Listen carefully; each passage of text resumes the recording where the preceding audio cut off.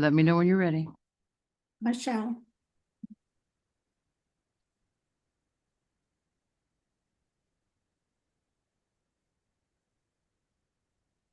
Madam Mayor, it is 6:03 and we are live. Thank you very much. Good evening, everyone, and welcome to the Lake Worth Beach Regular City Commission meeting of Tuesday, January 21st, 2025. Can I have a roll call, please? Mayor Betty Resch, Here. Vice Mayor Sarah Maliga, Present. Commissioner Christopher McVoy, Here. Commissioner Mimi May, Present. Commissioner Reynaldo Diaz. Here. Thank you. Commissioner McVoy will do the moment of silence and Commissioner Diaz will do the pledge.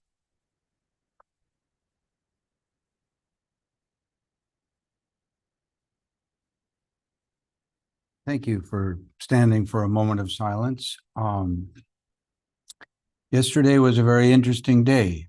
We had, on the one hand, an honoring, I believe, about the 40th year of somebody who dedicated his life to nonviolent protests to try to make our country a better place. And we had an election of someone who is very clearly got very different goals, very different view of what is better, very different view of who it needs to be better for. And we all need to take a moment, maybe not now, but over the next weeks, and read our history and read especially what has happened in some other countries not all that long ago. My mother and my grandmother lived through some of it. Parts of my family did not come back from it. It looked innocent at the beginning. It certainly wasn't innocent by the end. It is on us as those who are very dedicated to democracy, to listening to all people, to speak out when we need to speak out for those who don't have a voice that Dr. Martin Luther King gave a voice to, and others like him. Let us remember that as we go forward in the next weeks and months. Thank you. Thank you. I pledge allegiance to the flag of the United States of America and to the republic for which it stands, one nation, under God, indivisible, with liberty and justice for all. Are there any additions, deletions, or reordering? I don't have anything, Madam Mayor. Okay. I do. You do. I do. Yeah. Ms. May is going to have the floor for a minute. I would like to, in light of the fact that that the city and the CRA are working on the relocation agreement for the W Moda project and the two houses specifically on L Street. The 24L is now burnt and they are going to just demolish it. That's not what I've heard. I haven't heard that. Yeah, they're going to demolish 24L, and I would like to not have them have to waste time on writing a relocation agreement on a house that isn't going to be there. Right. So I Okay. just wanted to open up a conversation about that, maybe maybe make a new business D, just so we can give some direction as to what to do regarding that house and possibly 26L. Okay, I'm looking at the fire, it was damaged that much, it can't be brought back. I thought it was just the front. And Oy. and on our agenda, it says A, B. Oh, sorry, my brain doesn't work. You know, I saw the D for discussion and I thought there was a D. But Yeah, we can do, or do we want, Mr. Brown, what would you suggest in terms of where we talk about that? That is completely up to you. Oh, If you want to thank add a new item for new business, wherever you feel it would be most appropriate, but Okay, if it's a discussion, it's probably a new item, I'd imagine. okay, so Madam Clerk, Yes, Madam Mayor. we're gonna have new business item D, discussion regarding. I mean, if other people approve of it, so doesn't everyone else Anybody have have a to problem with approve? that? I second, it's fine. Chris? Okay, Okay. for discussion. So regarding the let's just say the L Street houses. The L Street houses. Thank you. Okay, thank you very much. I appreciate that. I did not know that was the case. It's very sad. Okay, so anything else? All right. With that one addition, do I have a motion to approve the agenda? Motion to approve Do I have a as second? amended. Second. All in favor? Aye. Thank you very much. Fire rescue, our own chief is going to address us now. Come on up. Chief Craig Spiegelhalter. Make it sound so official. You are official. Address us. You are our fire chief. Thank you, Madam Mayor. Commissioners, Happy New Year. Happy New Happy Year. New Year. We're going to give a semi-annual report of what's been going on in fire rescue. Hopefully it'll be quick. I think the last time I gave it, it was one of the first or second. So like that same format, if you want to interact with questions, that'd be good. If you want to wait till the end, completely up to you. Okay, But thank you. we'll move right through. Okay.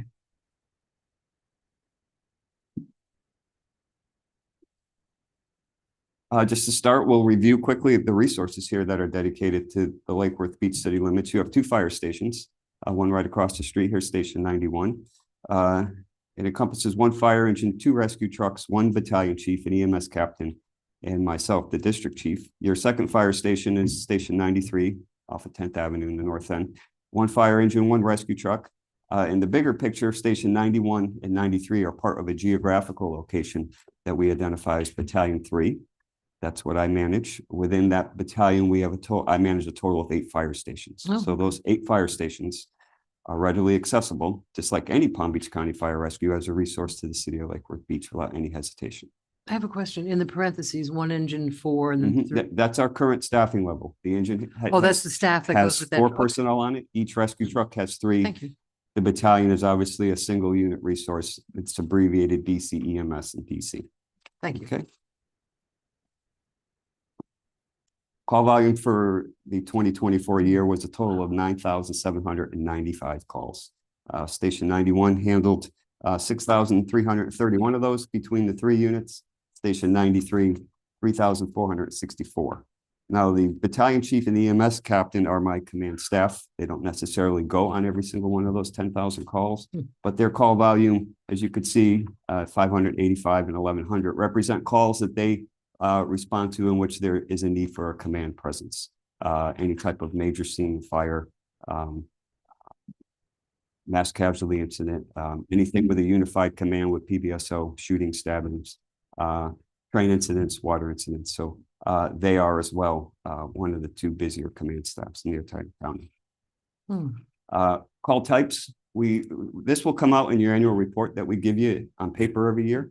But just to keep it so it's condensed, we broke it up into 9 different types. I believe it's 9 up there, but in each one of those types, there are a number of categories. If you look at, say, motor vehicle accidents, they're identified in our computer-aided dispatch with a 3-digit number. And that's only 3 of a number of motor vehicle accident types. It's a standard motor vehicle accident that has a rollover or an extrication that's needed, a vehicle that has crashed and is on fire, a vehicle that has hit a pedestrian. So as you can see there, those highlight the type of calls. 30 fires in the city of Lake Worth, and we just briefly talked about that. Hazardous conditions. We put an asterisk near service calls because, like I said, there's a number of categories. So a service call could be anything from a fire alarm to somebody stuck in an elevator, ducks in a drain, my water pipes are leaking, to Thank you. it's true. No, Cats in the tree, right? who else? Cats in a tree, exactly. To where there are 3 there that tend to bring, one of them some more media and news than others, but Oprah water incidents, train incidents, and what we have classified as mobile integrated health. And we'll talk on that more in a second here. A comparison between 2024 and 2023. Station 91 is on the left side of the screen, Station 93 on the right. 400 plus more calls this year than last year for 91, so roughly a 6% increase. Station 93, 150 plus or minus calls, a 4% increase. Again, I've grouped those 3 asterisks down there because anything to do with open water typically involves the beach, Lake Osborne, a canal. So it's within the city limits. So typically both fire stations are there, if not multiple fire stations. Train incidents, that's pretty obvious. We have a rail system that runs all the way through. Those calls almost doubled in a year. Again, that's any type of train, FEC, Tri-Rail, Amtrak, Brightline. It's not just one particular one that seems to get a lot of media press. Now, our mobile integrated health, we talked briefly about this last year, and that's an organization or a branch within our fire rescue that is made up of healthcare professionals, nurses, paramedics, licensed social workers, who go out into the community at the recommendation of the fire rescue crews after they interact with a patient or a victim. Now, they may be in need of some type of social services, extra medical type resources. These people may be are frequent utilizers of the system, so they're calling frequently. They have some type of chronic illness to, they even reach out to the drug addicted, troubled pregnancies, those sorts of things. Now, the numbers you will see in your report are much higher than that because our crews report a lot more than we actually can make contact with these people. And if we make contact and they agree to meet with us, then we meet with them. So that's physical contact. And then we do have a number that are just over the telephone. So again, it's that community medicine type thing. And it's a huge asset to this. But the community. program is there and available and Program is active. there. Yes, ma'am. Does that involve sheriff's office as well or just the fire? It's strictly for fire rescue, but as the captain has talked in the past, Yeah. they do have a number of resources that we could sort of intermingle with, maybe some of our homeless and whatnot. Thank you. Okay. Excuse Again, me, it's what is a good intent call?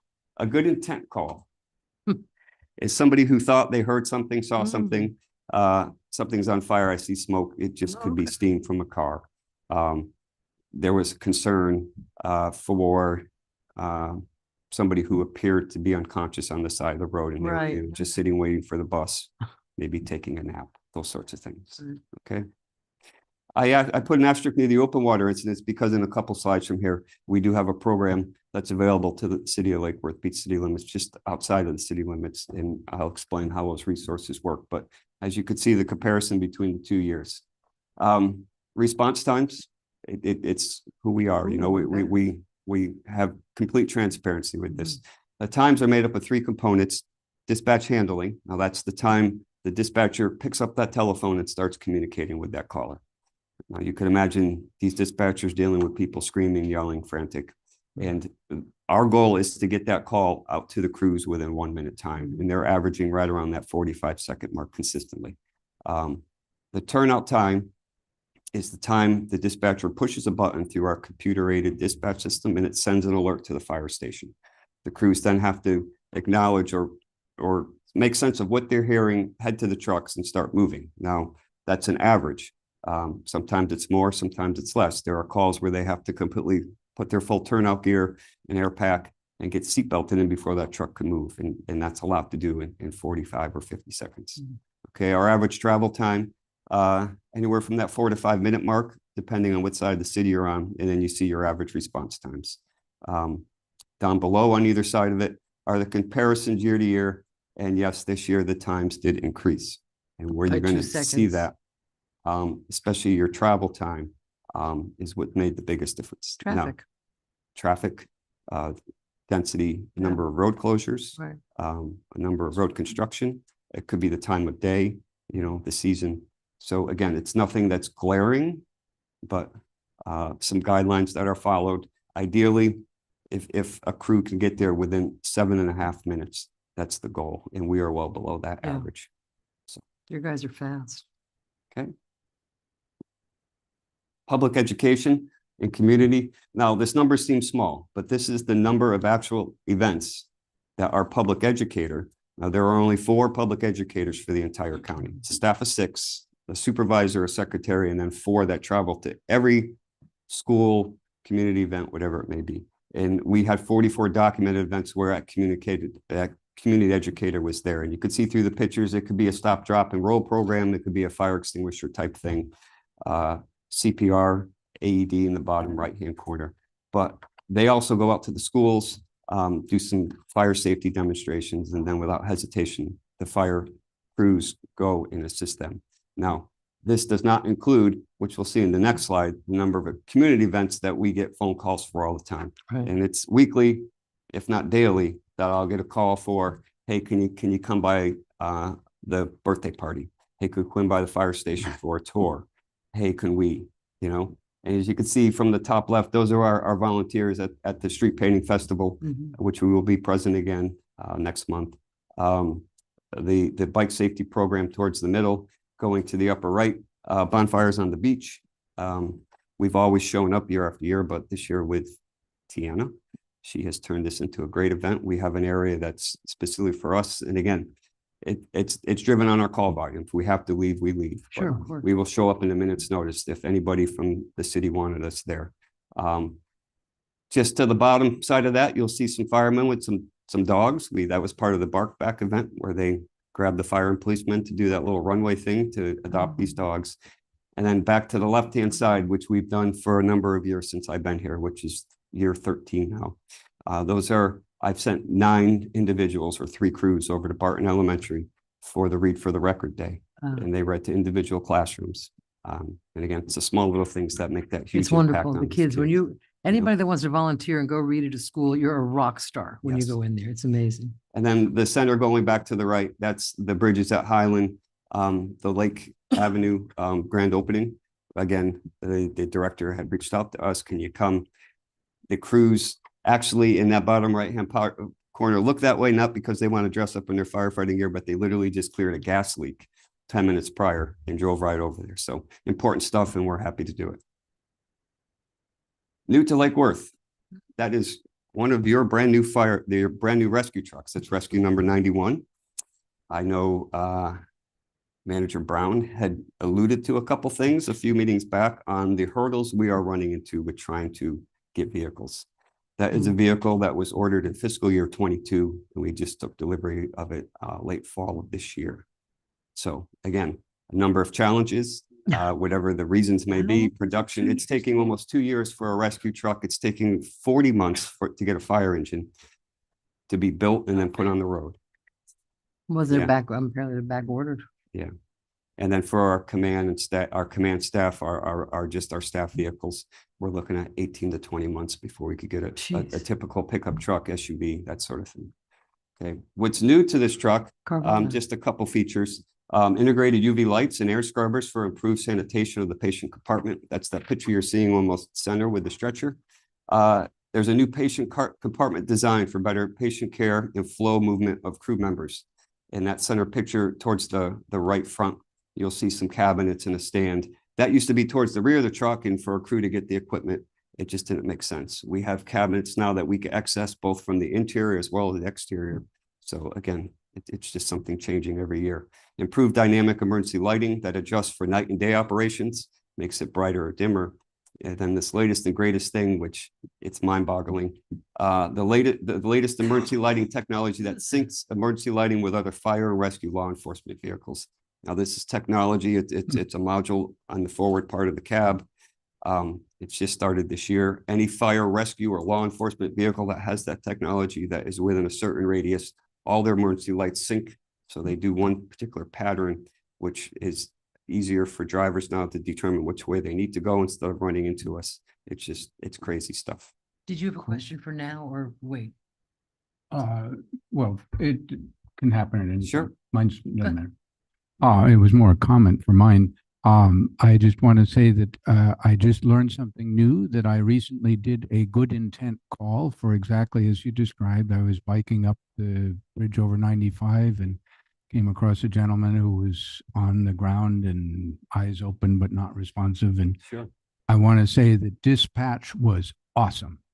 Very, very professional, very much stay there, gave very clear, good instructions. And I think that was probably 2 minutes total from when I called to when they were We'd there. like to hear that. Yeah, no, I was very impressed and pleased. Thank you. Thank you. Ms. Malega?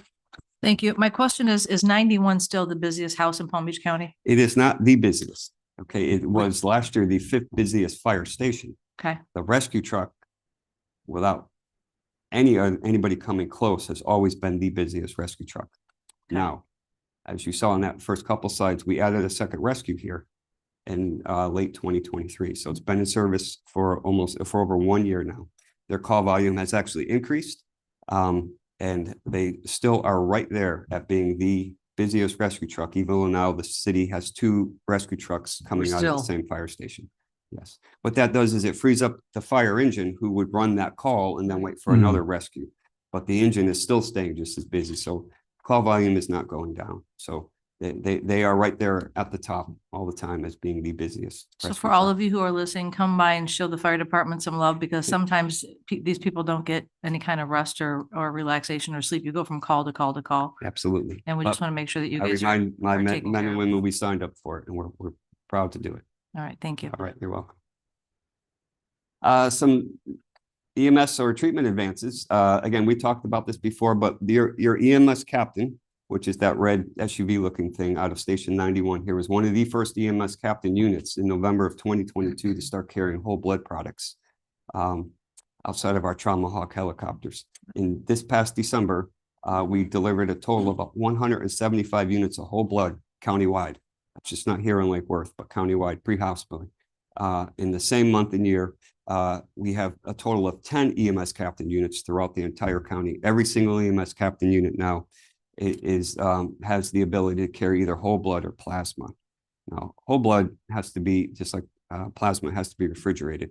So, and it has only a 30-day window of use. So again, it's something that is one of those things that's hard to come by sometimes. And there is a lot of things in place to make sure we are being good stewards of it. There is a Wi-Fi technology that goes to their telephones. If that temperature setting goes anywhere where outside of where it should be, they're immediately alerted to it. And they carry it because they're easily movable rather than just putting it on one rescue truck. We've seen improvements in our ultrasound devices and GlideScope technology. GlideScopes is a device that goes into the oral pharynx of somebody's mouth to stick a breathing tube down there. Now, for the 36 years I've been doing it, it's been a blade of a little tiny light bulb. And we joke because the best place to do that is in a hospital where you have what's called bright lights and When you're cold steel. driving. But you could be driving, you could be in a number of buildings where there are some people don't have more than one light bulb. You could be on the side of a road. You could have a ton of stuff in the airway that it's just not a very good thing. So this technology now uses a high definition screen, and it allows us to pass through and see the exact anatomy we need to see. Ultrasound you may relate to, maybe the fetus type thing where we use it just to strictly look at the heart in events of cardiac arrest and trauma to see the type of damage or any damage, if the heart is still beating, even though we can't feel a pulse, that sort of thing. Okay. Pre-hospital medications, there's a medication called TXA that's used in conjunction with the blood, as well as in certain head injuries and different types of hemorrhagic trauma. It's basically to avoid clots, even though clotting could be a good thing, but it's that clot that gets caught somewhere and then causes a problem. And then antibiotics, And heparin. yes. So antibiotics are that septic type patient, but it's also used in any type of massive trauma where there's exposed bones, wounds, where there's risk of infection. Updates to Station 91. As you can see, every time you look out the window, we have that excellent mural there from one of the artists, I believe the city hired and worked alongside of us. And it is pretty impressive. Okay. Now, not to say there wasn't a lot of stuff done to Station 91. The firefighters are getting whatever you think, new gym equipment, pots, pans, whatever, all the time. But the biggest upgrade, which again comes with a cost, we use a paging system through an organization called Locution. It's part of our dispatch center. And in every fire station, that's a very costly system, between $50,000 and $100,000 just for the basic type stuff. And over time, upgrades need to happen. I sat here a few months ago and listened to you talk about your software upgrades, and I could not believe the millions that it was costing. But that system now is upgraded. It's about twice the cost of the basic system, but what it incorporates are reader boards, which are partly cut off. Those are on every doors going out into the apparatus space, so the crew knows what address they're going to. We've integrated red light technology.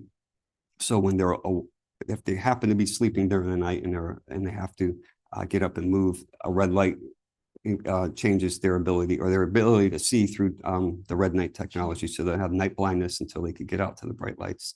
We have timers throughout the building so they know exactly how many seconds have passed.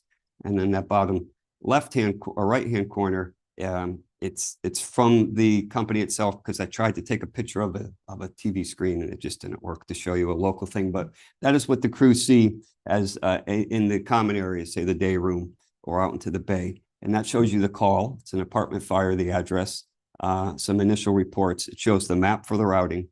And then up in that right-hand corner, you see 4 or 5 red circles. The bell is the location, and the smaller ones are where the fire hydrants are in the area. And then you have a street view, or if there was a picture of the building, they know what color or what type of building they're looking at before they even get on the road to move. What's the white with the, looks like a, That is just, again, it's from the company, but imagine Station 91 with our 15 bunks the or way you're like, dorms. yeah, that's your. That's the your layout. station. In every Yeah. room has a programmable feature. So if a rescue crew is sleeping in that particular bunk, only the rescue alarms go off and not the fire engines or the love it. chiefs.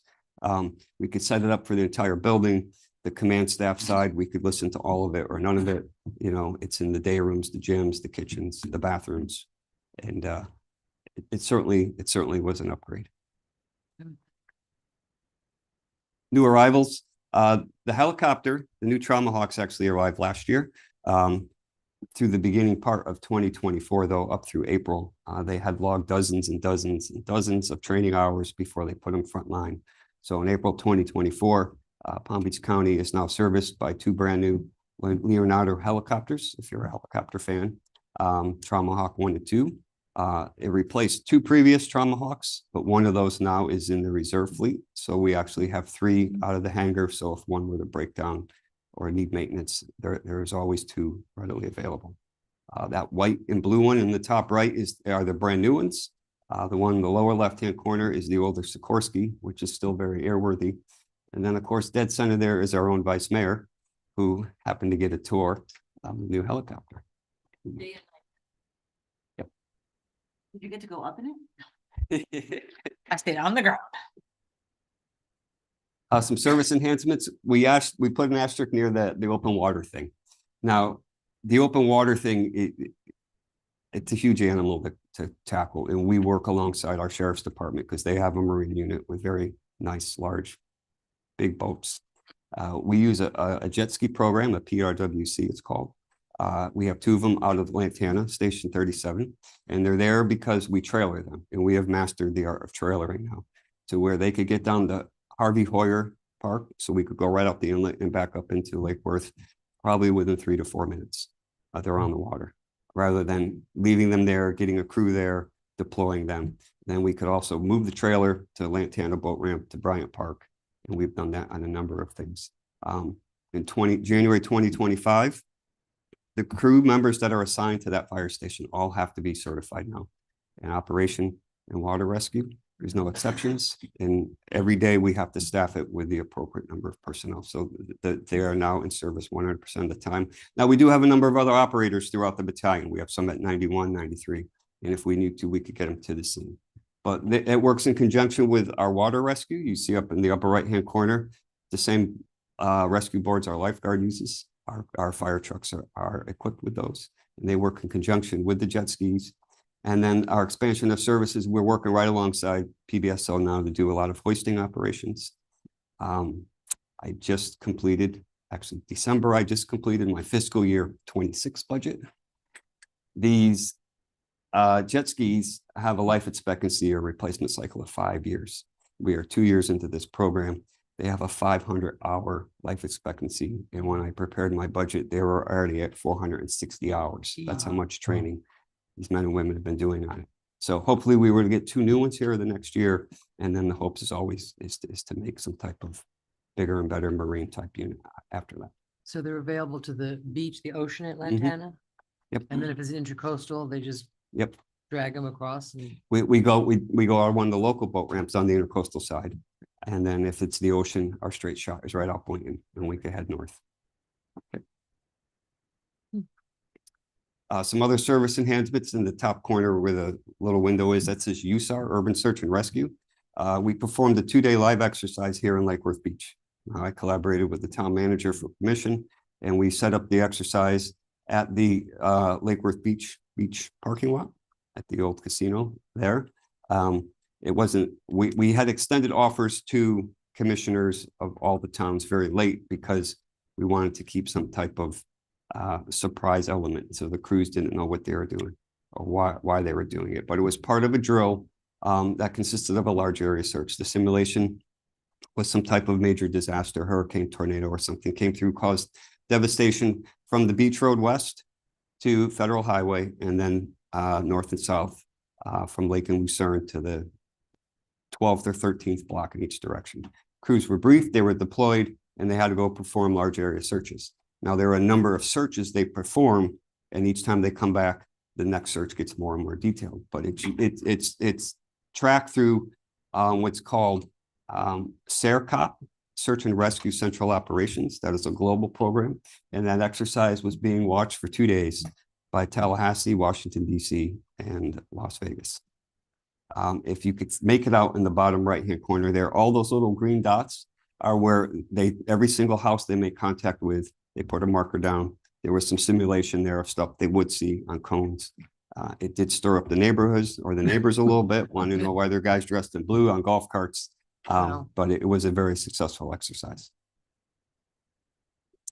A part of that USAR is we now have a swift water team. We have a total of 5 boats. Those boats were deployed this year to assist with Hurricane Helene up through the Panhandle, Georgia, the Carolinas that way. And then Palm Beach County Fire Rescue, USAR also responded out to the tornado landfall in Wellington. While we were there, we obviously all witnessed that storm moving to the north. We had a request from St. Lucie County, and we managed to get our team assembled and moved up there within 2 hours. Now, we are not an official USAR team. There are 8 teams in the state of Florida. The 2 closest to us are the Miami-Dade and the city of Miami, the next being North Central Florida. So we are in the process of becoming team number 9 in the state of Florida. But all these exercises, all this documented training, all our resources we poured into this was visualized by a lot of important people, county commissioners, people in the state over these horrific events. And I think it's really moved things along quicker than we anticipated. Happy birthday, Palm Beach County Fire Rescue. We celebrated our 40th anniversary this past October, 40 years ago. Just as a quick reminder, Fire Rescue was established by consolidating 9 fire districts in the airport. And from there, it has expanded into the service we provide now to a number of cities, towns, 19 fire rescue services. Up in the right-hand corner, behind the little window, that is our ISO 1 fire rating. That is a rating we had achieved 2 years ago. It is very difficult to do. It's a rating score, ISO 1 all the way down to 10, 1 being the absolute best. Out of the 40,000 applicants nationwide that have applied, 0.01% actually get the ISO 1 rating. Yes. So we are very proud of that. Congratulations, really? Yes. Yes. Good job. And then finally, groundbreaking of our 52nd fire station. This was this past week. It's out in the unincorporated Lake Worth, Wellington area, off of Lyons and Lake Worth Road. This is our 2nd fire station under construction within the last year, the one being out in the western communities of Delray. I think, as we all know, the eastern part of the county is very built out, but there is a ton more that's still underway out towards the west. So what does 2025 moving forward look like? We've just started our 93rd Recruit Academy this past week with 40 new hires. On average, for the past 7 years, we've been putting on 3 to 4 classes. These are employees that are hired. They have to do 12 weeks of training, meet certain performance objectives to maintain their job. And then once they complete that, they're put out into the field as new firefighters for Palm Beach County. How is hiring and retention going for Palm Beach County? Hiring has become difficult, Man, believe it or that's- not. All of it's All doing over, all over. all That's- over, all over. That's what we've heard. Yes. We've had our classes average between 25 and 40 people, and we've had classes of 30 plus that on day one, they just, They they go. won't show up, or they'll show up for the day and they'll leave. You know, they'll move on. It's just, it's a hurdle, you Yeah. know, it's a hurdle. But we started a new year, and every year, we restart everything all over again. Part of that ISO 1 rating, our firefighters in operations, which we were just shy of 100% this year. Of every firefighter has to complete 192 hours of firefighter training. They have to complete an additional 18 hours of facility training, which is at our Pike Road facility. And then depending on your rank, captain, chief, so on and so forth. Anybody in supervisory position, you have to complete 30 hours of supervisory training. So your sexual harassment, hostile work environment, ethics training. And then on top of that, they have to maintain their EMT or paramedic certification, which is 30 hours per year. So our men and women are always busy. It's not to overinflate them, but there's a lot we do every day, and we're proud to do it, and we're proud to serve this community. And we are so glad to have you. And that's it. Any questions? Any questions? Yes, sir. Chris? Just a thought. I was listening to the part about the locution, I think you said was the Yes, software that locution. wakes people up. And it occurred to me that 45-minute turnout time averages in, or, sorry, Yes. 45 seconds. Boy. You just went down. The 45-second, that includes times when people were asleep. Yes, sir. Yeah. Now, what we'd That's like pretty to see impressive. is a minute 30 on average, and we are below that. Hmm. Now, I'm proud of what I do. Yeah, should be. But I joke with a number of people who are friends or civilians, and I say, do this in your own home, all right? Set an alarm clock or some type of an alarm to wake you up out of a dead sleep, okay? You're in your own bed, you're in your own surroundings. Put your clothes on if you're not dressed, okay? Figure out what they just said to you, get on a truck, and then figure out which direction you're going in a minute. And Yeah. we do it every day. Yeah, you know. and 30 minutes later, they're looking for coffee and trying to remember where they were supposed to go. But part of that new locution system Yeah, is that's we've great. learned that startling, waking you up out of a dead silence. The tones are very gradual now. They'll start off lower and they'll get higher to the point we use different technologies for lighting, depending on what unit you're on in the common areas. If the light will usually light green, say for the rescue truck, even before that tone goes off, so it'll catch their eye. Get you, And yeah. they're automatically, prepared that they're going to hear something and have to go out on a call. And I hear they're pretty good cooks too. We are. They eat well. We They are. eat well. Last time I Thank was you. there were steaks on the grill, so, Anytime you want to come over, we always have plenty. If Well- not, we will figure out how to make enough for everybody. Yeah, I mean, it's interesting because some people say, well, they work, then they have a Kelly day and they get time off. And as you know, my brother Yes. retired from 91 and he's like, you be the first one to show up at the car crash. Yeah. Yes. When it may, so I mean, it's, a whole new perspective on the kinds of things that you guys have to deal with. And we are very grateful. And it's sad about the hiring. It's a great job. It has great benefits. Yes. And again, we're at that season 40 years, which is young, especially we realize the older we're getting, how young we are. But we're looking at, 100 to 150 people per year just to replace those retiring, Great. So. but one of my clients just told me she just went through the EMS training. And she said that she's never cried so much. She did 4 years of college and she never cried so much and felt like a failure as the EMS training. And she has a year to take the state test. Mhm. She failed the first test. And she's like, I can't even wrap my head around studying again to take the Mm. test. And she's like, and I want to be a firefighter, but this is like step one. And Yeah. she told me how intense it is. And she still hasn't shied away from following through, but apparently you guys She'll are, get there. you guys are no joke. And the thing where you have to put all your gear on and go up all those stairs at Mhm. Pike and every time I'm like, John, are you gonna have a heart attack this year? I did fine. Really, thank you so much. You're One more question. CPR is it, who in the county does CPR training to residents, to civilians? Do you know? Is that? It's still through one of the American Heart or Red Cross Red Cross. organizations.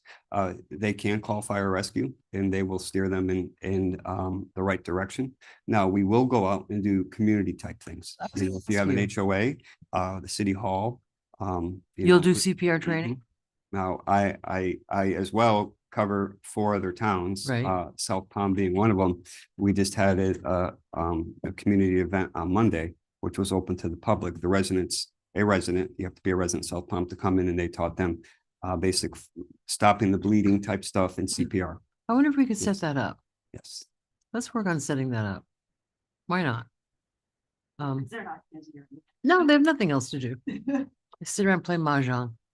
That would be great. And years ago, we had in the city, and I would like to try to bring it back. It was like citizen emergency trainings, and it was wonderful. I mean, it was like search. You had to. It was a class, and it was very serious. And I'm wondering if that's something that we could consider maybe bringing back as well. Yeah, that's gone away. I saw it when I was a little further west in that Lucerne Fountains. Are they still doing it there? Area there? It's like a cop citizens on patrol yeah. thing. They come out after natural events, This is emergencies. citizen emergency research, Yes. citizen response team. Yes, And it but was, again, we have a ton of resources, even though that staff is very small, but they will get you answers and they will Hmm. get you in the right direction. So you could just reach out to me directly and we can move it right along. whoops, they're going out now. Thank you so much. I You're really, welcome. really appreciate it. Okay.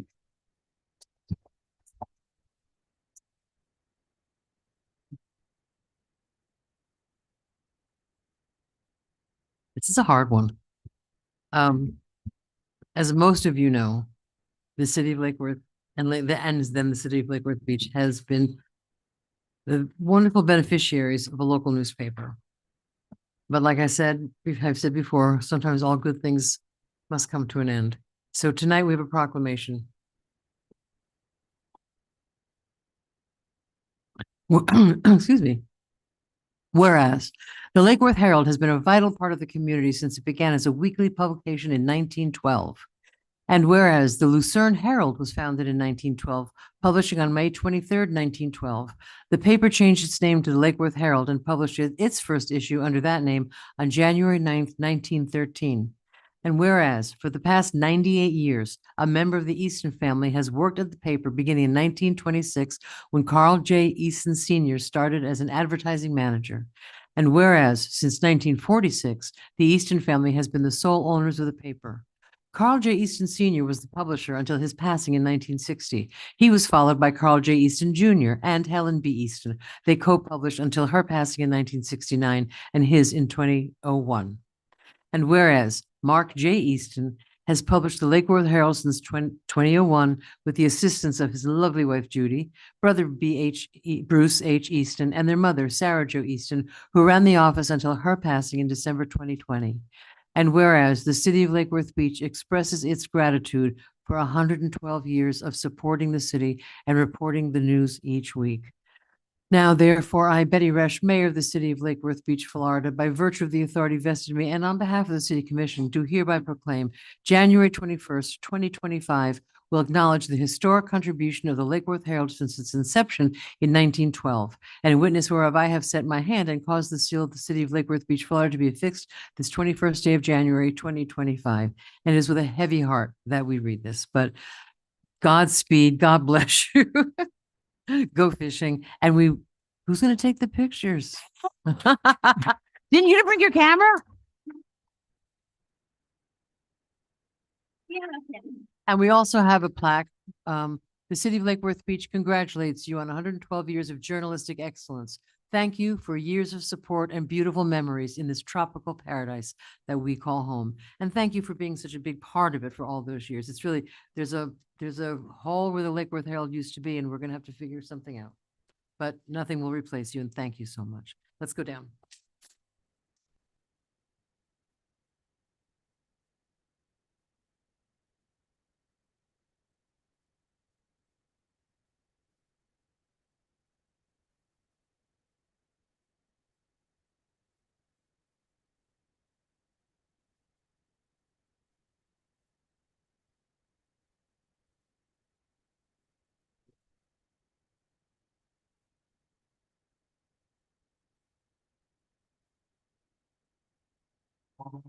You're gonna take the picture.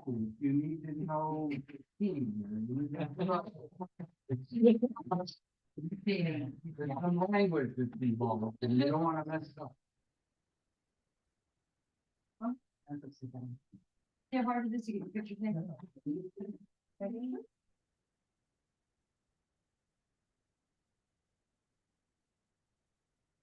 Gotta do the odd read. Yeah. Thank you. We're done. We're done. We're done.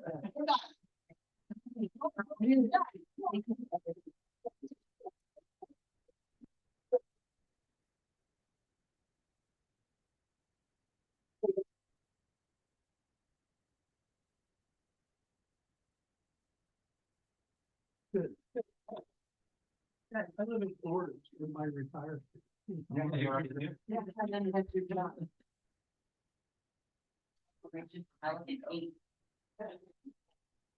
He got his last night.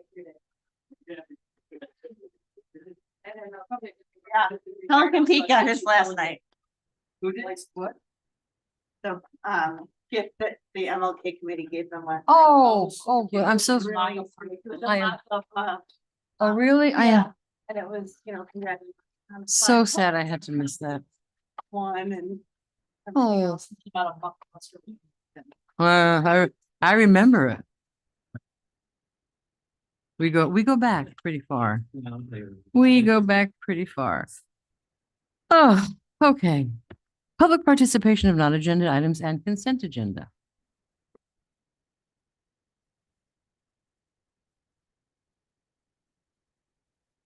All right.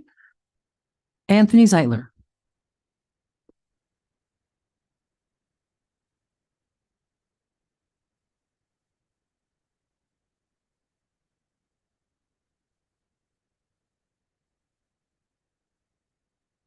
Anthony Zeitland, 117 18th Avenue South. I had a chance over the weekend to take a nice bike ride down Lakeside and then back through or South Lakeside and down through Palmway. And I'm still quite upset with all this rain. There were so many different places where I wasn't sure if I was going to run through a puddle, a pond, or a pothole. It is insane, the quality of the infrastructure of this city. And I can only speak for the east side. I can't imagine how bad it is west. Whether it's on North Ocean Breeze, whether it's on South Lakeside. I mean, the potholes they're actually turning into sinkholes. And it's causing me to be very weary about even driving down these roads. Commissioner Diaz, last meeting, I mentioned that there was a huge the grate on the south end of the beach. Yeah, nothing has been done. I see public utility people drive through there all the time, code compliance all the time. Nothing seems to be getting done. I found out that the road that's being paved on US 1 or Dixie, over here is actually being done by FDOT. That's not even us. So we can't even take credit for that. So then what are we actually doing? Because it doesn't seem like we're actually doing anything. We have a $40 million bond. Where's that money going? Where's it being spent? The other thing is that somebody mentioned to me, and I just wanted to bring it and forward it up to you guys, is that there are speedboats going between the Lake Worth Bridge and the Lantana Bridge at approximately 4 to 7 p.m. Yeah. I don't know the specific days, but I know that they're breaking the law and they're creating a very hazardous environment. And as a fisherman, that's very scary that these boats are going 100 miles an hour, the 40-foot rooster tail to spray off the back. So I just wanted to mention that it's something that I think if it comes from you guys, it would have more sway. I think it's You would think, FWC's wouldn't you? jurisdiction. Well, if I was up there, I would certainly make it a big point to be a pain in their ass until they get it done. That's Thank just you. all I wanted to say. I yield the rest of my time if I have any. Thank you. Anthony Segrich.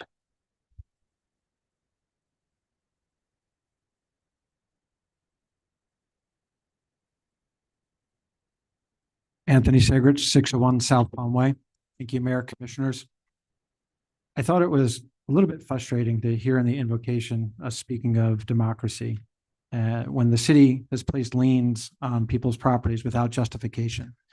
That is found in the code. The current law, as it stands today, is that people can use artificial turf up to 50% of their property, so long as it's part of their impervious space, such as pool decks, putt-putts, whatever they want to do, so long as it's part of that 50%.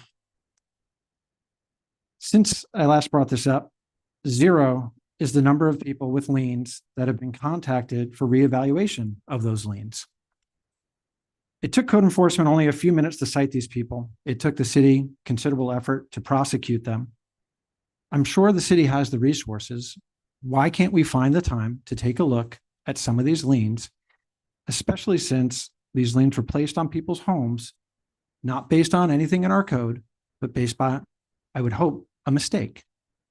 So please do the right thing, dedicate some resources to fixing our mistakes. Thank you. Thank you. Pam Triola Clahane? If I'm pronouncing that right, I don't know. Clahane. Thank you. Now you see why I left it off all these years. I was gonna say, it was much easier, right? We know Triola. Triola was hard enough. Speaking of which, but I left the city in March of 2021. I'm sorry, Pam Triola, 410 North Ocean Breeze. When I left the city in March of 2021, the city had the lowest electric rates due to a rate parity law that was instated. The city's bond rating was at its best. The roadways were being done thanks to a $40 million road bond on time and under budget, with a bond oversight committee watching closely by, ready to recommend the next areas to be redone. As I mentioned last time I came up to speak, whatever happened to the final reporting of the bond roadwork projects? What happened to the oversight committee? Where did the money go, and what's the status of future road projects? Why is the city filthy? What happened to all the planters and greenery, and what's the plan once FDOT finishes their road work?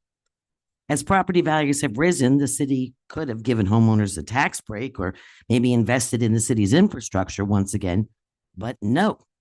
Or should I say maybe? Or should I say possibly? Because who knows? According to a recent Sun Sentinel column, the city hasn't provided its financial reports to the state auditor general for 2022-23, 23-24, and I don't know when 24-25 is due. Now, I've been in your position. This isn't optional. It's mandatory. It's required by law. This is not only negligence, but it's criminal. It was an incorrect report, I've been told by our finance director. These practices relate to the city's bond ratings, which could possibly, due to any negligence, have gone down, would take the bond rating down, and would be impossible to get good rates on loans the city needs for future projects. We need to talk about transparency. I hear it all the time from the dais. When I see, the old Lock City Hall, the budgets, blaming other people, and so much more, there's not enough time for tonight to actually go into all the things I really want to say.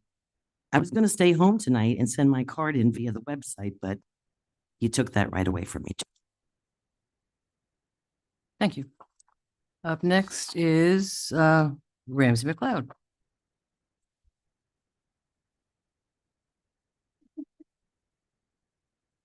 Followed by Cindy Ansell.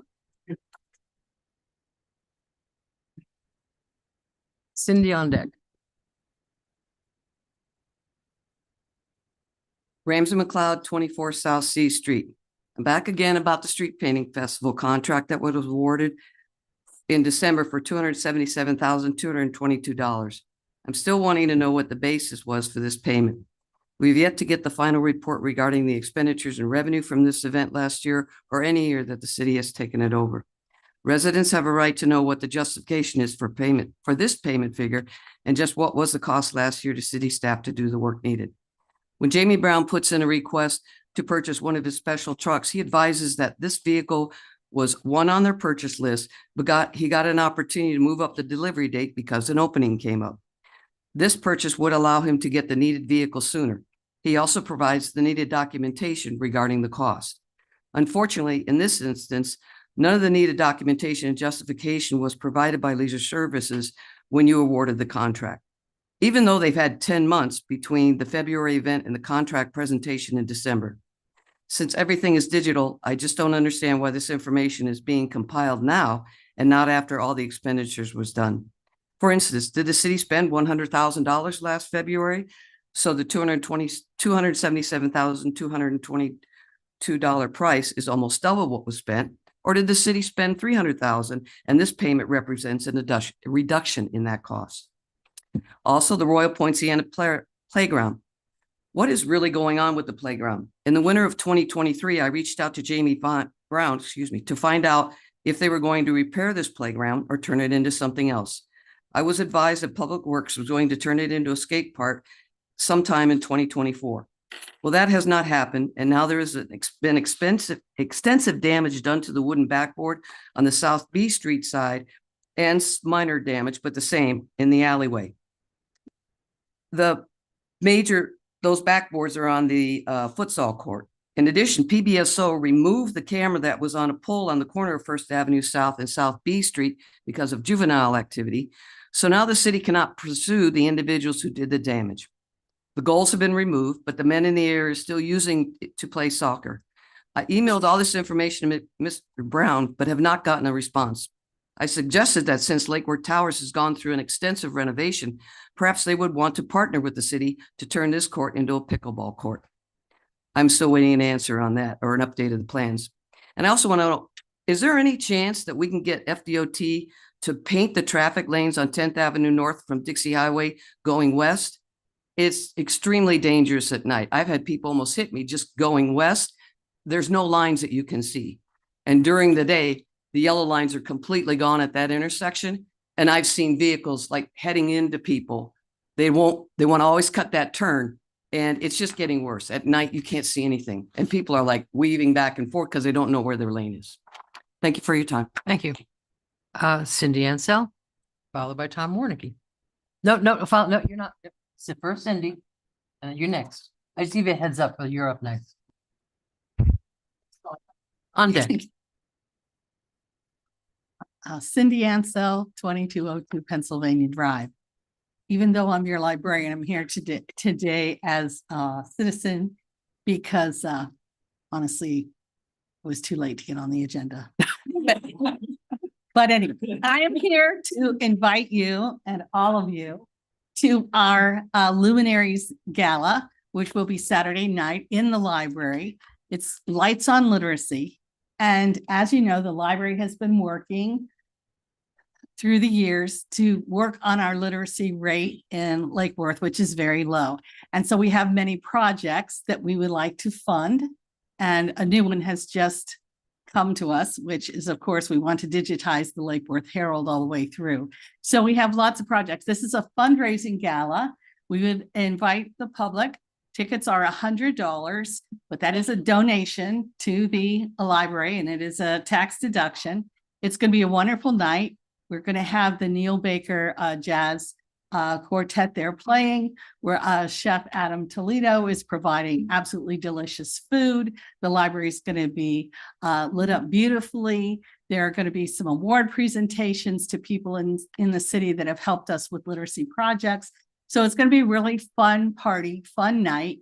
And I invite all of you to come and join us celebrating our library, but also raising funds for the projects that we need to continue to make, to improve the quality of life in Lake Worth Beach.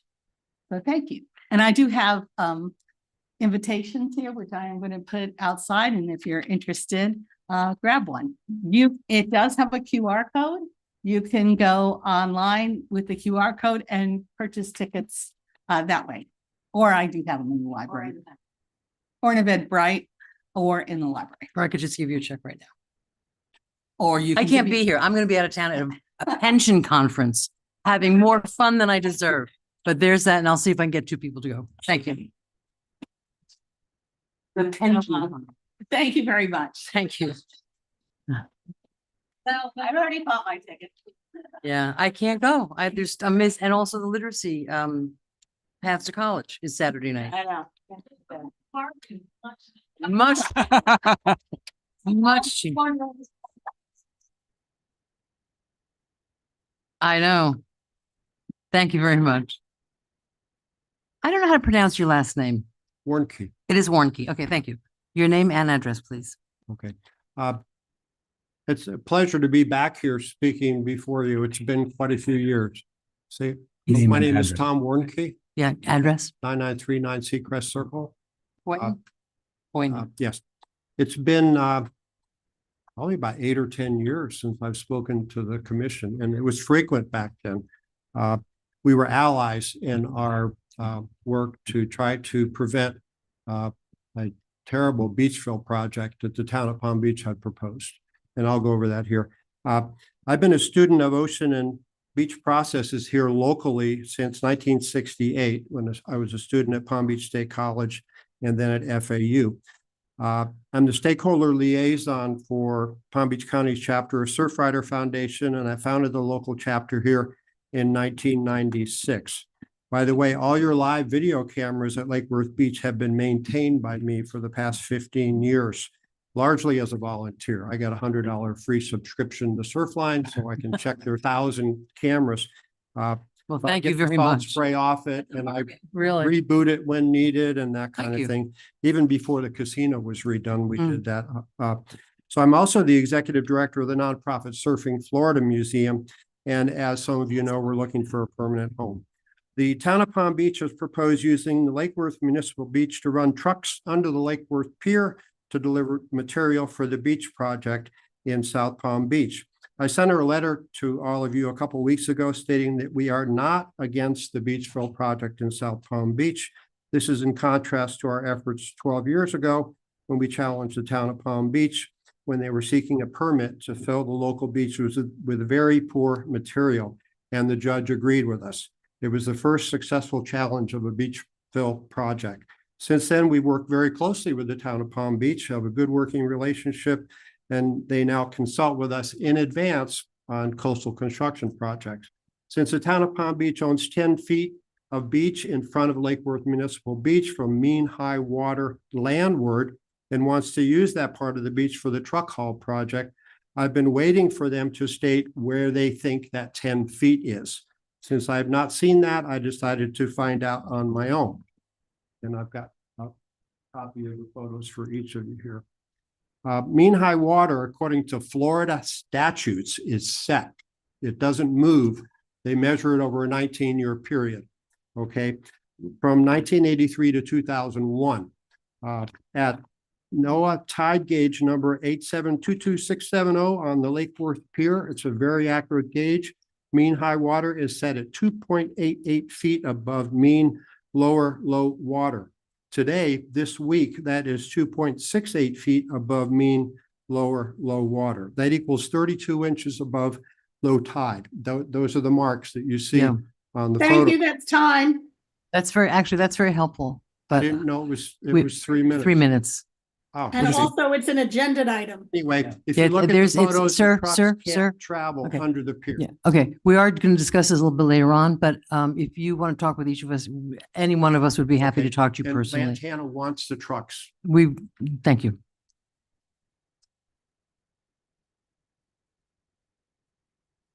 Okey doke. You're going to get an update a little bit later. Okay, consent agenda. That's it for the public comments? Okay. Consent Minutes, agenda. Madam Mayor. Thank you. Motion to approve minutes. Motion to approve the minutes. Do I have a second? Second. Okay, thank you. And in terms of the to non-agenda vote? items, excuse me? We didn't vote on it. All right, do you have all in favor? Aye. Thank you. We have, because of the, are we all certifying that we've read all the the comments made by the public prior to coming to the meeting tonight? I can't certify that I've read all. I read all that were there at the time that I read them. Well, there's 6 at like 5:45. Okay, thank you. I think we need to like really pay attention to that and be able to come prepared saying, I have done that. I found it very difficult to find them. I had to email the city. I tried Googling Lake Worth, and It's government. I am just saying empirically, I found it very difficult to find them, and I would guess that the public also would find it difficult to find them. So I had to email the city clerk, and she sent me a link. That did work. Okay, well, just for public consumption, you go to the Lake Worth website, you go to government, you scroll down to public comment viewer and hit it, and there they all are, and they expand. You just hit a thing and they expand. There were 6, I believe it was 6 as I read them tonight. Correct. Thank you. Okay. Consent agenda. We did vote. No. Motion to approve. Do I have a second? Second. All in favor? Aye. Aye. All right, thank you very much. Ordinance number 24-18, second reading. Madam Attorney, would you read by title? I will, thank you. Appreciate it. This is ordinance 2024-18, an ordinance of the city of Lake Worth Beach, Florida, amending chapter 23 land development regulations, article 1 general provisions, division 2 definitions, section 23.1-12 definitions, article 3 zoning districts, division 1 generally, section 23.3-6 use tables, and division 3 mixed use districts, section 23.3-17 MUDH mixed use Dixie Highway, and providing for severability, conflicts, codification, and an effective date. Thank you very much. Do I have a motion? Motion to approve? Do I have a second? Second. All in favor? Aye. Thank you very much. Moving right along, unfinished business. It's okay. Oh, this is unfinished business A, this is all A. Okay, great. Unfinished business. So resolution 4-2025, amending the city commission. Oh, okay. Rules of procedure. Do I have a motion? Motion for Right. conversation. Right. Do I have a second? Do I have a second? You know what? I'll second it so we can talk about Right, exactly. Here's stuff. yeah. Yeah. That's how, yeah. Thank you. Okay, I see Mr. McBoy, your light is on. Yeah, I'm going to make some comments that are coming from the residents of the city speak better than I could to it. I might add a little. First, you are planning to no longer receive public comments from residents of the city who cannot attend the actual meeting. Your decision on this point is discriminatory, and you ought to consider that going forward. You are presently discriminating against residents with disabilities, an ADA violation, and you are further discriminating against residents who cannot attend the meetings due to caregiving obligations and those of us who simply have different work schedules. The fact that you don't want to listen to public comments because it takes too much time or because some people want to comment about the war in Gaza is wrong. The fact that the clerk and the city manager keep pointing out that other towns and cities don't have public comment should mean absolutely nothing. I thought Lake Worth was different. This is actually, excuse me, this is actually a letter from Mr. Smith. It is my comments also. I thought, please do not interrupt when I have the floor. I thought Lake Worth was different and cared about resident input. Why work so hard to squelch the voices of residents who want to engage with the commission?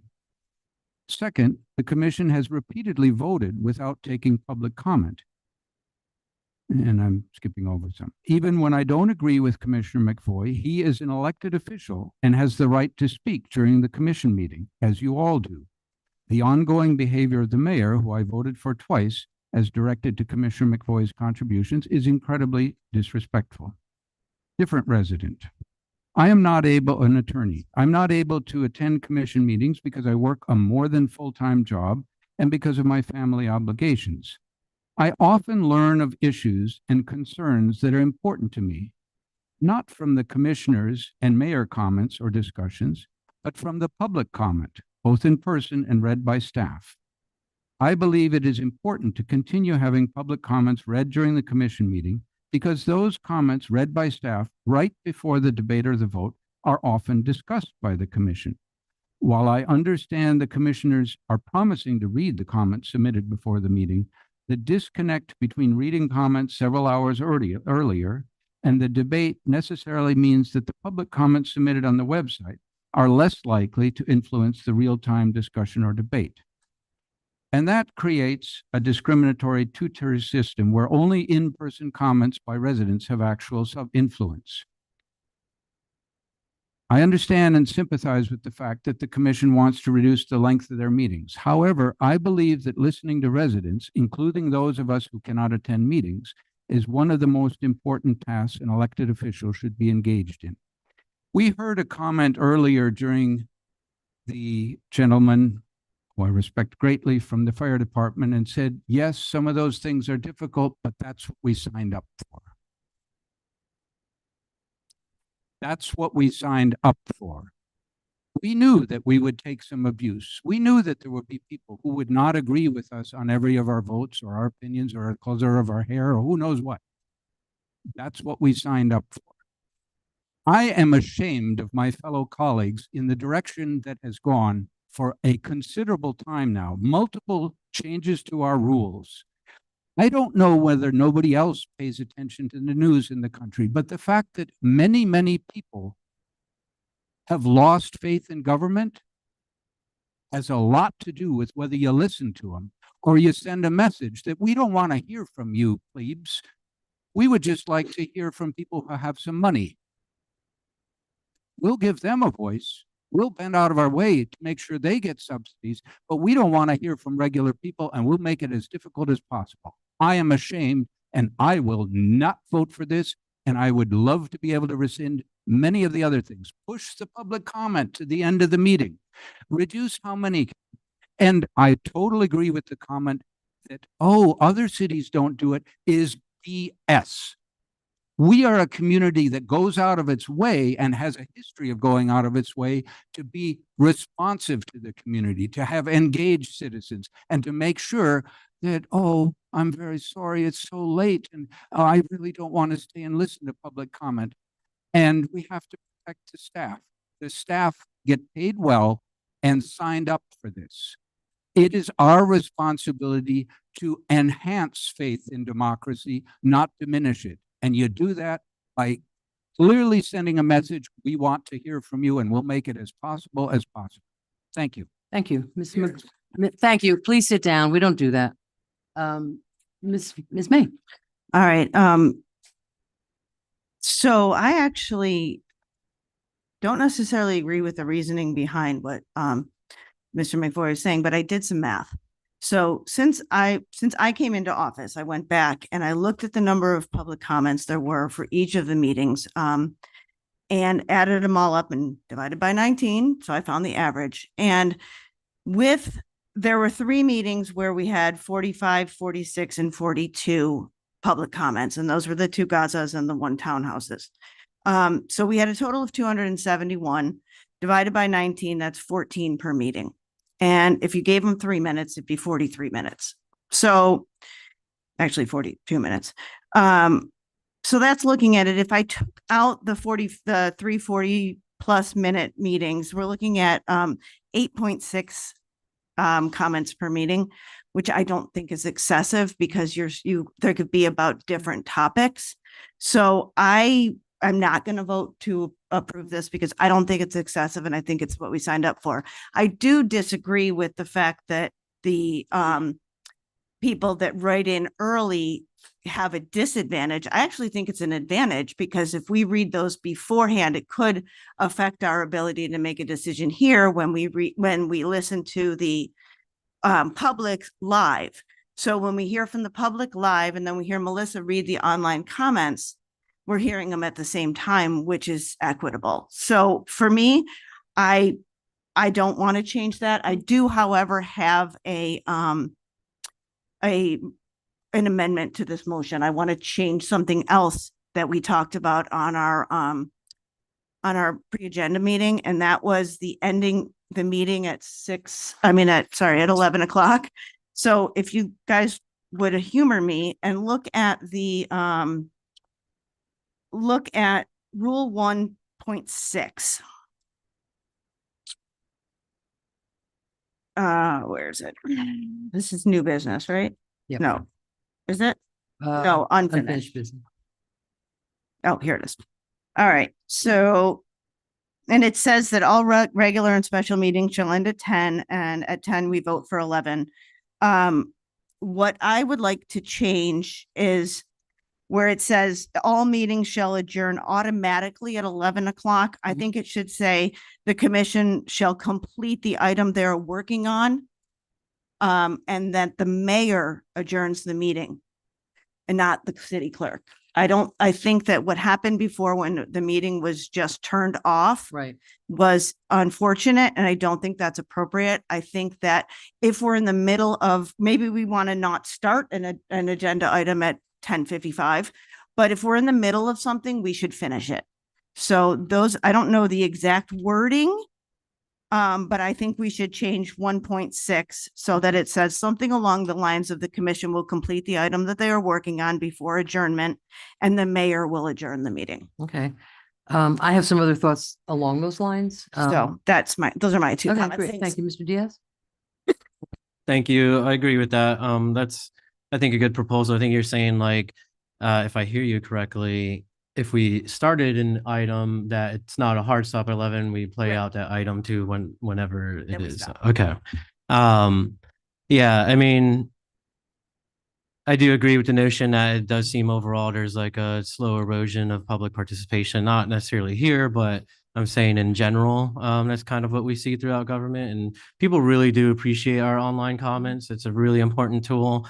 It's one of the few tabs that I perpetually have open and am always going through. And you know, it is really helpful, and I appreciate. I'm just going to point out that Commissioner May, of course, hand wrote a spreadsheet with those numbers. So that's She's a master. actually kind of helpful. Because you know, when I look at it, and I'm thinking even before then, the amount of times that we've had a meeting where we have like literally 100 comments. I mean, it's so few. And yes, it does take a lot of time to read it, but that's not like a weekly basis or something that we have to deal with that much. Just a few. Right. So it's not, to me. Yeah, well, yeah, on our end, yeah. So, which I have my thoughts on that too, but so yeah, I mean, I can see why people are interpreting this as we're not hearing their comments, because quite frankly, it's true. I mean, I agree with that perception, because the other side of it, and this would be a little bit of devil's advocate, but like, and I'm just going to put out there personally, I really don't love the even ending meetings like we do. I feel like if we have work to do and it goes to 2 a.m, I know this is going to pain a lot of you, but you know, I used to spend the early part of my career going to South Florida Water Management District meetings, and those are excruciatingly much longer. All right, let's stop. Well, I mean, You go. no, I mean, that's a really good comment. We all have real jobs and we're not going to be here all night. Well, so does literally every citizen that wants to comment. And that's kind of the whole point of our online comments. And in terms of my time, like, you know, we signed up for this. So I'm willing to go through and there are times where, the last amendment to the Benny's lease, incredibly frustrating that it was like right down to the last seconds, and like something that should have been, in my opinion, administrative and like really easy and quick. Like we just didn't even get to it. It's not even that we finished the thing. We just didn't even get to it because of other things.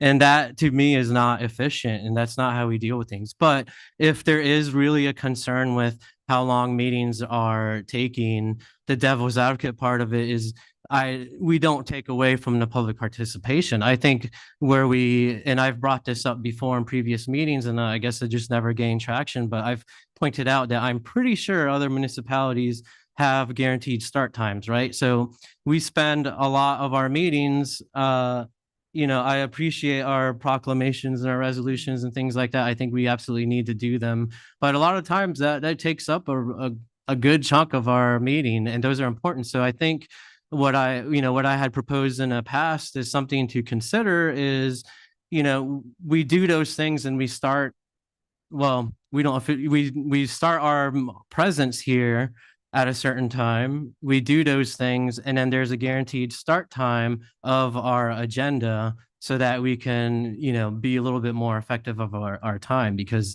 there are times where, you know, and I fully appreciate it, and we do got to spend time listening to the presentations, and you know, there's really good reasons why, and I struggled on how to explain this, but luckily at our event,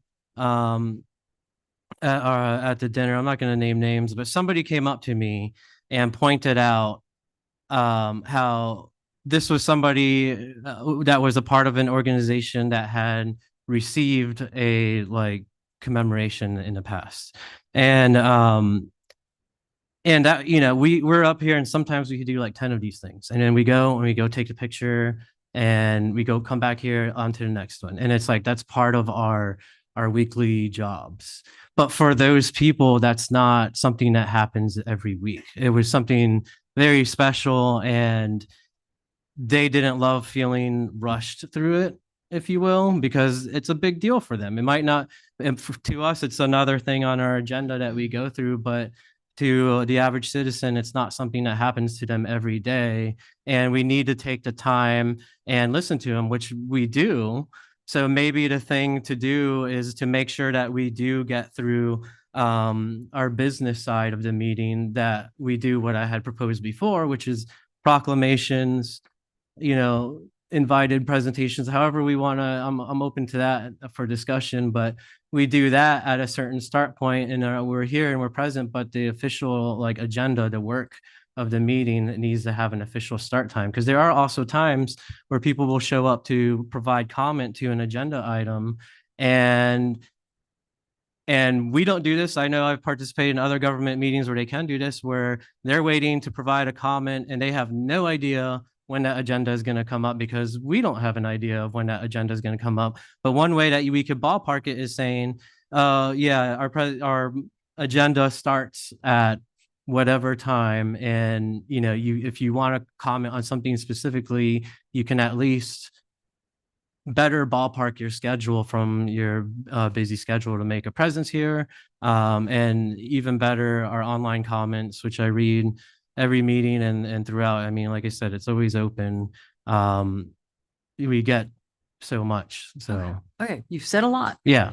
So And I yes to that proposal on the end, and I would throw in there a discussion or thoughts on having a set start time on the work agenda. Well, I was at a meeting, I spoke at a meeting last week, and there was an official at a set time for that agenda item to begin. 45 minutes later, they got to it. So it wasn't as helpful as it might have been. Okay, but are you saying you don't think that we should end at 11? And I'm going to put a comment in there, because I was the victim of many commission meetings that went till 1 or 2. And I'm going to say, by starting at 6, Yeah. it's not like we take a lunch break and come back refreshed. Okay. There's a coach saying nothing good happens after midnight. And I just think at that point, we've used 11 o'clock, the quality of thought goes down. We're tired. We've been at work. We have to go back to work the next day. So I sort of jealously guard a time that we stop. Mm-hmm. So, and I'm listening to everybody. I think we have plenty of valid points. Yeah. So to clarify, I mean, Well, let me just finish. Okay. Okay. Because there, like you said, and I think going towards this was a reaction to the few meetings where we got nothing done because it was all that. So just spitballing here. If there's an agenda item with that many, that our comments will get us out of an agenda, can we take that as a case by, if we tried reading the first 10 or reading like a half an hour, I'm just struggling with that. How do we balance that? And it's unusual. It doesn't happen that often. But when it does happen, we got nothing. I mean, that whole agenda just went away, that piece of that agenda. So that was frustrating. So Ms. Mulligan has her light on. Madam Clerk, how much time have we spent on this? I don't know. You have 12 minutes and 55 seconds left out of the 30 minutes. Thank you. So my frustration is that we've talked about this exact subject 3 or 4 times on the dais. We've changed it from 10 to 20 to a time certain. Mm-hmm. And there's nothing more frustrating for the public when we can't make a decision and stick to it. So out of 48,000 people, if we get 8 comments on average, Miss Mathematician over there, that's not an issue. The issue is when the same language is sent to people throughout the community and we get bombarded with the same language 47 times because of 1 or 2 persons' agendas that they're trying to get heard. That is the real issue here. This is not about, I want public comment. I actually got several emails in the last couple of days that said, please don't take public comment away because I don't get a response from my commissioner's email. And this is the only way I feel heard. I believe that due process and communication is important. I respond to every email, even those who aren't very kind to me, which is on the rarity. Yeah. But I think that everybody's voice should be heard. Do I think, and I do honor our staff who's here way before you get here at 6 o'clock at night. They're here from 8, sometimes 7, 8, 9 in the morning. I don't think it's fair to make our staff sit here till 11 o'clock at night. That's not, to me, a good employer. That's not us having good policy. So I think that whatever decision we make today, we have to stick to and not keep bringing this back and having staff rewrite stuff. Make a decision. We are policy makers. The lights turn on, the walls are painted. We don't come in here every other week going, you know what, Jamie, let's paint the room pink today. Let's paint the room yellow 4 weeks from now. Make a decision and stick to it. I think the inconsistency is more frustrating for the public than us making a decision and sticking to it. And yes, I do think does leave something to that we have every city in the county, and we're the second who does public comment, all because of COVID. It's where all this came from, let's be honest. The previous commission. There was always public comment. No, not online. Not online. Correct. We're the only ones who do this. And I hear from other electeds often when I'm out talking to people from Palm Beach Gardens, Boca, Boynton. We do more as a commission in this city than any other city when it comes to the amount of meetings we have, the workshops, the pre-agenda meetings. We are so informative to our community. I'm proud of that. I don't care how anybody else spins it. We care about our community. We listen to them and we communicate. Our doors are always open. We have meetings, we have pre-agenda meetings, we have email, we have access. I'm just saying whatever we decide as a body, let's stick to it and not when we get emails that don't agree with it, turn around and say, all right, staff, we got 5 emails. Let's fix this again. Make a decision and stick to it. That's all I'm asking. I want public comment. I don't want to hear 47 public comments and be here until 2 o'clock in the morning. I do have a career outside of here. We all have things to do. Nothing good happens after, I think, 10 o'clock at night or before 10 a.m.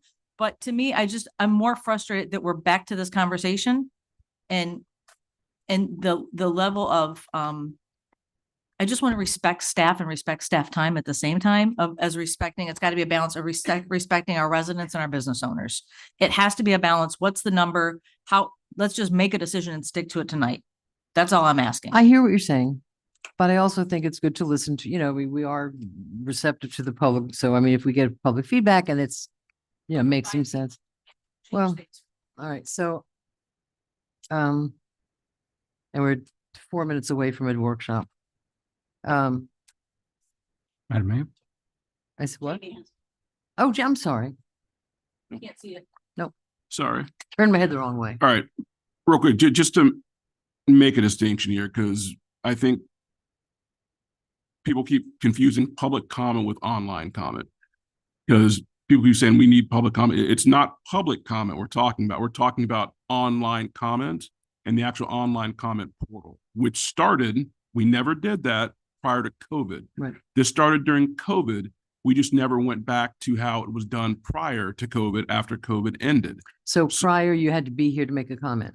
That is correct. Now, what was submitted by the clerk is every single municipality in the county. Mhm. No one has not public comment, but online comments.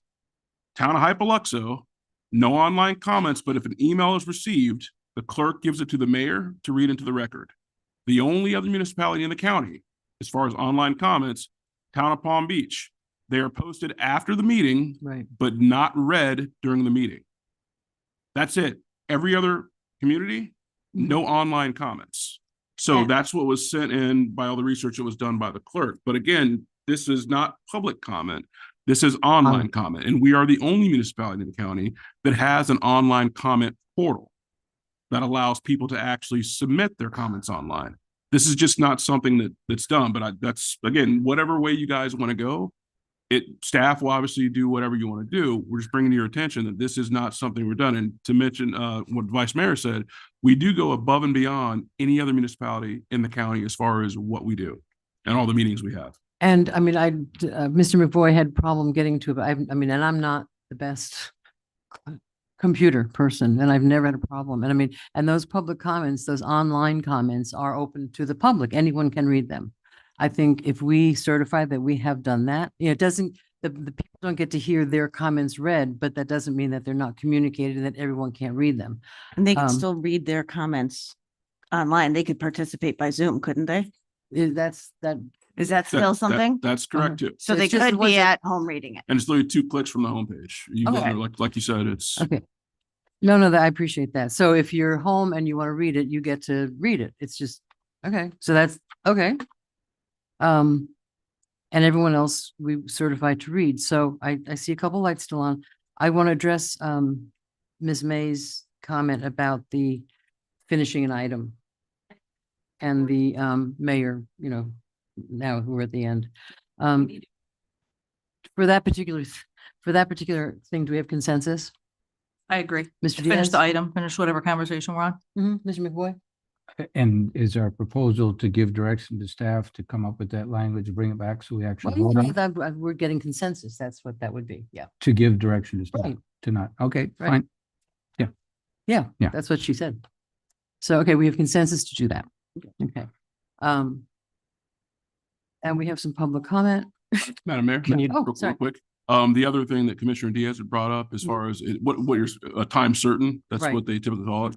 So that's just, and like you witnessed at the meeting last week at Town of Palm Beach, if there's it doesn't always work, but if we said like new business item B, you could say it has a time certain of 8 o'clock. Mhm. So basically whatever item you're on, and that was the Stops, issue and with. It goes to that. Well, it doesn't stop. So what the Town of Palm Beach does is if you're on an item, you finish the current item you're on, Right. the next item would automatically go to whatever the agenda item was Was you had a supposed time to, certain for. Even if but- it's 45 minutes later. Correct, but they wouldn't stop that right in the middle of the conversation. Right, yeah.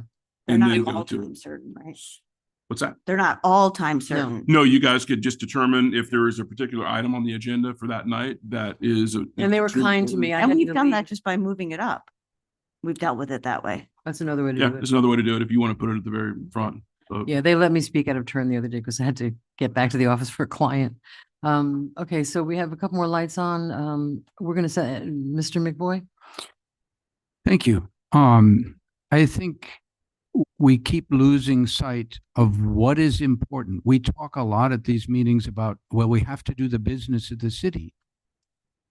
In a democracy, the business of the city is making sure that your residents do feel heard. And if we happen to be better at doing that or have had a better policy, there's nothing wrong with that, that makes citizens feel heard. I can tell you factually, and I think we need to be a bit more empirical and not make statements that the public cares about whether we reverse decisions or not. All of the comments that I heard was they cared about public comment, not about whether reverse decisions or not. Let's be empirical. It has been stated numerous times in relation to a recent unsolicited proposal project that we go out of our way to inform the community. We do not do any empirical checking on whether that worked. And we've made some very, I think, unfortunate statements about, well, it's people's responsibility. The reality is we have a responsibility for public monies, and that includes a responsibility to make sure that we in fact are reaching the public and that they have every opportunity to reach us. I think that's a sacred part of it. And whether we have to adjust our timings or other things, we'll figure it out. Thank you. Mr. Diaz? I think we're almost out of time, so I'll try to keep Yeah, it. really? Yeah.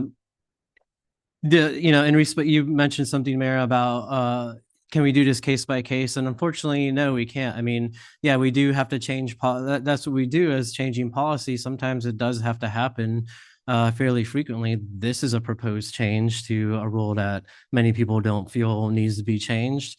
So yeah, we do that. Sometimes, I hope we have consensus. You didn't really ask for it for the start time thing, but I would like to see, what options or what could be come up with, because maybe it doesn't work. Maybe a year from now we say, hey, we're not hitting any of these guaranteed start times. Let's just, change it. That's a big part of it. The other thing that you brought up that I just want to comment on was, if we do come in that situation, a case by case, like, how do we decide that? And it's like, no, we can't do that because The only, if, and I don't mean to interrupt because we're but TikTok, but well, the problem is when we have a situation where there's 100 people or 40. right. And Wait, let me just finish. We don't get to finish the agenda. that's fine. But what I'm getting at is I wouldn't want to wish this on you because this would be your job as the mayor. If that issue that has 100 comments that is in danger of running through our agenda, if it's 3-2, on whether or not this is worthy of being held, like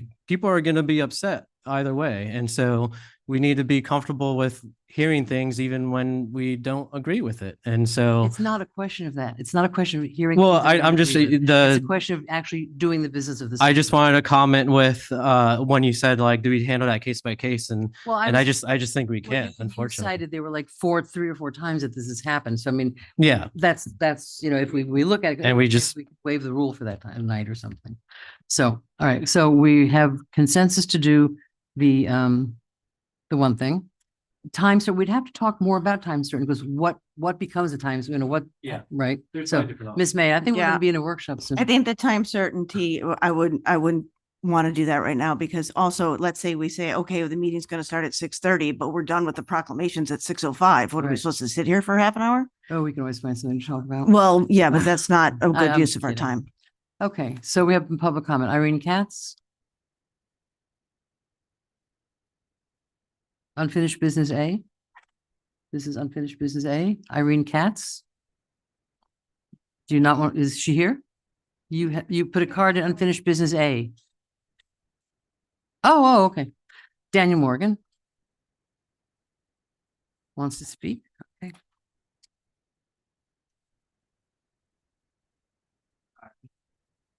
Daniel Morgan, 1001 North Federal Highway, Apartment 8. This time of year, campaign season, right, makes you think about what it is to serve the public and what it is that you pitch individuals, that the promises that individuals make when you're at the door.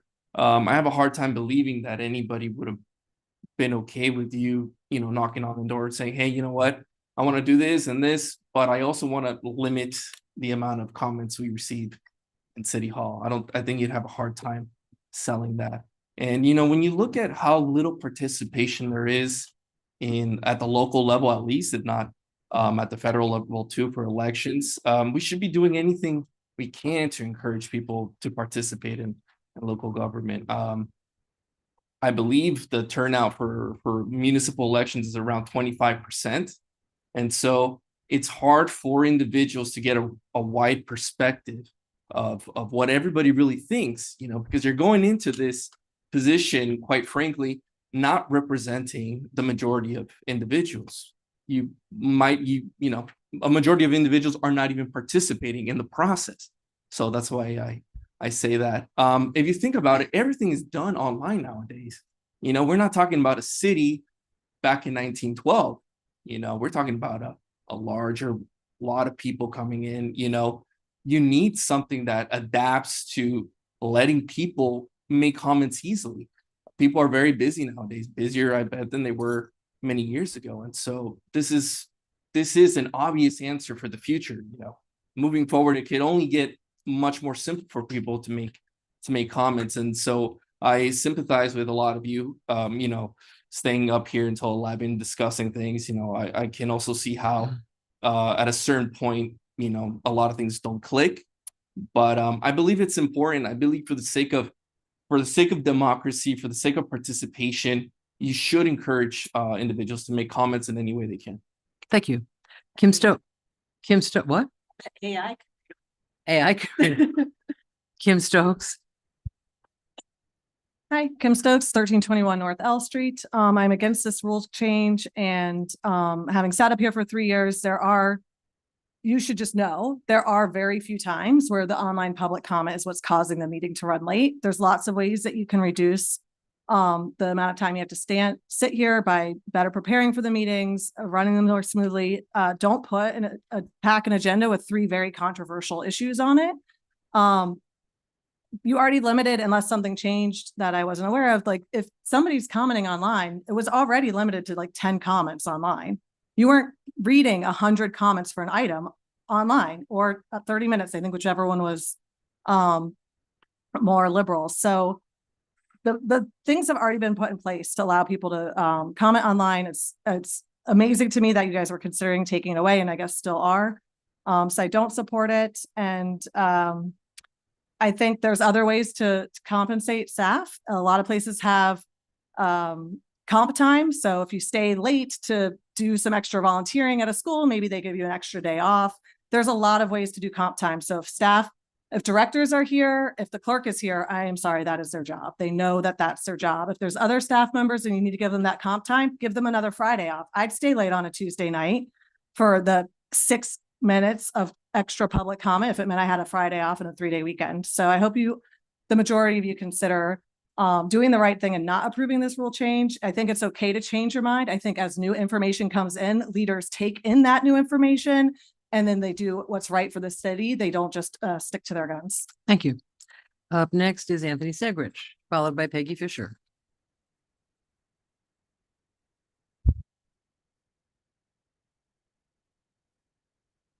Anthony Segrich, 601 South Palm Way.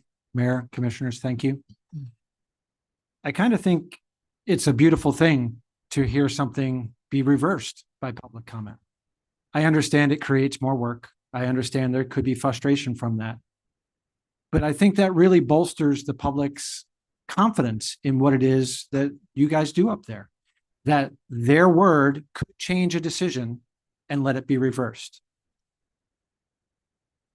The city doesn't have to allow the reading of public comment from online, right? But it is a beautiful thing that you guys do. It provides access for those with disabilities, those that are busy, that might be traveling, those that are taking care of, their families at home. This hour of the day is not that convenient for many people. So, just because other municipalities are not doing it, I actually think it is a wonderful thing that we, the city of Lake Worth Beach, does, and I think we should continue it. I would like to thank Commissioner May for bringing some real data to the discussion. It doesn't look like there are that many issues that really cause a problem with public comment. As others have stated, there probably are a lot of ways we can improve the timeliness of these meetings and how things move along. I don't hear anyone complaining when one commissioner goes on for 30 minutes on a topic, and that also causes meetings to be late. So I really want to urge you to consider keeping the reading of public comments from online sources, because I think it is a differentiator and I think it is a wonderful thing the city does. And I think, there are some bad actors and it has been abused, but I think better communication to the constituents will resolve that. People react like that and issue comment after comment after comment online and get the pitchforks and torches out because they feel that they're not being heard, because they think that there's no possibility of a reversal. But here today, it looks like many of you have kind of changed your opinion from the workshop, and that's a beautiful thing. So thank you. Thank you, that's time. Thank you. Up next, Peggy Fisher.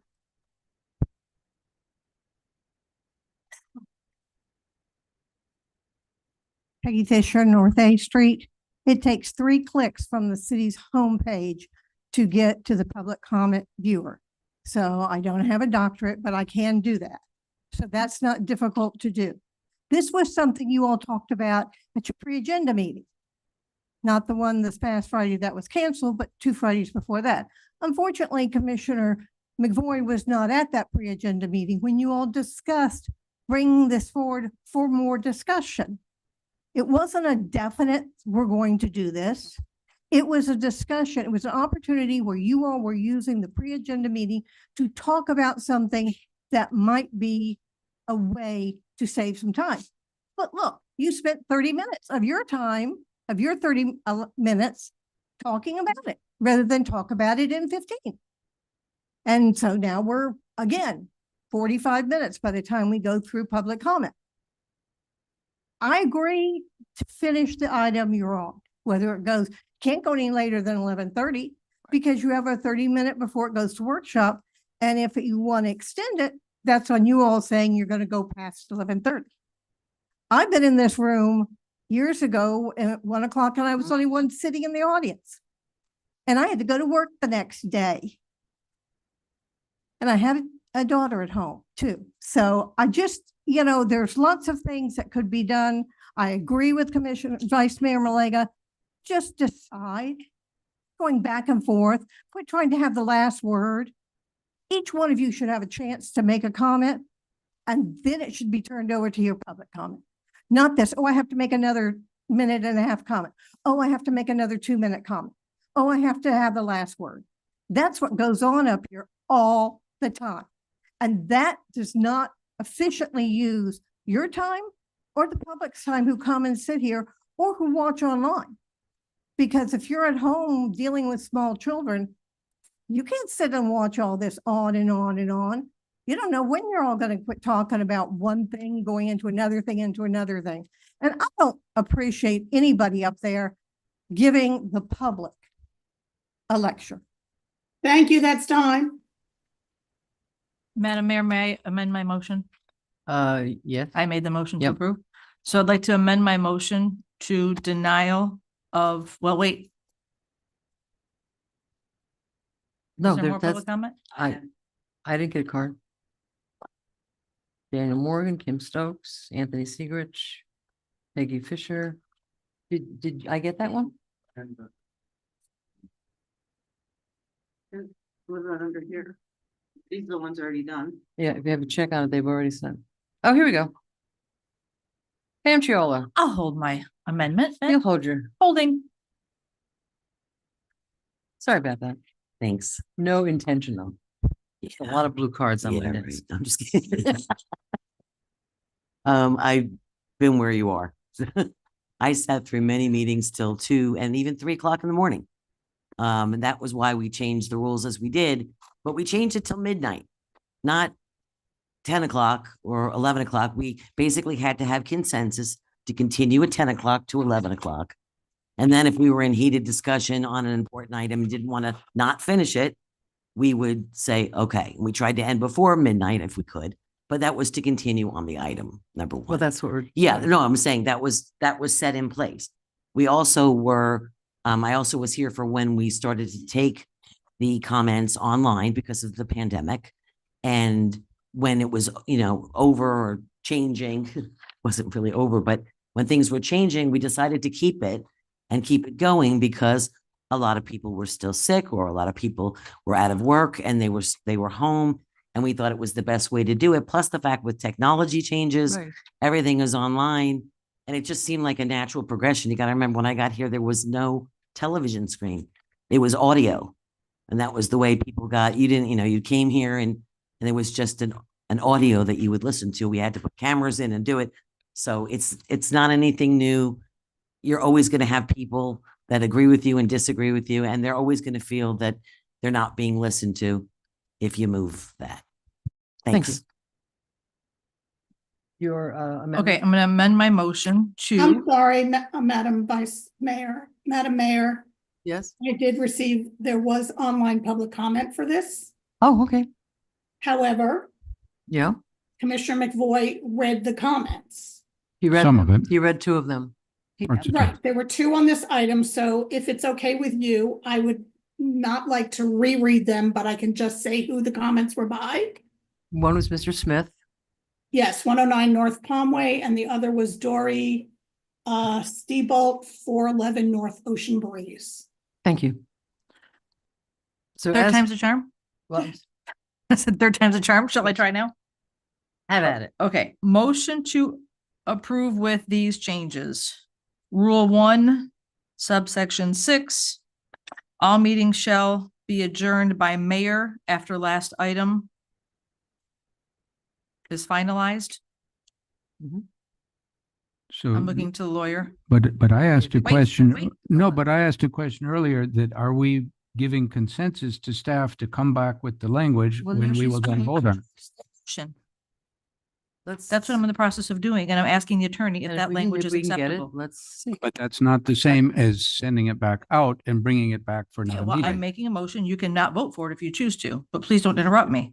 Mm, It took me 3 times of biting at the apple. Really? Okay, So, go ahead. rule 1, subsection 6, all meetings shall be adjourned by the mayor after last item. If that's acceptable. Without it, with or without a time, I mean, after 11 o'clock? I mean, Yeah, for the 11 o'clock rule. Because what Ms. May said was that if we're in the middle of something, we finish. We finish it, but But we here don't it said take all another- meetings shall be adjourned automatically by 11. Right. So we want to change it to the mayor. You shall adjourn it after last item if it's after 11 At o'clock. the end of the agenda, at the end of the, I'm just asking, at the end of the item which is being discussed at 11 o'clock. Correct. And not to go onto the agenda Correct. for a new, is that? my Yes. understanding? Okay. But however Elizabeth wants to word that and Right. Mr. They'll come Waters. back. We're not gonna. Rule 6, section 3. Yep. We just have to take out all the strikes that were put in. and keep the online comments for public hearings, unfinished business, and new business will be read for a maximum of 30 minutes for each item at the meetings. Okay. So take out the strikes and then remove the commissioners will acknowledge that they have read the online comments during roll call. That doesn't need to be there anymore. And there is no comment on presentation. And there is no comment on presentations. Okay. That's my motion. So then rule 5 would also have to go roll call, order of business roll call Yeah, you'd have to take and that out. acknowledgement of on number Yeah. 5. The underlined part. I second that. Thank you. Can we, I think we just need consensus now to go to, back to the attorney to work on that. I Madam consent. Attorney? Madam Attorney? Hi. Hi, Did you get all that? I I have a few different versions for potential language to the rule change for Rule 1-6. Uh-huh. And I understand that there is no change proposed then to Rule 5 or 6. 5 Yes. or 3. Yes. 5 there or is. 3. Rule 5, order Oh. of business, number 1 should just roll Roll- call, take out acknowledgement of online public comment. Correct. Or Rule Um, 6, Paragraph 3. Rule 6, right, so there will be no comment on presentations, however, it's a 30-minute limit to unfinished business and new business. Now, what about unagended items? Unagended. Where's that? I'm asking, I'm saying, what? You mean at the right. beginning? The time should be limited to 3 minutes for public participation. Okay, so it's, You're trying to follow where you are. yeah, well, 6, rule 6, number 3. I thought the vice mayor's proposal was simply Right, that we, That's what that's, I'm just going over it, that's all.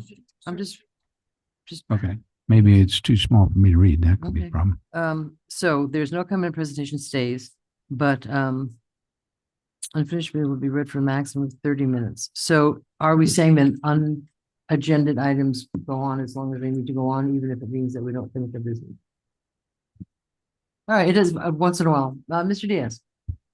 I feel like this is getting a little cluttered. I mean, this is why consensus to have it come back because I know, but on the fly kind of drafting, and maybe it's because I'm like still in recovery mode, but basically what you're proposing is the original proposal, the original amendment fails. So the original motion. But there's changes that we put. in. Well, I know. So we're going back to what the language was before All right, this let's make this simple. proposal. Let's Yeah. deny this motion, like turn down the original motion and have consensus to go back to the attorney with the proposed change. Thank you. Thank you. So let's, on the original motion, which is to approve it. All in favor? Nay. Nay. Nay? Nay. Thank you. I'll hold out. With consensus to the attorney come back with a change. Yeah, that would not be good.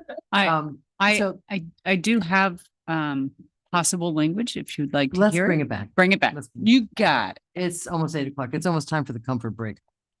Okay, so everything's been read. All the public comments have been read. Good. We can go on to the next one, which is B, which is the interlocal agreement with the CRA. Motion to approve? Second, but I have a question. I have some questions. Is there any, here's some public. B, okay, and this is on C. I think it is. Madam Clerk, are there any public comments on B? No, Madam Mayor. Thank you. I have a question about that. I mean, and this is just a $3,000 increase, and I wrote to the circuit folks. I mean, I thought we were going to get sort of updates periodically about how many riders. We what do. We pay. get ridership emails. What? We get ridership Well, I thought we were emails. going to do it here so the public could hear it. That's How many riders are there? How much? And actually, it's not just what they send us is, I don't believe it's just for Lake Worth Beach. I think it's their overall program.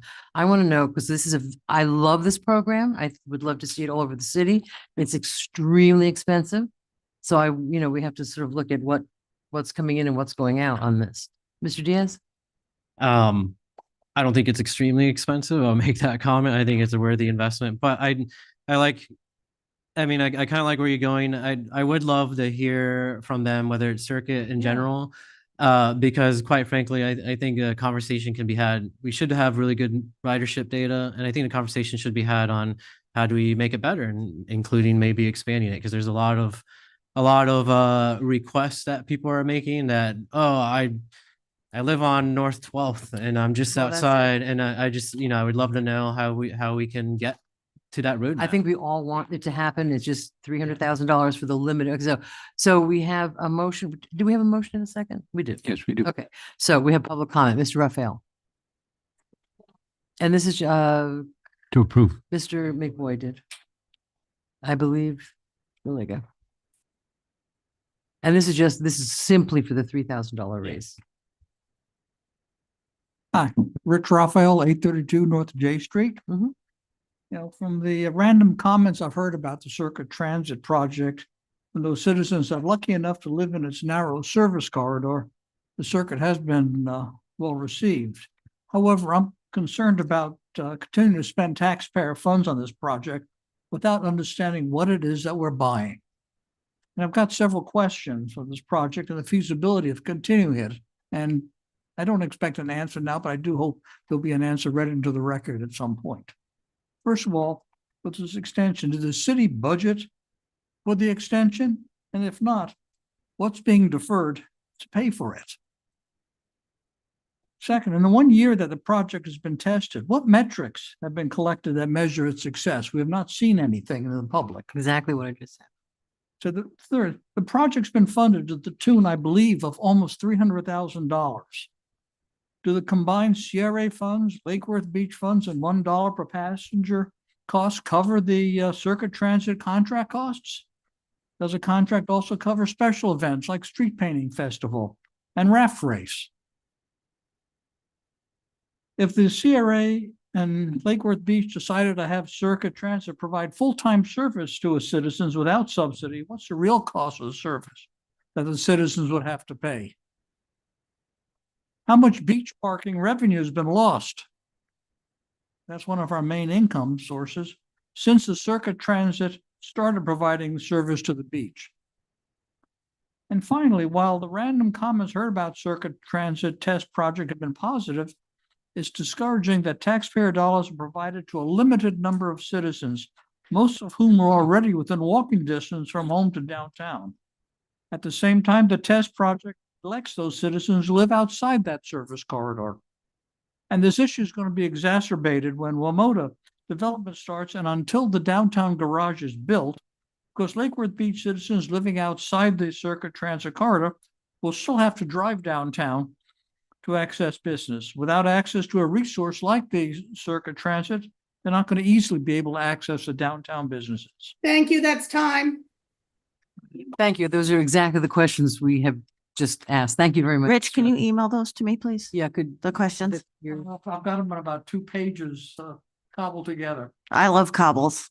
Yeah, those are good questions. I like. You just email them. Yeah, email 'em. Thank you. Actually, copy all of us if you would. Miss Malega. Thank you. Not just does the ridership need to be made public. I do use transit, not very often, the circuit, which does come to my house and I'm one of the blessed ones. But I would like to see their financials because if you factor in what we're paying, what the CRA is paying and what each rider pays, and again, I believe in capitalism. I'm all about people making money. But at the fact that they also have advertisings now, Right. I want to know financially that our cost should have gone down. And that's what we were presented with originally, was that this was the initial investment and we would budget for 100,000 with the hopes of expanding or adding another vehicle for outside of the service area. So my questions are more on the financial end, not just the ridership, because I know it's successful. I have people that literally walk 3 blocks to the corner of 7th North just so they can get picked up and get brought downtown. And they don't have to drink and drive, which I'm in favor of. We want to promote no drinking and driving. We want to promote access to everybody. And, it's expensive to own a car.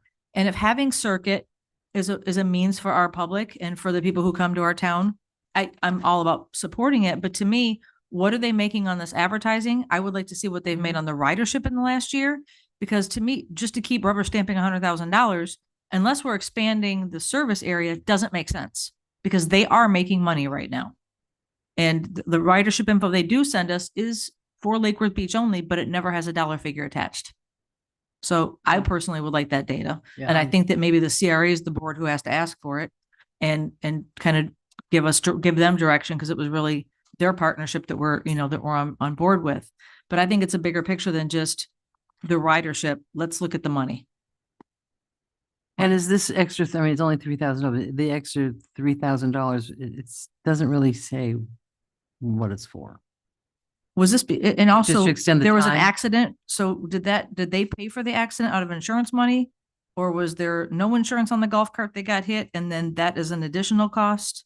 Because they were, the little golf cart thing was hit 2 months ago. I hope. No, they, I I'm assuming they have insurance. Yeah, really. So is this to extend the time, this $3,000? Does anybody have any idea? Well, it's not 3,000. So it's the contract for last year was 100,000. It's going up by 3. So it's actually 103,000. When it's So for supposed the to be actual- going So down. this is a renewal for next would- year? This would be a renewal, an extension of the actual project. So. Oh, I wanted. So, yeah, I just want to make misunderstood sure it was that. clear. No, So, that's not clear. last week, Executive Director of CRA informed me she was not going to be available for this evening. So if you guys would like, I can push this to February 4th.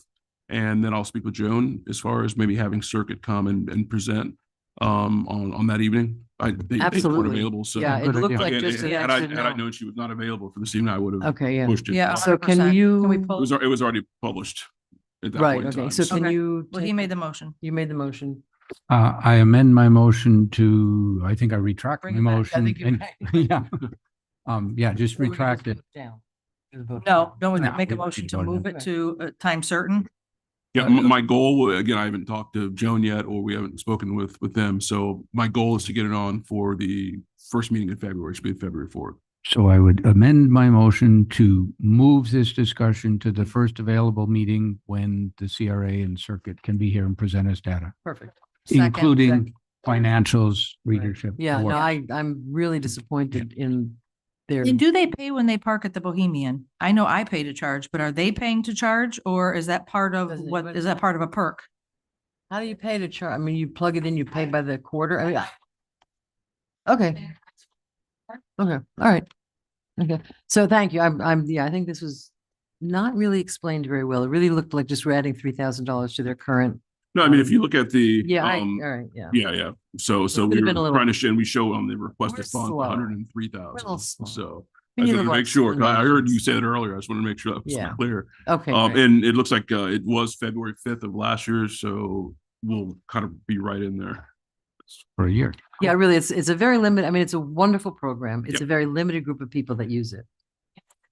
All the time, but some of us, we're gonna hear from Anna Maria, which is fine. And I guess to preface it, I will, because we've talked about before expanding that as well, but obviously there's dollars that come with Yeah. that. So maybe we can get some estimates as far as if Yeah. we expand it a little And bit there is further. another north and freebie south. is another one that, I mean, they advertise, I mean, no, of course we do, but could we compare what they would charge to what Circuit charges? We I think the CRA. Let's start with getting Circuit's All right, data. let's, Yeah. but I think that at some point we should take a look at, there's two companies that offer it, which one gives us the best deal? Just point out, we did look at Freebie Okay, and you- and we had meetings regarding their proposal, and Circuit was way better for Okay. it. That's all I want to know. Oh, they're not so fabulous, but okay, so whenever you can bring it back, bring it We have- back as soon as possible. Thank you very much. We have a motion and we have a second. All in favor? Aye. Thank you very much. All right, moving right along. She said See, comfort. comfort break. We'll be back in just a few minutes. Go get comfortable. Thank you. You're welcome.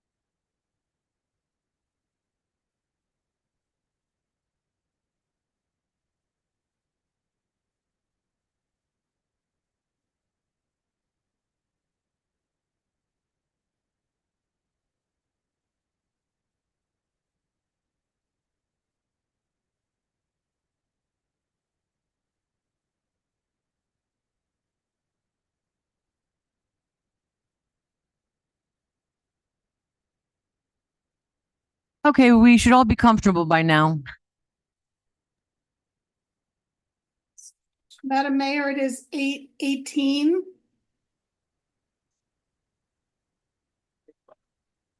We are still live. Thursday, Friday, Monday. Wednesday, Thursday, Monday.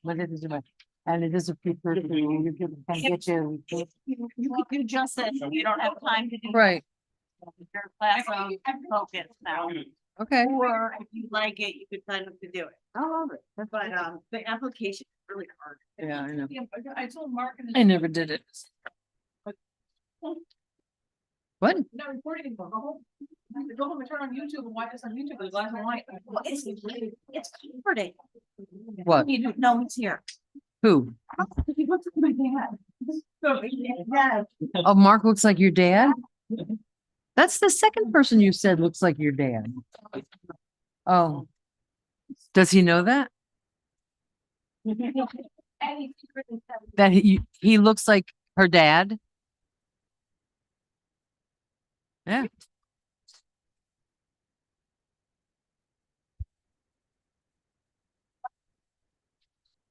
Ooh, ooh. What's Judy gonna say about But that? yeah, really, more importantly. There. Okay, okay, it's now, Madam Clerk, I think we've settled down enough. Okay, Oh. it is now 8:20 and we have reconvened. Okay, great. We're now on discussion, item C, a discussion regarding unsolicited proposals brought forth by Commissioner McVoy, and I'm looking for I know I have public. I'm sorry, Madam Mayor. I'm we're on sorry, unfinished unfinished business. business C. I'm sorry? Palm Beach, we're on unfinished. Yeah, I'm sorry. I jumped ahead. There we go. Okay, folks.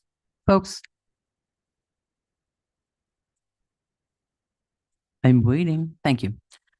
It's you. Okay, now our unfinished business. C, an update regarding the town of Palm Beach beach renourishment. Good evening. Good evening. We have an update. We do have an update. We do have an So, last week, as you guys are aware, the mayor and I had a meeting with the town of Palm Beach, last, Thursday afternoon. It was, Mayor Resch and I, as well as, the town's mayor, their public works director, Patricia Strayer, their, town engineer, and, the manager, Kurt Bluen, and one of their, beach people. But, what ultimately came out of that meeting, it was a fairly good meeting. We went through a lot of different things, and we kind of had a game plan set at the end of that meeting where they were going to be attending tonight's meeting along with their experts and kind of go through all the different things because they're still kind of hanging on the definition change because beach nourishment versus dune reconstruction. It is a different process, different terminology. It is a different permit you need through a different entity in that whole thing. So we had kind of had a plan together to kind of go through that and have them present tonight and everything. And after the meeting concluded, I went back It to was a tense meeting. It was tense but cordial. Yeah, it was cordial. The mayor had to excuse herself, and then I went back to speak with someone I know who works there. And during that time frame, roughly 3 minutes. Yeah, the mayor came to me and said, "Hey." Yeah, so came back and they had decided to postpone it for a year. They said that the dredging operation should be complete. They were saying by today. They said it was like 4 more days. So I didn't have a chance today. We're in meetings all day to check with them to see if it did end up today. But if it's not, it should be done by tomorrow. It sounds like so. The dredging operation is either complete or almost complete. They are going to finish that. They're going to stockpile all the sand and everything they need up at Phipps and everything. And then we are going to, in the meantime, also our attorney met with their attorney on Friday evening to have some discussions. Those are going to continue, especially when it comes to the language and some of the other things.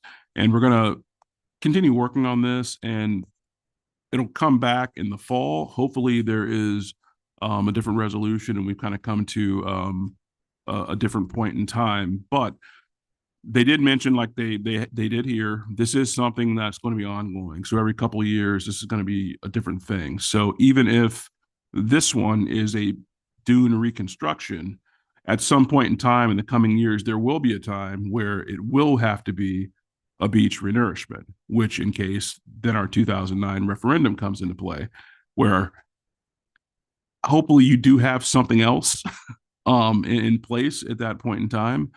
Because that's going to be an issue.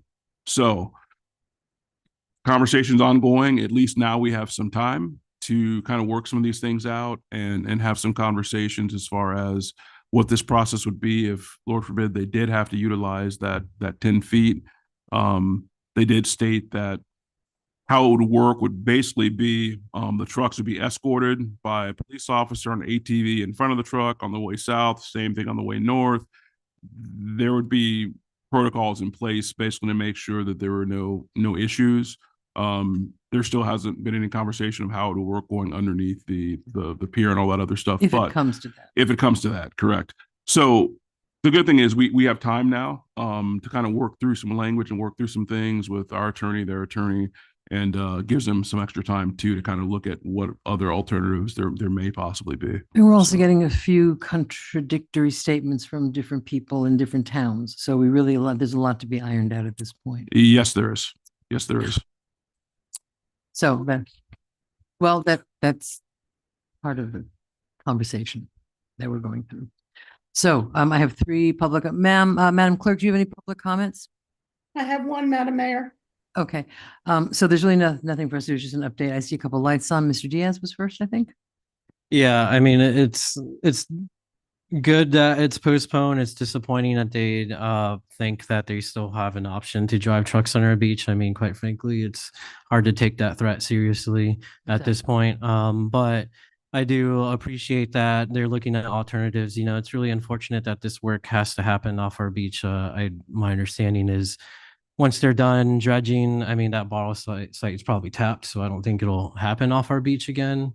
I know there's a lot of conversation out there on whether or not we even have a say on, or what can we do to stop the work in general. And, you know, I know personally, and one of them's in the audience, people who took on that David and Goliath fight, and it was never described as a fun thing.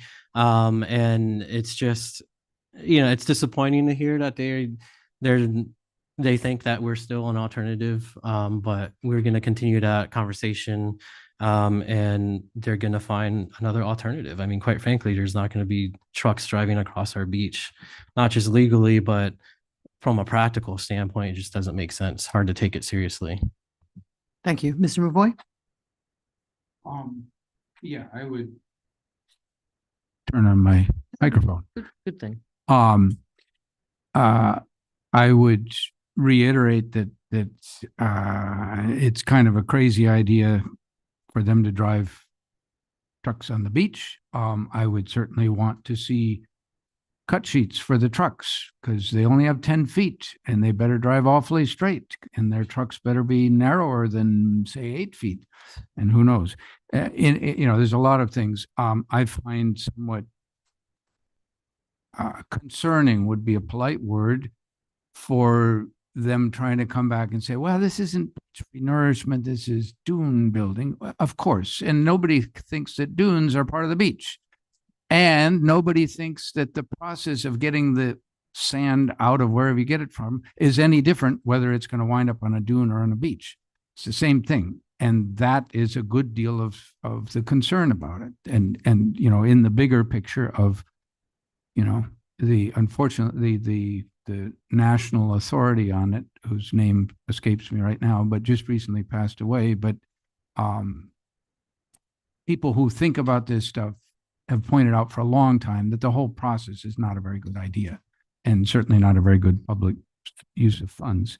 I did want to make sure I understood one thing from the city manager. You mentioned that, you know, that we have some time, this would come back and it would, you know, maybe depending on all the interpretation, it would still run afoul of our charter amendment. And I think I heard you say that, you know, we would have to do something about that. I'm not sure. Are you suggesting that we should change our charter amendment? No, what I was saying was our actual, the language, if you look at the language in our actual charter, refers to beach renourishment. They did provide us with an email from DEP and everything, and there is a difference between beach renourishment and dune reconstruction. So what they're saying is that this project for this year is actually dune reconstruction, and I'll provide that for everyone, but it actually goes through the differences of the two, and it is a completely different permit through a different regulatory agency for those two different processes. Ours specifically talks about renourishment, nothing about dune reconstruction. So the issue that we're going to run into is, again, there's a terminology difference there, but we specify one, not the other. Right. But again, this is going to be an ongoing process. It's going to happen every couple of years. So even though, as I was saying, this particular project is dune reconstruction, there will be a time when they have to do beach renourishment. And then we'll come to the exact same situation we're in now. Whereas if they don't have another alternative, they will fall back on that whole 10-foot thing. And now we're right back to the same situation we're currently in. Which makes no sense. So that's why we're going to, over the coming months, try to work out what this is and what this means. And Elizabeth and I were talking today, we're going to look into a few things on our side. So to be continued. Yeah, because every piece of document that they gave us said specifically beach renourishment, which fell in our 2009 resolution. Correct, and that was the big issue because the interlocal agreement that had been constructed that we brought was at December 3rd meeting. There was everything we got from there was no mention of dune reconstruction. Everything said beach renourishment. So that was the confusion because now we're hearing it's something else, which is a different process. But that's not what we were given. And not necessarily. And we also ought to insist that they provide us their DEP permit, something I asked for a few weeks ago, that we asked for that because the DEP permit is going to say it was a beach renourishment project, I'm guessing. I believe. Because that's. Right, I think it is. And we should ask for that and say, I think it's dudes, you public can't record. change it. I think it's been it was attached. I've asked for a couple different things. Yeah, let's see that. I think we should also, be very clear in reminding them that there are ways with conveyor belts and other technologies that you could transfer sand between the condos in South Palm Beach where the sand is going to be used. I don't know anything about the costs, but there are ways to do it without shaking buildings and things like that or not. And we had that conversation as well. And they were actually going to bring their technical experts to kind of go through the different things. And the request was to do one-on-ones with each of you. The mayor and I were in agreement that we would prefer that it was in a public meeting and actually present it to everyone so everyone gets to hear, not just our elected officials. We also talked about the structural analysis we would want for the pier. They said that is something they obviously would do because just from a liability standpoint, they would want to know the existing condition pre and post as well. So a lot of moving parts and a lot of things that we still need to do, but at least now we're not trying to cram all that into like a few weeks here, like on a strict time frame. So I think Mr. Warnicki's but no, sir. I'm just referring to your picture. You'll get your chance. But what I'm saying is the pictures that you provided today were interesting because the mean water pretty much goes right through the pilings of the pier. So that's a problem. That's a problem. Very tiny little trucks. Okay, so this you said I did have one other thing I wanted to mention. All right, so we Elizabeth and I talked about we are going to do a title search and just go ahead and do that on our standpoint, just because also beyond just this particular project, Mhm. now that we're all aware of this, there obviously is a question as to how this works, if that 10 feet is actually theirs. Is it out? Like, we just need our own title We search. brought up need a to do couple our own. issues. about Correct. that. Liability and all kinds of other stuff. So that will be forthcoming. We got a lot to talk about. We got a lot to talk about. So there were three, Madam Clerk, why don't you go first? Okay, Madam Mayor. Thank you. The only comment I have is from Sam Smith, 109 North Palm Way. I have had concerns regarding this proposal for beach nourishment access on the Lake Worth Beach by the town of Palm Beach since the summer. Most recently, I listened to the entire Town of Palm Beach Council meeting from earlier this month to try and learn more. The mayor of Lake Worth Beach also attended this meeting and spoke. I remain very concerned. First, it appears based on comments at our last commission meeting and comments at the recent Town of Palm Beach that there is a quid pro quo going on regarding selling water to the Town of Palm Beach from the city of Lake Worth Beach that is involved in this beach project, or at least appears is being used by the Town of Palm Beach to get their way. Second, I was really not in favor of the original plan, but it is certainly a much better option than the current proposal for the Town of Palm Beach to drive trucks up and down our beachfront during the height of season. I certainly hope that the City of Lake Worth Beach attorney is preparing a lawsuit seeking emergency injunctive relief so that the lawsuit is ready to go when the first truck appears. It is clear that the Town of Palm Beach will be ready with their attorneys. The idea that a safety plan will solve the problem of trucks traversing our beach is ridiculous. How will our lifeguards and parents quickly attend to swimmers in distress or small children in the breakwater when a Town of Palm Beach police officer is blocking everyone from ingress or egress in and out of the ocean? There is no safety plan available that can solve this problem. And of course, giant trucks lumbering up and down the beach will ruin the short tourist season and gravely impact the businesses at the beach. I would expect that Benny's will have to shut down entirely, as will the fishing pier, due to safety issues related to giant trucks under our pier. And what about us residents who pay taxes and upkeep and pay for a very expensive beach sticker, who will reimburse us when we cannot utilize the beach? The City of Lake Worth Beach is doing what it normally does, and that is sitting back doing nothing, while the Town of Palm Beach drives giant trucks right over us, literally and figuratively. That's the only comment I have. Thank you. Lee Simons, I think it's Simons. Your name and address. What? Hello, everyone. Lee Simons, 519 South Ave, 2nd Avenue South. 2 minutes. I'm just starting. I wanted to synchronize my clock with you, Miss Melissa. So I wanted A to minute and 50 seconds. I wanted to address Sarah's question, the economic effects. So a lot of times what we do in science to find out how a model is going to react is we look at a very small case scenario. We look at the maximum. So in this case, we can look at what is the best case scenario? How can we keep our beach nice and pristine the way we like it? And so the best case scenario, and what Jamie mentioned, FDP, which has no teeth in a lot of things unless they're coming after you. So what FDP mentions, what they like to do is augment with vegetation. We have seen none of that with any of the Town of Palm Beach's beach operations. So we have a very, very unique coastline. It's different than Delray. It's different than Jupiter. Jupiter renourishes about 8 or every 18 months. So Delray's success in beach renourishment was augmented in the 70s with vegetation. So the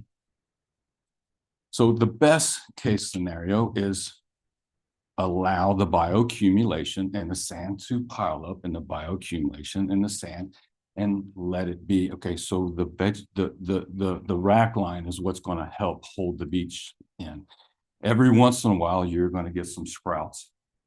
So to me, that's not the end of the world, given this one very stretch of coastline, 2 miles, which is high energy coastline. It's unlike any other Florida, any other coast in Florida. We have no continental shelf. We go from Benny's on the pier we go to 2,614 feet, kind of like this. There's a Right. little It's a show. like this, and it's kind of, and then it goes down to. So based on that, so the other best case scenario is they stop breaking that rack line. Okay, what happens? They drag that tractor down right on the water's edge, and it leaves a rut. It leaves two ruts, actually. The water comes up and it picks up the sand and it washes it out to sea. And so the lifeguards. Thank you, that's time. Thank Does you. anybody have any questions? We I don't would- ask I would questions like of to comment. Answer any questions and be invited if at all possible. Thank you so much. Thank you. And in the 90s, we did 2 days of planting of our own beach, and it's beautiful. It was a big community project. It was a lot of fun, and we have our own dune. Anthony Segrich.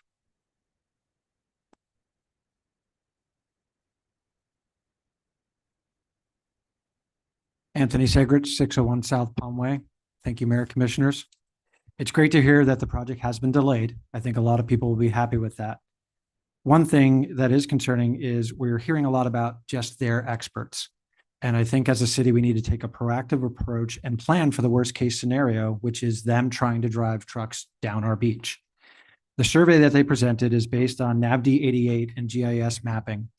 That's a technology that's being replaced in 2026 because it is wildly inaccurate. It can be as inaccurate as up to 4 meters at a coastline. And when dealing with driving trucks, threading the eye of a needle, 4 meters is pretty bad.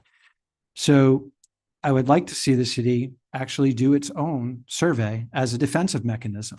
Why wait for them to come back and then we have to rush and get it done? Let's take a preventative measure. We like to spend a lot of money on doing studies and everything else for various different topics. Let's spend a little bit of our money, and I think the citizens will support you, to defend our beach. The second area is doing the deed research. It is in question the area just south of the pier. It doesn't appear like that was in the referendum. So some research needs to be done into that there might be an inconsistency there with that 10-foot extending past that portion of the pier. And the third is to have a hefty challenge prepared for their next permit. Florida statute says that a municipality or a company cannot prevent someone from accessing the beach. And by them driving their trucks down that 10-foot line, they are preventing our citizens from accessing the beach. The DEP takes that very seriously. They will force them to exhaust all possibilities, but not if we don't challenge their permit. And it's difficult for us as residents to know when they're filing this permit and everything and keep on top of it and challenge it ourselves. It would be good if the city would take a proactive approach and have a legal challenge to that permit that all of us residents could get behind. So I would urge us to use this time wisely and develop an ironclad defense to the worst case scenario, which is them. Thank you, that's time. Thank you, Mr. Segrich. Mrs. Malega, I see your light is on. Oh, no, Tom Warnicki, I'm sorry. I've looked at your name so long, it just. She called me twice and then reneged. It's Just saying. It's my, it's, Redheaded step. I'm after you, Miss Malega. Did my time start yet? No. Yeah, it's there you go. Okay, I apologize for rising at the wrong comment period earlier. This Sunday was when I measured, like 32 inches up at dead low tide on the piling. I took my level and it comes right into the base of the west piling. That's the photo that I gave to you. For the town of Palm Beach to try to pull the wool over your eyes and say there's a difference between dune fill and beach fill. There's a designation that, oh, we're going to fill the dune, or we're going to fill an area and we're going to irrigate it and we're going to plant it, but it's all the beach. Take a dozen oceanographers and ask them if a beach nourishment project includes a dune fill, includes fill in the water. It's all mixing together. So don't let them have you agree that this is a different type of project. It's a beach nourishment project. We call them dredge and fill because it's really not nourishment. The mean high water is set in the state statute. So if they do a survey or a title search of the Lake Worth property, it might not even include mean high water. The new mean high water is going to be released soon. That's probably going to be 30 inches further up the beach meaning more pilings, and the trucks just can't get through there. If they run the trucks down the beach, 20,000 cubic yards that's the amount of sand. That's 1,580 truckloads. If they work 12 hours a day, that's a truck every 90 seconds. And they have to do a round trip. The drivers are going to be driving at a 10-degree angle for 5 miles, and then on the way back this way. I'd like to be the chiropractor that treats those drivers. The orthopedic surgeon. We're going to have an erosion event this week. It's going to make the water even, flood more under the pier. I spoke with the town of Palm Beach mayor, the South Palm Beach mayor today. She said that Lantana will give access. They just want some of that sand in front of their seawall. Also, the city manager of Lantana is on board with it. So I think you should do something proactive. We are. You should have an injunction and a judge ready so that your city attorney, as soon as the first truck comes, whether it's 9 months from now, when they say a year, that puts us right back in the middle of the tourist season next year. So I don't see how they can do it. They don't have that 10 feet in the opening, and it's not feasible. So I think there should be a resolution. Thank you. That's time. Vote on it. Thank you, Mr. Warnicki. So that's where we're at. We're gonna, oh, I'm sorry. I just don't want you So to, for personal some, at I this don't point, know. It's, because she always looks that way. That's it. Never looks at me. That's it. So it's okay. This is I'm my feeling your love troubled tonight. children's side. And I gave you 2 Tylenol. Give me my Tylenol back. You can have them back. Yeah. I don't even see her. I don't even see her. So Miss Malenga, what would you like to thank say? you so much. You're more So than welcome. all of this talk about a year from now and what people are saying is prepare. And I hear that this is where I think us as electeds, especially when we're in DC, we're in Tallahassee, I'm personally going to spend the next 10 months bothering every local elected higher official that I can and bring this to their attention. This is a bigger issue. This is, we are really right in the middle of North Palm Beach and South Palm Beach. And yes, Lantana, everyone's saying, but Lantana hasn't gotten a phone call yet. So my bigger concern is, how do we get way ahead of this? How do we build those relationships and get other electeds on board? And back to timing, you can't do it during turtle season. They can't do it during season. So it really seems to me that this is their problem. And like everybody has stated, we just need to make sure our case is locked and sealed. You're not coming to Lake Worth Beach. You're not driving trucks on our beach. You're not driving around our beach. You're not gonna impose on us at all. This is a you problem, not an us problem. And however much money we need to put behind this for surveys and be proactive, we need to talk about it and do budget amendments and get with finance and make sure that we can take care of this. We do spend money on studies. This is investing in our future. And if we do have to bring another referendum, we know that the supervised elections does not like referendums in November. Well, guess what? When will we bring that forward? We're running out of time. I think we've missed the deadline. So For this one. our hands are tied when it comes to referendums. So we need to do what we can do on our end. And I don't want to just kick this down the road and talk about it in 6 months from now. And then Well, I don't think we are. crap, We're we got not. 6 months to go. They're, they're meeting, they're constantly meeting. Yeah, Mr. McVoy. Thank you. I tend to agree with pretty much everything that was said there. It's important to be aware the term mean high water sounds squishy, but it's not. It's a very specific legal term. It's also a very specific surveying term, as was mentioned. You can go look up and we happened on our pier to have one of the tidal stations, and it is stated, what is the elevation that is considered defined as mean high water? You can find that as in NAVD 88 or whatever system you want to do it in.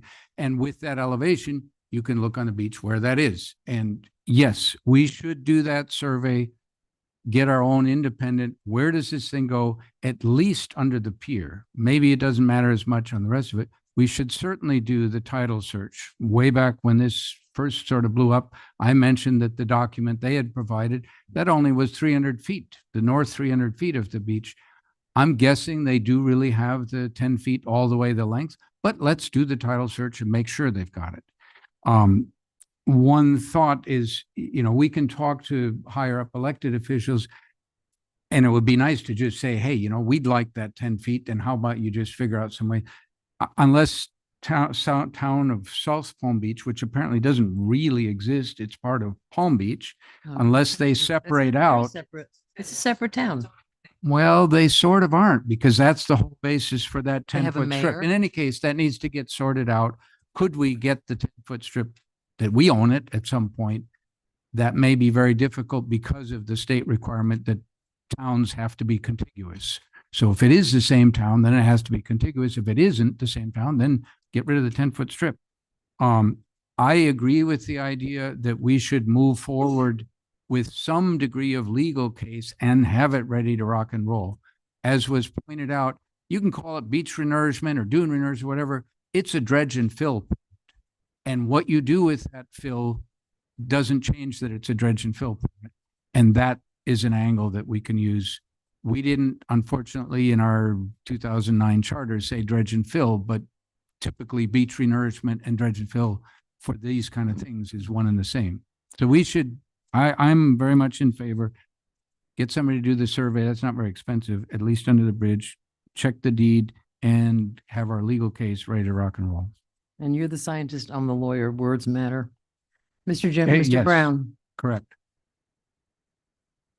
So, as I mentioned, we're already looking at the title search. I've already spoken with one of our surveying firms that we have on our CCNA list, because we do have, just like we have architects and engineers and everything. So we're already ahead of you. We're already doing all this. So it's already in the process. And as far as Lantana, the mayor and I did bring that up in the meeting last Thursday. What we're told is they don't, or at least what we're being told is they don't have enough beach in order for this to work, because the trucks, when they're heading southbound, they go down, they have to actually dump all the material. They're saying there's not enough physical beach for the trucks then to turn around and then head back north.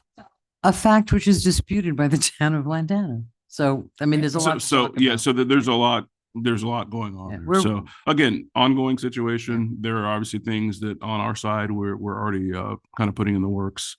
Just kind of make sure we have the right information and everything. So that is happening. We've had a discussion. Okay. Moving right along. Now we are on Amendment 1 to the agreement with Image, new business A. Image Janitorial, and Amendment 3 to the agreement with Clean Tech. Motion to approve. Motion, second. All in favor? Oh, okay. I just have one question. Sure. Yes, ma'am. And it has to do with the Exhibit A. On the, let's see. Clean Tech. Where it gives the amount of money that it's going to cost per building. Yes. Do you see it? Go next page. I didn't print that out. No, it's yeah, you did. It's the next page. Right there. This? Yes. Right. Do you see how it says $283 for the City Hall Annex? And then $1,032 for the golf course, clubhouse, and comfort stations. Mhm. Seeing as though the City Hall Annex is closed, can we transfer the 283 to the golf course, pro shop, clubhouse, and comfort stations? Because there's times when you go to the comfort stations at the golf club and there is no toilet paper and it needs to be cleaned. Yes, but this was based off of the obviously there's nothing happening at the City Hall Annex right now. So that's why it's a very small amount. Well, it's still a third of what we're paying to do the golf club. So it's a third. I mean, could be another cleaning for that building, which needs it. The whole reason that we're doing this, if you recall, we're bringing the janitorial services back in-house, like it used to be back in, I guess, the early 2000s, which is, a few meetings ago, you guys actually approved the 2 Dodge Ram vans that we're going to be purchasing, which we're already in the process of doing that to do this. And then we'll be hiring very soon staff and everything. But it's going to take time for that transition to take place, which is why we're only doing a 1-year extension. So in the time when we're kind of building up this new janitorial staff and kind of getting everything in place with all that, we're not going to have a lapse in coverage here. So that's what this is for. Okay. So But could we then, because there's a closet at the golf course supposedly with a key, if somebody at the beach club could have that key, so when there is no toilet paper, they could access it, that would be great, because they don't have the key. Okay. Thank you. Are you talking about the clubhouse or the? I'm talking about the in, stations out of the, not on the course, in the building. and I have along the same. What? It's our stuff, I know that, but they can't, the people that work at the restaurant, they're not in charge of cleaning the toilets and the bathrooms, but they're the ones that get yelled at when there's no toilet paper and they don't have access to the toilet paper. yeah, they used to, and I know that it got stolen, but we Then have COVID to have happened and toilet. all the toilet paper got stolen. All right, everything. well, COVID's over, so let's give them some toilet paper. But honestly, we would go, the supplies would be gone when we would go to get the supplies. Okay, then It's can we like- give like a, I would give a big box. somehow we need to make sure Give that. a I there's understand what toilet you're saying. paper. I understand. And I have a question about who does the Bryant Park bathrooms? This is, right, Bryant Park at the, We talking about the north, yeah. so that's a contractor. That's not, that's a contractor. And we're not gonna go in-house for that eventually? Possibly eventually off the bat. Right now with the janitorial staff, we're looking at doing basically the beach casino and then all of our actual facilities and not doing the stuff in the parks. As of right now, until we get to a 'Cause the point where we beach can, Our people do the beach, right? correct, the building itself, yes. And the grounds up there, Mhm. which is amazingly kept well. But this isn't for the grounds though. This is for the Just actual the facilities. facilities. Yeah, so this isn't for any Okay. landscaping work or All right. anything. This is specifically for our facilities. Okay, so what do you say about the 283 going someplace else? I don't have an issue with that. Whatever it takes to get toilet paper at the beach club. Yeah. Thank Yeah. you. Promise. Mr. McFoy?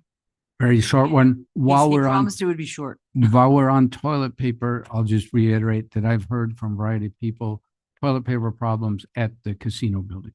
Okay. Okay, Short. so did we have a motion in a second? All We right, did. all in favor? Aye. Aye. Thank you very much. B. Resolution 625, approving the 2025 I have a agreement question. about this one? Yeah. Okay, supervisor elections and establishing the city's canvassing board for the March 2025 election. Ms. Malega, well, let's have a motion in a second first. I'll do the motion. Okay, do I have a second? Second. By Mr. Diaz. Ms. Malega? My question is, and I think this is more for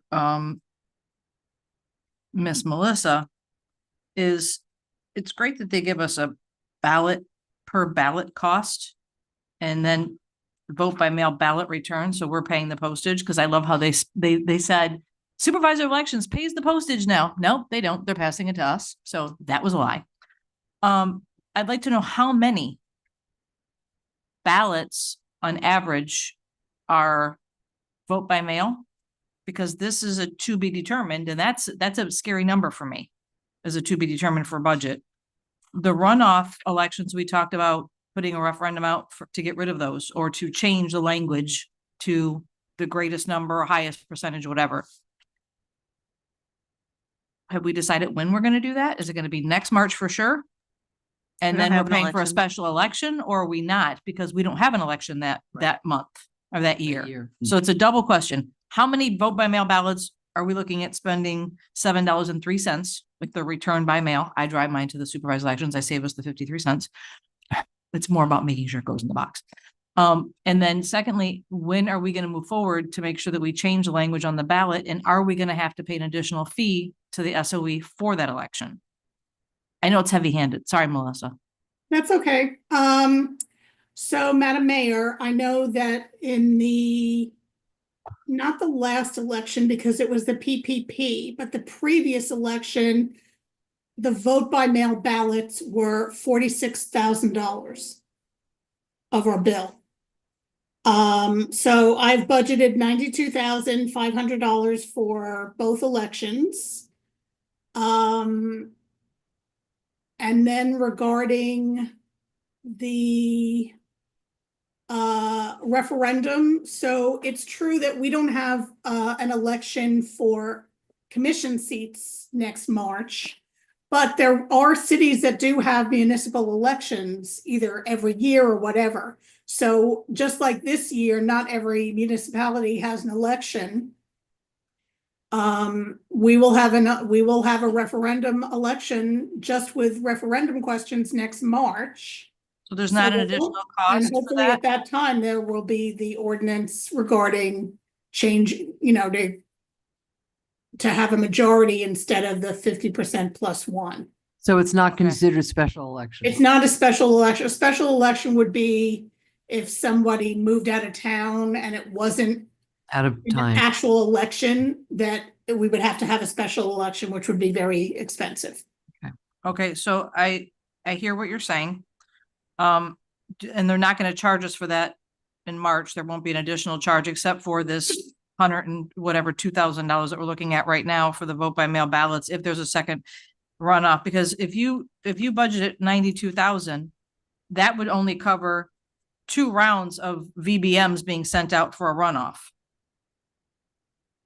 Then you gotta add in. I'm sorry, I don't understand what you mean by 2 rounds.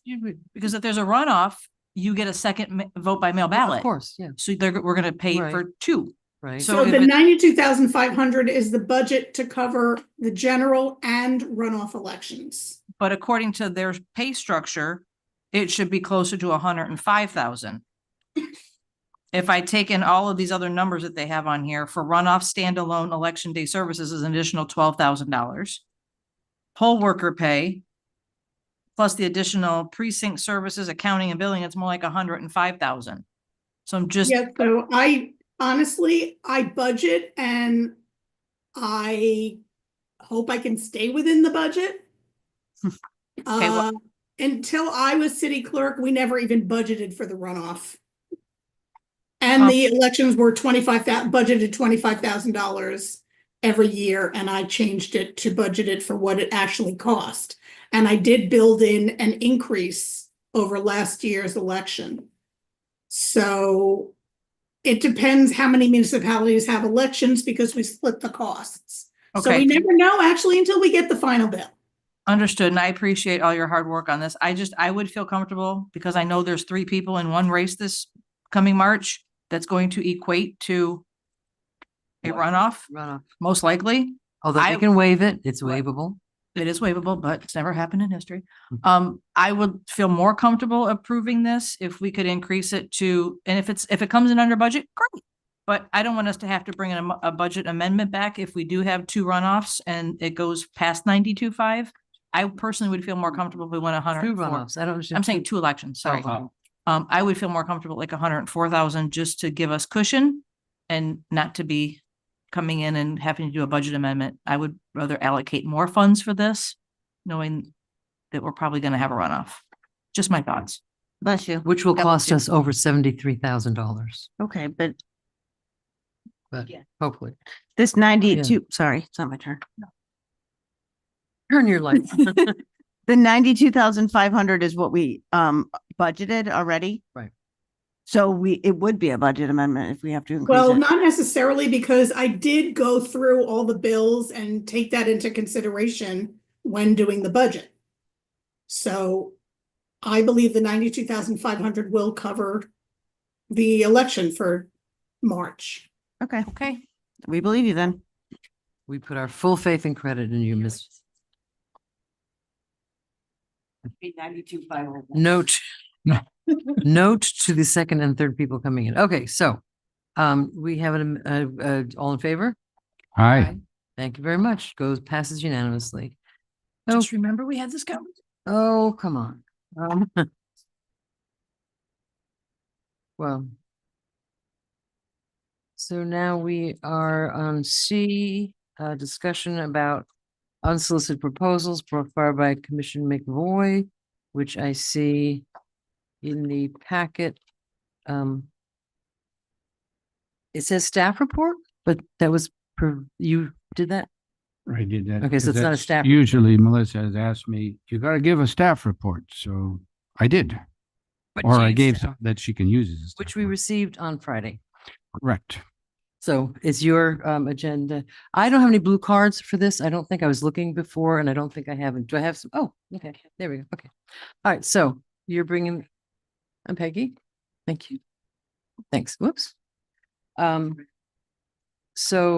Mr. McBoy, Yeah, first, I would like to apologize for the very late edition of the backup. I have unfortunately lost two very close friends in the last, I'm not even quite sure, but one locally and one far away. Things got a little bit crazy trying to balance supporting families and supporting me and all that stuff. So stuff got behind. I'm hoping that what I brought forth and did put in the backup, you all have printed copies so you can look at them pretty easily. And I'm hoping also that since we have been dealing with an unsolicited proposal for almost a year now, some of this won't be terribly surprising as far as what I'm doing. But so that's context. Yep. let me just ask a question. Okay. Sure. I don't know. I mean, you are a person that complains mightily when backup comes late, and this was Friday afternoon.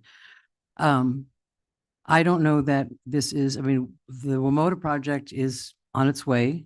I've been assured that we're following the statute completely. I don't disagree with some of the things that you're saying, but I don't know that we have to have, I think it's unfair to give us this on Friday, expecting it on Tuesday. I don't know if there's a time element here. If there's something else coming in the future, absolutely. And I have no problem discussing it, but I don't think it's fair to give us something on Friday for a Tuesday meeting when we are pretty strict about that. And it's not going to happen tomorrow. Okay. So I would ask that we postpone this if Well, anyone wants to do might that. I respond? Sure. Okay, thank you. Thank you, Madam Mayor. Yes, if my circumstances had been different, I would definitely have brought the backup much earlier and within the deadlines and so on. It was not possible to do. The backup is quite short.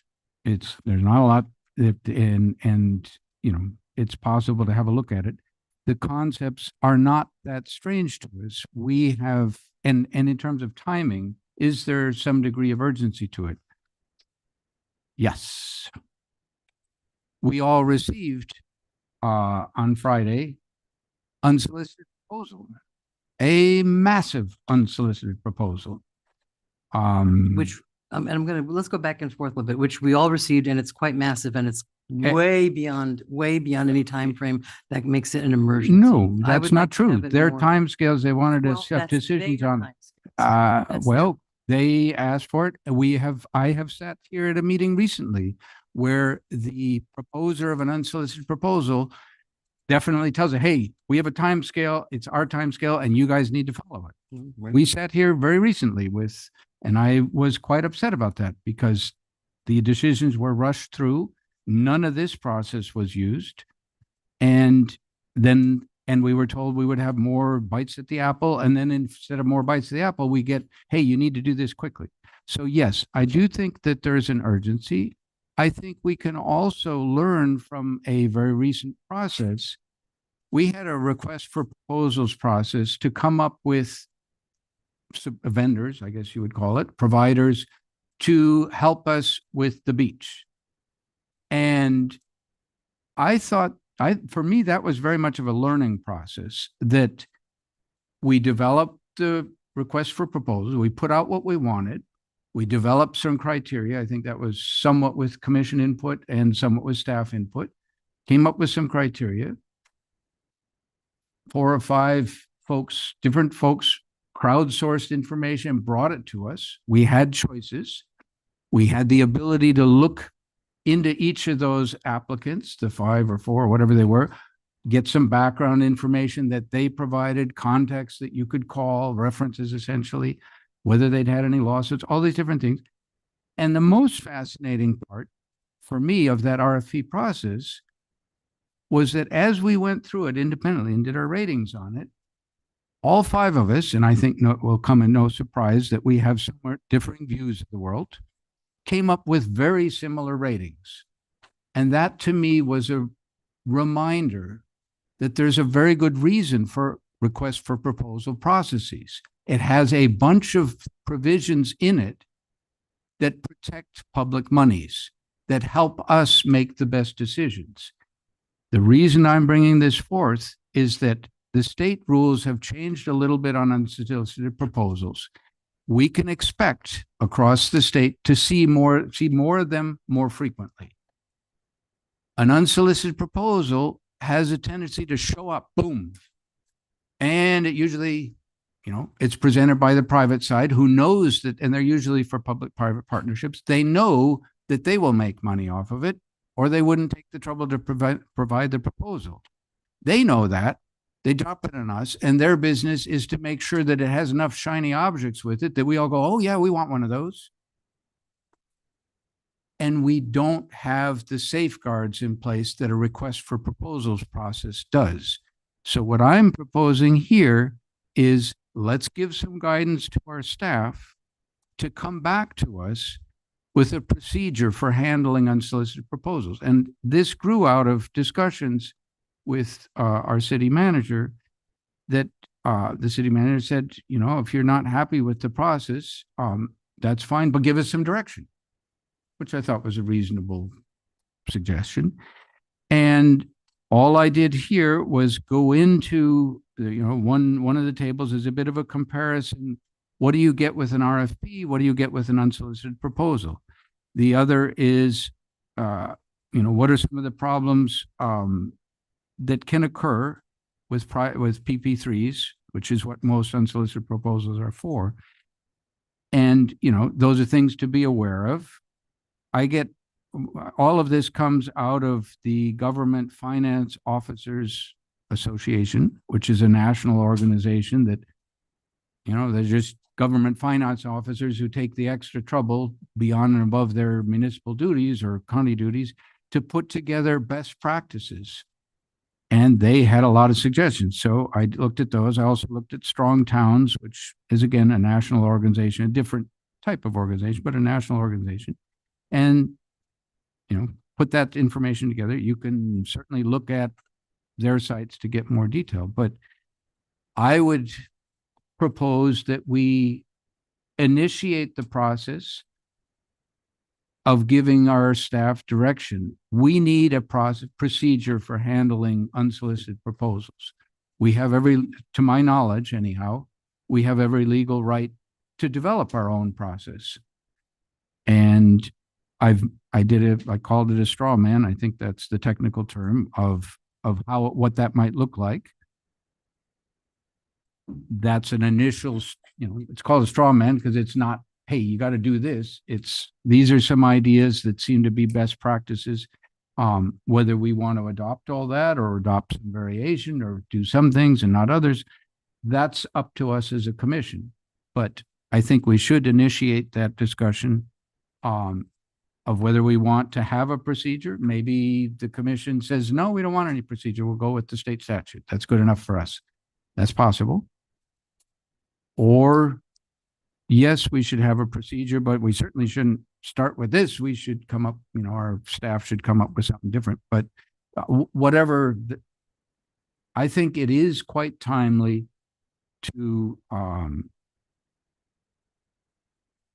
put a procedure in place for handling them. It has no downside that I can see, but it clearly starts building in some of the protections that are missing in unsolicited proposals and protects public monies. I mean, and public welfare. Your proposed procedure, is that from the GFOA or is that something you've come up with? I put those pieces together, but it all came out of either GFA or Strong Towns, or there was a lot of overlap between them. Strong Towns is a little more explicit in their language, maybe, but GFOA is, you can imagine, government finance charges. They're not going to jump up and down quite as much, but there was a lot of overlap in the suggestions. And years ago, I did a good governance course down from the University of Miami. And when they came and talked to us about PP3s, and I think I've mentioned this before, there's nothing inherently bad about a public-private partnership. The problem with them is that it's a little bit the David and Goliath. The private side only puts it together if they know they're going to make money on it. The public side, and they've got a lot of staff too, you know, they've got a legal staff, they've got a PR staff, they've got analyses, all that stuff. The public side rarely has that kind of firepower. And so you get outgunned. And the other comment that they made at that training or course was the devil is always in the details. Of course. And that's where the uneven payment. So the idea here is, well, let's do what we can based on best advice to come up with a procedure that helps level the playing field. Okay. I see some lights on. If we can, thank you. I think Thank you, Madam Mayor. I was next. You, Ms. Malega was, and I know you went to a PP3. I did. On August 2nd, I spent, I think it was 8.5 hours that the mayor of Boca Raton put on in Boca, and he invited all electeds in the county to come have a training on triple Ps. And I have 5 pages of notes, and none of them are in here, which is really You interesting. didn't send me your notes. Did not send you your notes. You didn't tell But, us you were bringing this. That's why I said we need more time. We do need more time because there's Yeah. a lot of stuff in here that I would like to bring forward. Sure. That, you know, simple things like a construction manager at risk is a construction delivery method that is used for triple P partnerships that protects the public entity. Mhm. And there are multiple ways that we can do a triple P. And when we look at the cost analysis, how, you know, they give you a minimum of cost for 40 years to operate, Right. not 25 years. Right. And there are bigger questions when you have somebody who wants to come forward and wants to take over your, you know, wants to do a triple P on public land. We don't do 99-year leases in this city, according to our charter. How are those worked around? What is our, you know, how are we going to do these? And I agree that this is an important conversation. Every time we've had a lease blow up in this room, it's because our staff has done what they thought was the best. They're not in the real estate world. They don't know what that prime real estate should go for. They don't know. And our attorneys do a great job, but again, they're not in the real estate world. They're municipal. In agreement with this, of talking about a triple P policy, I want this to be in conjunction with a policy to hire a third party that's on contingency to do all of our lease negotiations, to make sure we're getting the max amount of value without staff having to put in time and energy into something that's maybe rejected, may not be the best outcome for our city. Just put somebody on contingent. It's not like we're going to need them all the time. And that they bring us the best lease negotiation with either the existing leasing we have, or do we need to go out, or is it a new building? Because I feel like we really need to protect the city's assets. We are one of the only cities in Palm Beach County that has prime real estate. And, you know, on the news this morning, when they were showing the taking down of the water tower, first question was, well, what are you going to do with the property? Well, it's public land. It's going to stay public. You know, we're not going to sell it. We're not going to do anything with it.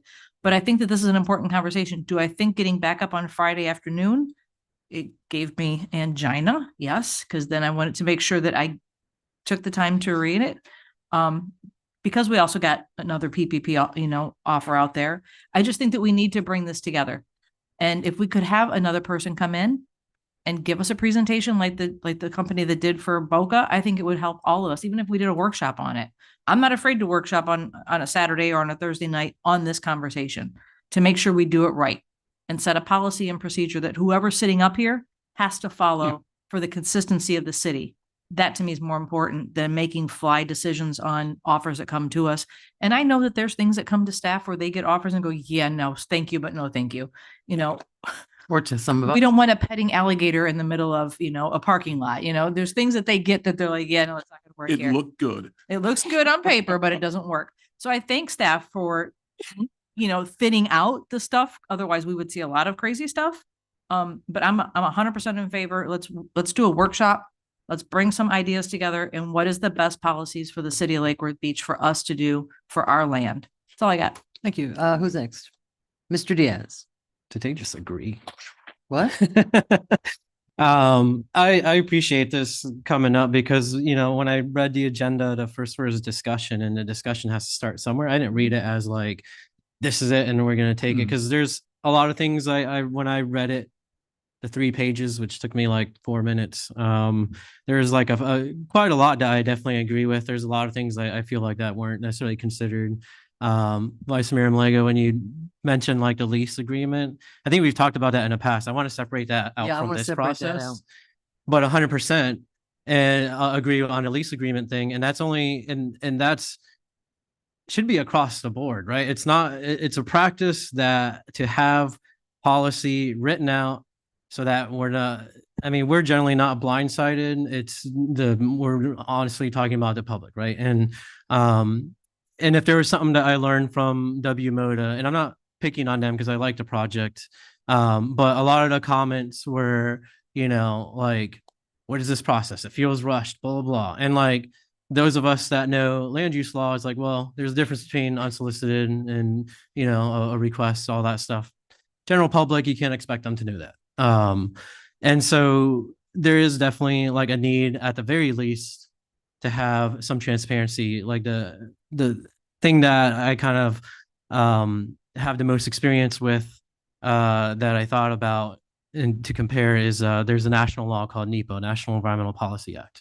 And basically that is literally the government's going to make a decision that might hurt the environment. We don't even know. There's a question. And then so what it does is it triggers a long list of legislation, which is being eroded very quickly right now. But in any case, it basically lays out a process. So those of us that get involved, we know what the schedule is. We know what the process is, when our turn to speak is, because it's set. It's a hard policy that when this thing happens, it triggers this policy and we're going to abide by it. And we do really need to do that. Like that was a big comment on WMODA is there's a lot of, well, we just, didn't know. And a lot of, most of it, like most things, when you explain it, it's like, oh, okay, I kind of get it now and whatnot. But it would really benefit us to lay it out preemptively so that we stick to the standard and we do it every single time for a multitude of reasons. And then one of the big reasons that hasn't been mentioned is, there's a lot of things that we have to juggle between like Live Local Act and who knows what else is going to come out this session. And I look at something like this as kind of preparation for that. I mean, we don't want a floodgate of unsolicited proposals, and we're not shy. We said this. There's nothing wrong with the 3 Ps. It just raises your amount of questions that you ask goes up 100-fold, right? And that's okay. That's kind of what's supposed to happen because that is Florida's literal history. I mean, when you look at the very beginning days of Florida, it literally started with people like Napoleon Broward coming to Florida saying, I'm going to sell you, hey, you live up in the frigid north and in Buffalo or whatever, you can live in South Florida. It's beautiful. You can grow whatever you want. I'm going to sell you this plot of land. Obviously back then there's no internet or photos or anything. So people bought plots of land and they get here and they're right smack in the middle of the Greater Everglades. And they're like, this is useless to me. And so Florida's history is ripe with developers coming here, saving all our towns from what? I don't know. I want to shift that conversation, but they come in with the greatest thing since sliced bread, and a lot of times it's true. They're going to bring a lot of good things to our community, but we should be asking questions, and instead of doing it per case, we should have set procedure and abide by it. Certain things that I loved, like the safeguards to protect public funds, that should be written out, because I know that there's kinds of things that reverter clauses often get negotiated. That should be, hey, if you want to submit an unsolicited proposal, expect that there's going to be a reverter clause. So in short, you agree? Yeah. Yeah, there's a lot. Yeah. Miss May. Okay, I'm going to go under the guise of everything has to be said, but not everybody needs to say it. I'm Okay. just going to say something different. Yeah. One of the things that I did do when I was reading the new proposal that was given to us is look through the actual statute. And there are provisions in it that allow for the public entity to request a lot of things of the private entity, and they pay for it. Yep. I absolutely agree that we need a policy, and and it even says right here that there should be an initial application fee. and we don't have one of those, so there's a lot of things in here. Even just reading the statute would help us to create a policy. I agree that, yes, we are a representative government and we eventually make the decisions, but we need to have as much input as we can get. So I agree with you that we need to have the public meetings for sure. But I do think, and the other thing is, this is, for those of you who don't know, we got a proposal and it's pretty large can I share it? Yeah, public record. Okay, it's public record. So it's from public-private partnership with Copperline Partners, Jack Nicholas, World of Hyatt. I'm sorry, Commissioner, can you speak into your mic? Oh, I'm so sorry. Thank you. Copperline Partners, Jack Nicholas, World of Hyatt, Styles and Fortress. And it's basically $165 million proposal to redo the beach, the hotel, and I'm thinking maybe an aquarium, redo the put a parking garage at the beach, put a big grassy area at the beach, put a new golf course, 2 hotels, whatever. It's a lot. It's a lot. Like I read it and I was like, Pool. oh my God. Pool. So, the pool, Aquatic no, it's an aquatic complex. Center. So it's a lot here. But the one thing I came away from it was, and I think it may be a different place than I would have originally, maybe a year ago, where a year ago I would have been like, yay, they're interested. Now I'm thinking, you know what, they're interested and they're probably not the only one. And we have public assets and we can only make these decisions probably once. So we don't want another Bohemian where we're paying out the wazoo. So we have to look at everything, whether it's this one or some other one. I don't think we want to be married to specific ideas. I think that it's exciting, but not overly exciting because we have to be cautious. And I think that's what staff is doing with the WMODA on the city side, where it may be taking longer than CRA might like, but staff is trying to protect the city. So I think that we're all on the same page here. So I think if we go and give direction to staff to come back with a plan, how does the city handle unsolicited proposals? Is that fair enough? Are we saying the staff or Why don't they come back with one and then we can talk about it? I think we should workshop it, what we Because think is then why important have them to do be in something? it. Okay. Right. Because we all might have. That's fine. different I'm fine with ideas. that too. I'm fine with that too. I want us all to agree and, you're absolutely right. There needs to be policy. There needs to be policy for everything. Proposals, great idea. The timing was bad. I got a call today from the Post. Heard about the book. What's not the for stat? I me. said, well, my comment, as I remember, my online comment to them was, on record comment was, number one, we just got it. It is nothing we've even looked at. Preliminary. Number two, the public would have a huge amount of input into something like this.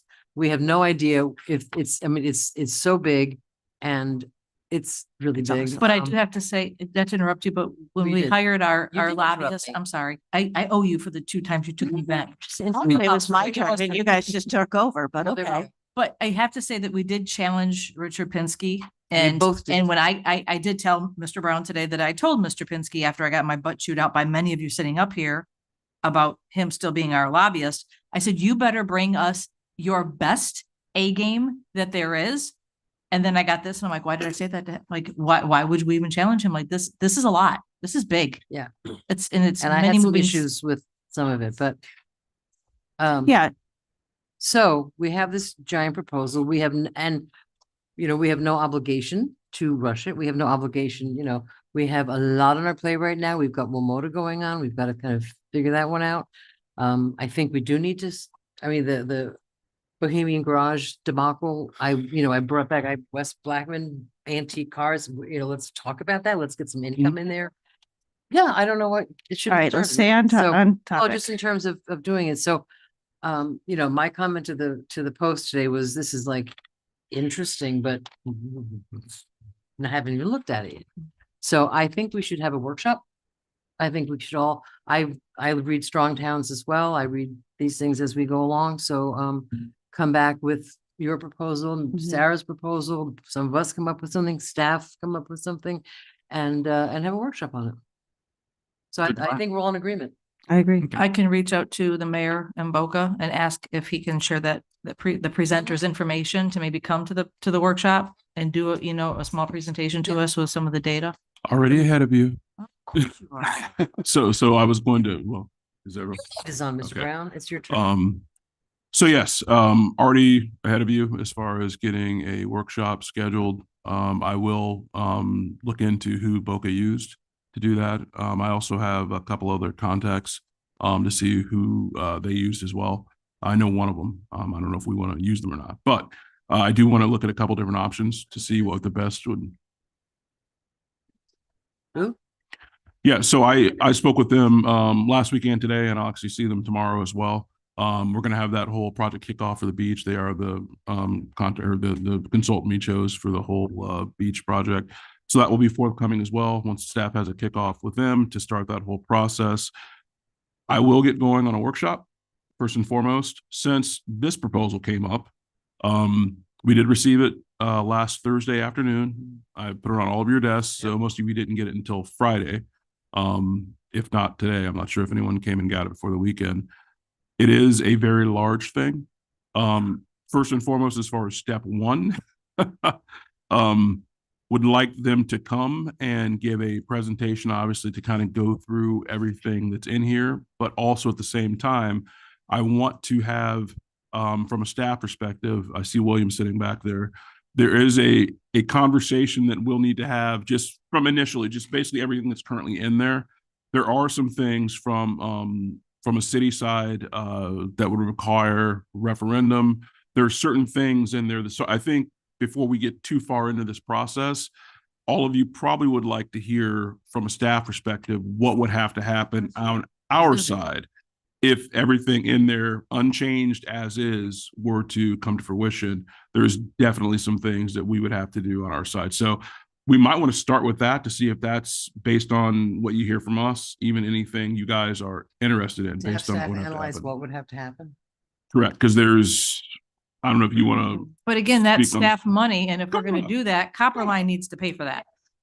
I don't want to spend, we're already short staffed. I keep track of well, the I hours heard and from make sure. Copper Line as well, so there's a little Maybe ask discrepancy them as far down as there. their Mr. involvement. Waters, So you can hide. we'll go into that whole thing as well. You can run, but you can't hide. Yeah, but they should I pay for spent it. the weekend reviewing it, and thank you, Jamie, for dropping off at my house. Yeah. William Waters, Community Sustainability Director. Just in basic summary, I counted there'd probably be at least 5 referenda. We have to change the entire future land use of the beach and casino. We'd have to revisit how we establish the public recreation open space component of our zoning code. We have to completely rewrite the beach and casino zoning aspect of the LDRs, as well as possibly the downtown zoning, which is possibly where part of the beach, the golf course portion might happen. There's a lot. We have a consultant who could provide us a more in-depth analysis of what all the components that would have to be changed.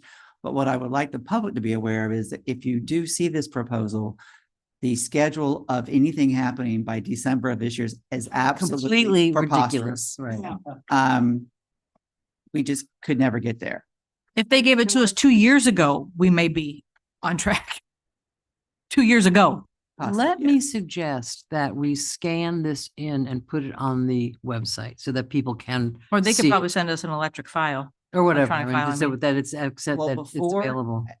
And if I might, before you do that, so that we don't get bombarded with a bazillion. Well, that's questions, gonna happen. The renderings are difficult to sort of interpret as to what they are. Absolutely. And I would love if we're going to put it out there that Okay. what is being proposed might be described a little better, such as a 250 room hotel that is proposed to be X number of stories, because looking at the rendering, it's probably 40 feet taller than our tallest anything in Lake Worth Beach, which brings up a major charter issue that's difficult. So having a summary that's a little more descriptive of what is being proposed at each place. I know that part of it is still in negotiations, according to them. It's difficult to really understand what's happening in those renderings unless you're really. They're really, Can I say so something? vague. Would it be smart though for us to have the workshop first and narrow down we may decide during the PPP workshop that we don't want to do referendum changes. If you can't abide by what we have, we're not interested. So I don't know. Right now, I feel like does the cart first, the horse, like, Well, I will say this, and I think you need to keep this in mind. Any private entity that's going to expend anywhere remotely, say even a third of what they're proposing, let's say for the golf course, are going to need lease terms that are longer than 20 years. And that triggers at least one, if not two referenda. So for you to really be serious about doing PP3s in the city, we have to have more generous lease terms in terms of years. But you can put your restrictions as you see fit on them. But the amount of proposed investment just doesn't ever make sense with only 20-year or 19-year, 11 well, months and that's 30 what I days. said when we don't do 99 years. And I did want to add real quick to that, just for example, just for the golf course alone. We all know the issues with the golf course. In order to properly address that, and if we're going to do any type of major renovation there to fix all the issues, clubhouse, everything that would come with that, especially if you have a name like Jack Nicklaus attached to it, the amount of money that is going to take, again, we're going to have to look at the actual lease terms and stuff like it. You're not going to get someone to come in and put that kind of investment in for that short of a time frame. So we do realize that we do not currently have the money, and I don't foresee in the foreseeable future we're going to have that kind of cash on hand in order to do the kind of renovation we need on the course. So we probably are going to be looking at something like this if we want to address that in the near future. We're going to have to address this at some point in time, or we just stay status quo. And keep I mean, moving the along. golf So, course, if the yeah. beach is the scariest piece of this, actually. I mean, it's like pretty scary. But I think that we have to, I just want to make sure that we as an elected body kind of reserve opinion. Because we need to represent the people. So I'd rather hear opinions from them than you guys. No offense. Thanks. Sorry, but it's not really Well, up no, to that's why I us. said You know, that. like there people are going to have problems with all of it.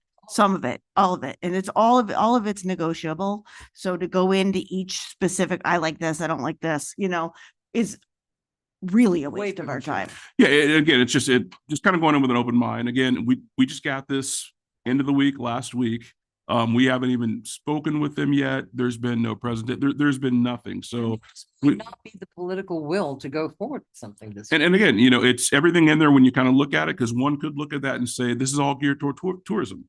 We say we are a tourism destination.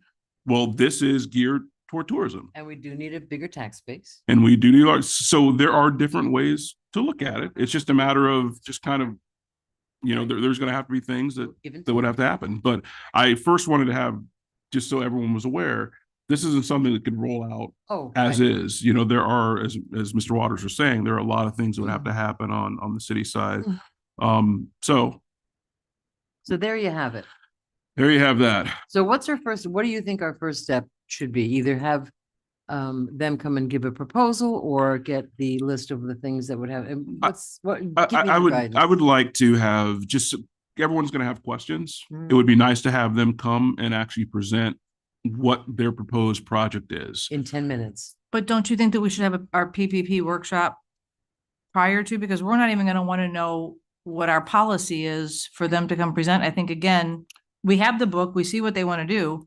We need to make a decision, I think, before we have them come down and waste time. Perfect world is we need to have the workshop first. Right. That's what I'm So saying. I want to get that set up so we at least have all those conversations and everyone is aware of what direction we kind of would go as far as a policy. Do we just want to stick with the state statute? Do we want to say, yeah, we're going to adhere to the statute? And in addition to that, in Lake Worth Beach, we also have A, B, C, D, E, F, G on top of the statute. And that is now our process as far as this whole, if we're going to go with the P3. And they might hear all this and say, you know what, this is going to take too long, and move on to the next project, which would end the conversation completely. Somebody else. Well, but I'm saying, Yeah. in terms of the process, we would then have a process when the next one came Exactly. along, right? We will come out with a process. Exactly. Mr. Diaz? I was just going to respond. You've said that twice, Commissioner May. I think that's such an important point that there's probably other, like, what is it that they want, right? It's like the whole developer trust thing. And that really needs to be the narrative. The whole, like, we need them because we need all this help and blah, blah. That's not the narrative, because we have the thing that they want. And, I often hear comments from, from a lot of people saying how, well, we need this, we need X, Y, Z, what they're proposing, and we just need to allow them to do what they need to do because that developer is going to save our town. And that is rarely the case. I mean, they're going to benefit, like Commissioner May pointed out. No lobbyist is going to go through this amount of work unless they, do the cartoon thing and their eyes are turning to dollar signs, right? Like nobody's going to do that. Right. It's a business. They're doing their part. I don't fault them for that. That's part of the game. We should protect ourselves and have a process. Again, you said again? Yes, you agree? Yeah. The process, okay. Yeah, So but we- I just wanted to highlight that comment that doesn't go unnoticed. What Commissioner May said is, oftentimes, oh, we need this because the golf course has issues, blah, blah. No, they need our golf course But it doesn't because change the fact that we do need it's true that our golf course needs improvements. It's true that we need tax base. It's true that tourism is important to us. But does that mean we just throw out the baby with the bathwater? Right? No. Which I think the Right. answer is no, of course. No. So We have let's one shot schedule a to do this workshop. right. And, I and mean, You know what? I'm sorry, Madam Mayor, I just want to give you a 2-minute warning. All right, so Okay. I think, wait, let's stop for a second. Let's get a workshop date. Yep. We can have on our one-on-ones, any other comments to staff? I don't want to go 2 more minutes and have a workshop, because we're gonna have a workshop anyway. Or we could go 2 more minutes, then have a workshop. let's just stop. Let's just stop. We have a couple public comments. I think that it's a very good idea, very, great proposal. Can't make a decision tonight because we have a lot to talk about, so. Kim Stokes.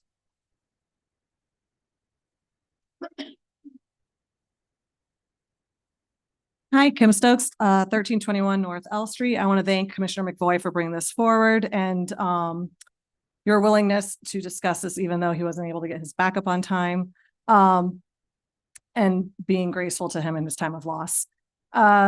Two major things I would love to, I'm glad I came in here hoping for two things out of this commission. One was that you agreed we need a process. Thankfully you do. That's great. The second thing is I would love, I guess we ran out the clock, but I'd love to hear from all of you if you think it's important that an independent analysis is done on any of these projects that includes very clearly to you what the risks are, what the return on investment is, all of that. Well, I'm waiting on that for WMOTA, and you've approved all that stuff like that. So it's confusing to me watching you guys all of a sudden now really care about this, which I'm really pumped about. Oh, I know. You're just Or they're learning. still working on all the things that you Yes. think went Okay, snap. can you guys stop interrupting me? Good. This is crazy. I'm not asking for excuses. When three of you were elected, you all got the same handbook I did from the Government Finance Officers Association. We pulled best practices from there to try to deal with the Gulf Stream. You've been part of this. You've been part of an unsolicited proposal. This should not be new to you. I hope to God that this is not new to you because you just went through it. And when I think of unsolicited proposals, I think of door-to-door salesmen. They show up at your door, they're selling you something. They tell you they're only in your neighborhood for a limited amount of time. You better act quick. And I would hope that the commission would have the same gut reaction that we expect from regular consumers when that happens. I have not seen this yet from you, or at least the majority. So I'm really excited to see you guys hop on board for this proposal. My only comment after hearing your discussion is I do think that the finance officer should be part of helping to choose who might be presenting to you. I'm not sure who presented to the Boca City Commission, but I think it's important that there has to be someone presenting to you whose only interest is in protecting the city, not selling you on public-private partnerships and everything else. I think it's good to have both perspectives, but I think the finance officer could probably help guide you towards somebody who would be really good at facilitating those conversations. So I'm so excited to see this finally happen. Thank you for pushing this forward and having it heard tonight. Thank you. Pam Triola. I see you've dropped your second. I didn't want to. Maybe. Back to Triola. That's it. First of all, I always love the comment that I hear from so many people outside of this beautiful city. If Lake Worth could just get out of its own way, it would be successful. Now, how many people around us in different cities and towns say they have the most beautiful city, the most beautiful resources, an engaged public, You know, I mean, it's so incredible. And every opportunity that comes its way, all of a sudden we villainize the rich guy, villainize the developer, villainize the whatever before we even hear what has to be said. You know, you talked about how you love the little commuter guy downtown, and you're talking about that contract. Who's the only one who advertises on that? Benny's and IGOT's and Dave's last resort on that. The two rich guys who have to pay for the fact that they'll be up there, and let's argue about their lease and let's do that. Public-private partnerships is the way cities and towns have been getting things done in their cities for years and decades and more, especially the little towns in the middle of Podunk, Iowa somewhere or whatever. Forgive me, Iowa. But, you know, that's how they've been getting a library, or that's how they've been getting an auditorium, or that's how they've been getting through public-private partnerships. And here, anytime someone suggests something, I mean, I had famous golfers proposing a lot of interesting things for our golf course, for the beach, people approaching me about everything left and right over a 10-year period. I mean, it was exciting. And the one thing that came to us, I think, towards the very end was someone who wanted to create two pools, one a resort style, one a lap pool, an extra restaurant, some kiosks, and some outdoor entertainment space. And everyone said, absolutely not. That's too much. Now you're looking at something that's 10 times bigger than that. And they're going to be the villain, the bad guy, the this one, the that one. We don't want to do business in Lake Worth. They're so unstable. They're not the, I mean, it happens again. It's the same. What is it? If we don't learn from our mistakes, with people that don't learn from their mistakes are bound to repeat, we're repeating them over and over again. We move forward. We move forward. We move. I mean, it's insane. Talk to anybody about public-private partnerships in any city, the smallest city, the biggest city. When you go to the League of Cities, when you go to these things, there's a million ways to find out about this. You should know everything about it. Chris, what have you been at for 20 years? Thank you. You should know more than anyone. Peggy Fisher? I do. They get snookered. Really? Peggy Fisher, North A Street. That's very, very laughable. I'm sorry for your losses, but you've sat on that dais and yelled and pontificated to all your other commissioners about how the rule is it has to be a 10-day, it has to be there. And then you put out something to the city on a Friday before a Tuesday meeting. If it was Miss May doing that, you'd be yelling at her. You'd be hollering all sorts of things. I find it interesting that there are people sitting back here who know the details of what's in those little pamphlets you have. That's interesting. Wonder who gave them those. Because how many did you pick up? One for you and 5? You know, I agree you need a process. But this acting like you're the savior because it's election time doesn't quite work when you've been up there since 2010. And maybe we should talk about lost revenue at the casino building since 2012 because of your decisions. Thank you. Thank you. That's the end of public comment. Okay, so we're going to get a workshop and that's the end of that. Thank you very much. Okay, new business D, 24 and 26 South L Street, which I'm sad to hear. I didn't think it was that extensive. I'm very sad to hear that. So last week on Wednesday, Chris Dobros from the CRA, executive director or assistant executive director for the CRA, at 24 South L, owned by the CRA, went in and there were multiple people inside with all their belongings, everything. So PSL had to come and shuffle everyone out and everything, and then they resecured the building. Obviously, a few nights later, there was a pretty devastating fire at the location. Our fire chief, if you mind coming up, we spoke earlier. Obviously, he's got some information on this, but there have been some. You mentioned some cases of arson as of recent. If you want to go into some of that, sure. Yeah. It's on. You're on. Craig Spiegalter, Fire Rescue. Yes, this particular fire is still, the origin or cause has not been determined. The origin, from where they pinpointed the fire, there was an extreme amount of devastation. So they might not be able to say this was the exact thing that started it. We did have a fire, within the last 3 weeks in the south end of the city. That has been determined, not necessarily as arson, but it was, the cause was due to discarded smoking material, in the form of drug paraphernalia. I did visit the property the next morning.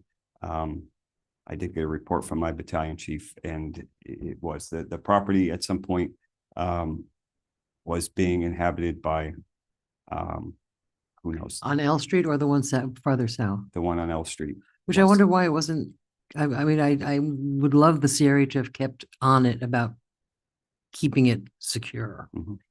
Well, they didn't, No. because somebody got in there and it should have been. They ripped the boards off the window and broke They it. ripped So, the- so people, even when they are boarded and secured, if someone has a crowbar, if someone has a way, they can pry, obviously, those off the windows, they can break in the back. I guess the back door had been broken in as well. So the damage is in that, not just the porch?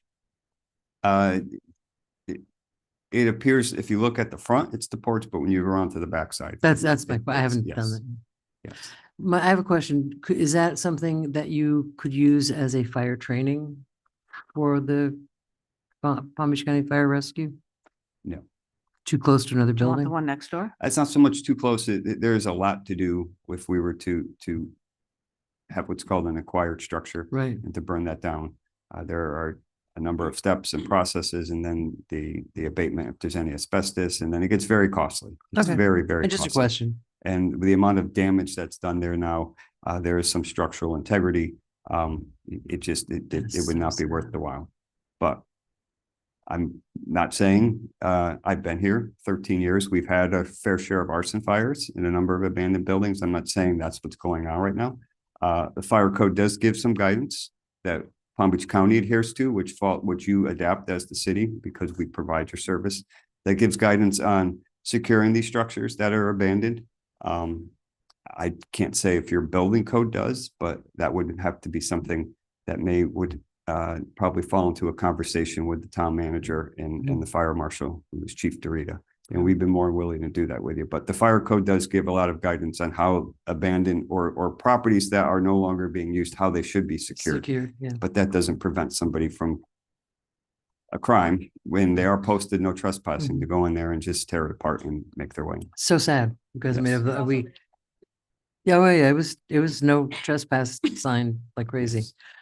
It's just very sad because it was one of the very few that were saved after that whole L&M project, not stuff, so. I'm not So, sure when we would have a determination. There may have been not enough evidence left behind because of the extent of fire damage for a fire investigator who has to say with 100% accuracy, this was the exact cause. So it may never be determined, but the circumstances leading to it, and then the one prior. that was also abandoned building? Yes. Yes. I did see all over social media that people who live across from it were videotaping and giving kudos to how quick you guys responded and thanking you for containing the fire as quick as you did.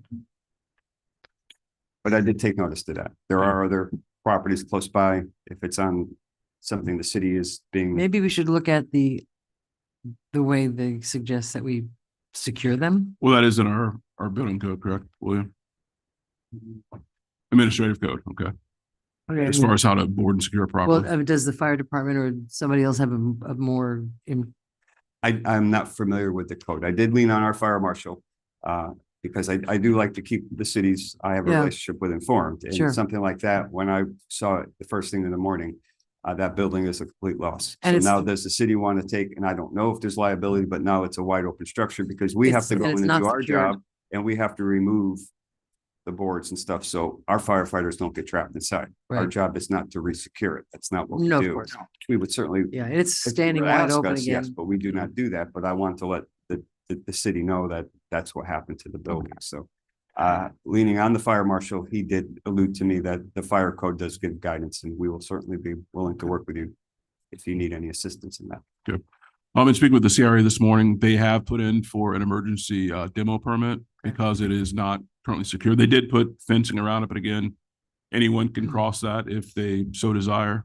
They did say as far as securing it before that can happen, would be pretty costly because of the structural damage to it. They would have to do some framing and some other stuff. So to put money into that, secure it just for. It's gotta go, it's yeah. gotta go. So, and I hadn't even had a chance to talk to you, William, about that, but obviously once that, permit starts to make its way, we kind of push it through as quick as possible, but Okay. that is Very what's sad. currently going on. Very sad. And we're approaching 10 o'clock. Mr. McBoyd, do you have a quick Yeah, comment? quick couple of things. One is I spoke with a couple of people, I think with William and maybe somebody else before. And I don't know what the structure, the degree of structural damage, but could we please have somebody look at it for Dade County pine and salvage that out before you just trash the thing? Again, I can, speak with the CRA about it, but it is a CRA And- structure. Right, but let's lean on them that they please at least do that. Dade County pine is valuable, it's useful, it's a non-renewable resource, it's gone.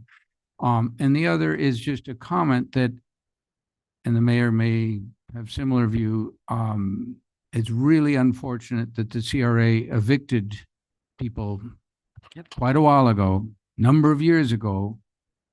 If there had been people living in it, the chances of this happening are much lower. And, you know, the look in the community that, oh, we needed to move this building and it's kind of costly and, dang, it seems to burn down. The comment from somebody in some other part of the country was, oh, they do that all the time up in the Northeast or wherever it was they were. You know, We have, so it's not a good look. I wish the CRA had handled the living in it differently. yeah, Dade pine But- is usually structural, the structural part of the house. It can also be boards. it can Well, also yeah, be if I, ceilings. I thought, when we used to demolish buildings, I would always call Yes to Your Village to see if they wanted to come in and they would salvage things. I don't think that's this, they're over that. There's an but- outfit in Miami that Okay. does Okay, specifically. wait, somebody needs to make a motion to go past 10 o'clock. I'm sorry, Madam Mayor. I Yeah, was just about to interrupt for that, but the other thing is, as I'm working from home on my laptop, I oh, got a message that Global Protect, which is how I get on safely, is gonna end. So there's a possibility that I might be disconnected and we'll have to reconnect. I'm gonna make the back office the host so that the meeting doesn't drop off. well, So right now, yes, what you said, if I could have a motion to extend the meeting to 11, and then I'm gonna make the back office the host, which is Alfonso. And if I drop off, I'll reconnect and he'll make me host again, but it shouldn't interrupt anything. okay, is Thank you. Alfonso listening to this? Yeah, I spoke to him. I've been speaking to him. All right, so somebody make a motion if we want to go. Motion to extend till 11, but hopefully not use the full time. Okay, Second. all in favor? Aye. Aye. All right, thank you. All right, Madam Clerk. Thank you, Melissa. Do what you gotta do. So what do we need a motion on? Since I don't have this written, Well, so I'm a I little just- fuzzy. I brought forward that I wanted to have a discussion regarding 24L and 26L. So clearly 24L is going to be demolished. When we spoke earlier, at an earlier meeting, we were discussing the fact that those two structures were going to be moved. But that it was at a cost of almost $2 million to bring them up to some sort of a structure that people could be living in. And I said, you know, for a city that talks about being fiscally responsible and making affordable housing a priority, it wasn't fiscally responsible to move these two buildings, spend $2 million to have a 4-unit. Now, well, it would be 4 units if we move this one that's left. So in order for staff not to have to spend the time doing the, what's it called? The relocation. Oh, yeah, we're in the process of doing the relocation agreement. Yeah, they're so- making a relocation agreement, but if one doesn't have to get moved because it's getting torn down, if the other one didn't have to get moved because it wasn't fiscally responsible thing to do, I don't want them to waste their time doing that. So I guess what I'm asking is, does anybody besides me think that we could not move 26L as well? And tear down the last remaining of the historical structures? Yes. No. May I interrupt? Sure. William? The previous certificate of appropriateness that allowed for the option to move or demolish those buildings once an approved site plan were in place, has expired. So the ultimate decision on whether it can be torn down or not, or whether it can be moved or not, is through a fiscal analysis presented to the HRPB. It is not for you to decide, unfortunately. So it's part of the site plan approval for the WMOTA project as it moves forward. There will be a discussion of what will happen to 26 South L. I suspect that the financial analysis of what it will really cost to relocate it someplace and renovate it would generate a definition or declaration of economic hardship. I'm not guaranteed of that. What does that mean? Can you explain That that? means that the potential return on the investment of restoring the property at a new location exceeds economic value of doing that. Okay, so kind of what I just said. Yes. Okay. But that will be determined by the HRPB. Okay, In that's the fine. I just analysis- I don't want staff wasting time on things that they don't need to be doing. That's all I brought up. understand. I appreciate But, and that. if it goes through HRPV, then that's fine. I didn't realize the process. So I will, it was a discussion.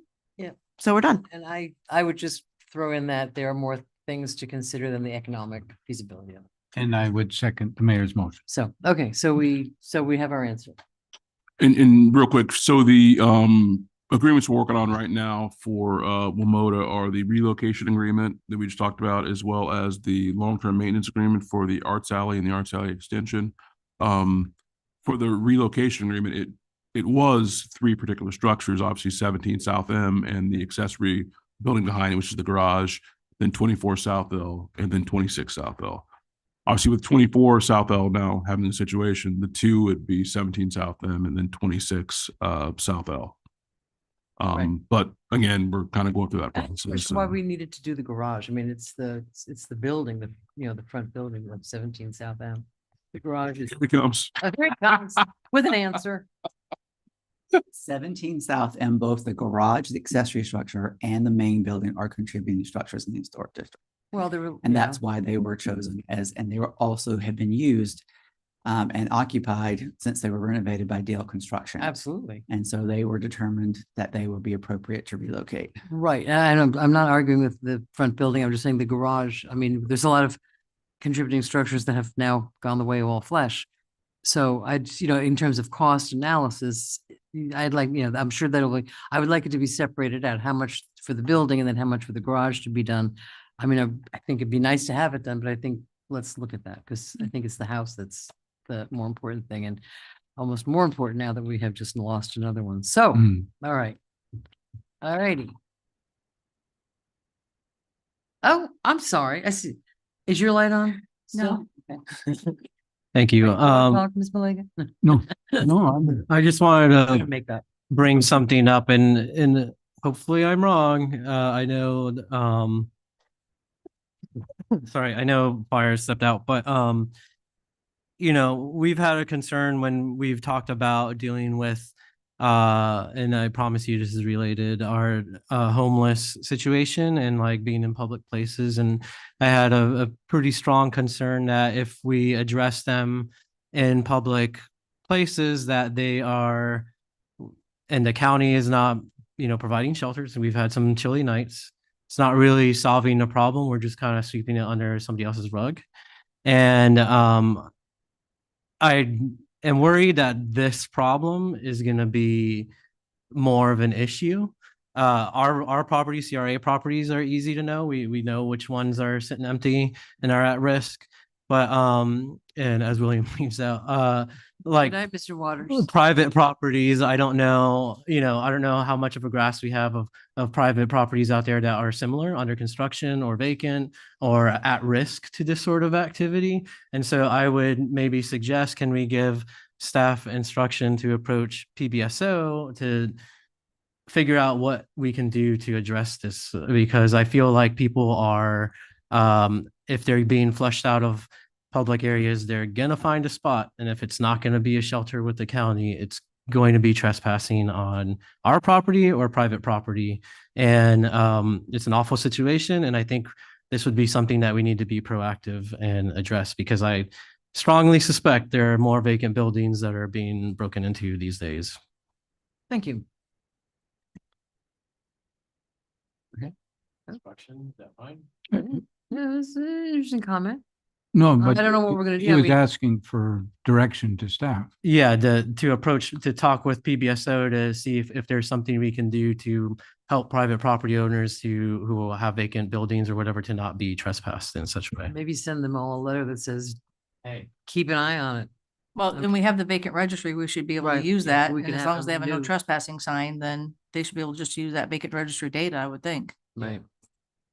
But I think Commissioner Diaz's point is, and it's something that the city manager and I have talked about a number of times, that it's fine that we have said you cannot sleep in public places and in public land, but there's only two flavors of land, public land and private land. Yep. And if you don't allow it on public land, I think it's a pretty reasonable assumption that you're going to see more problems on private property.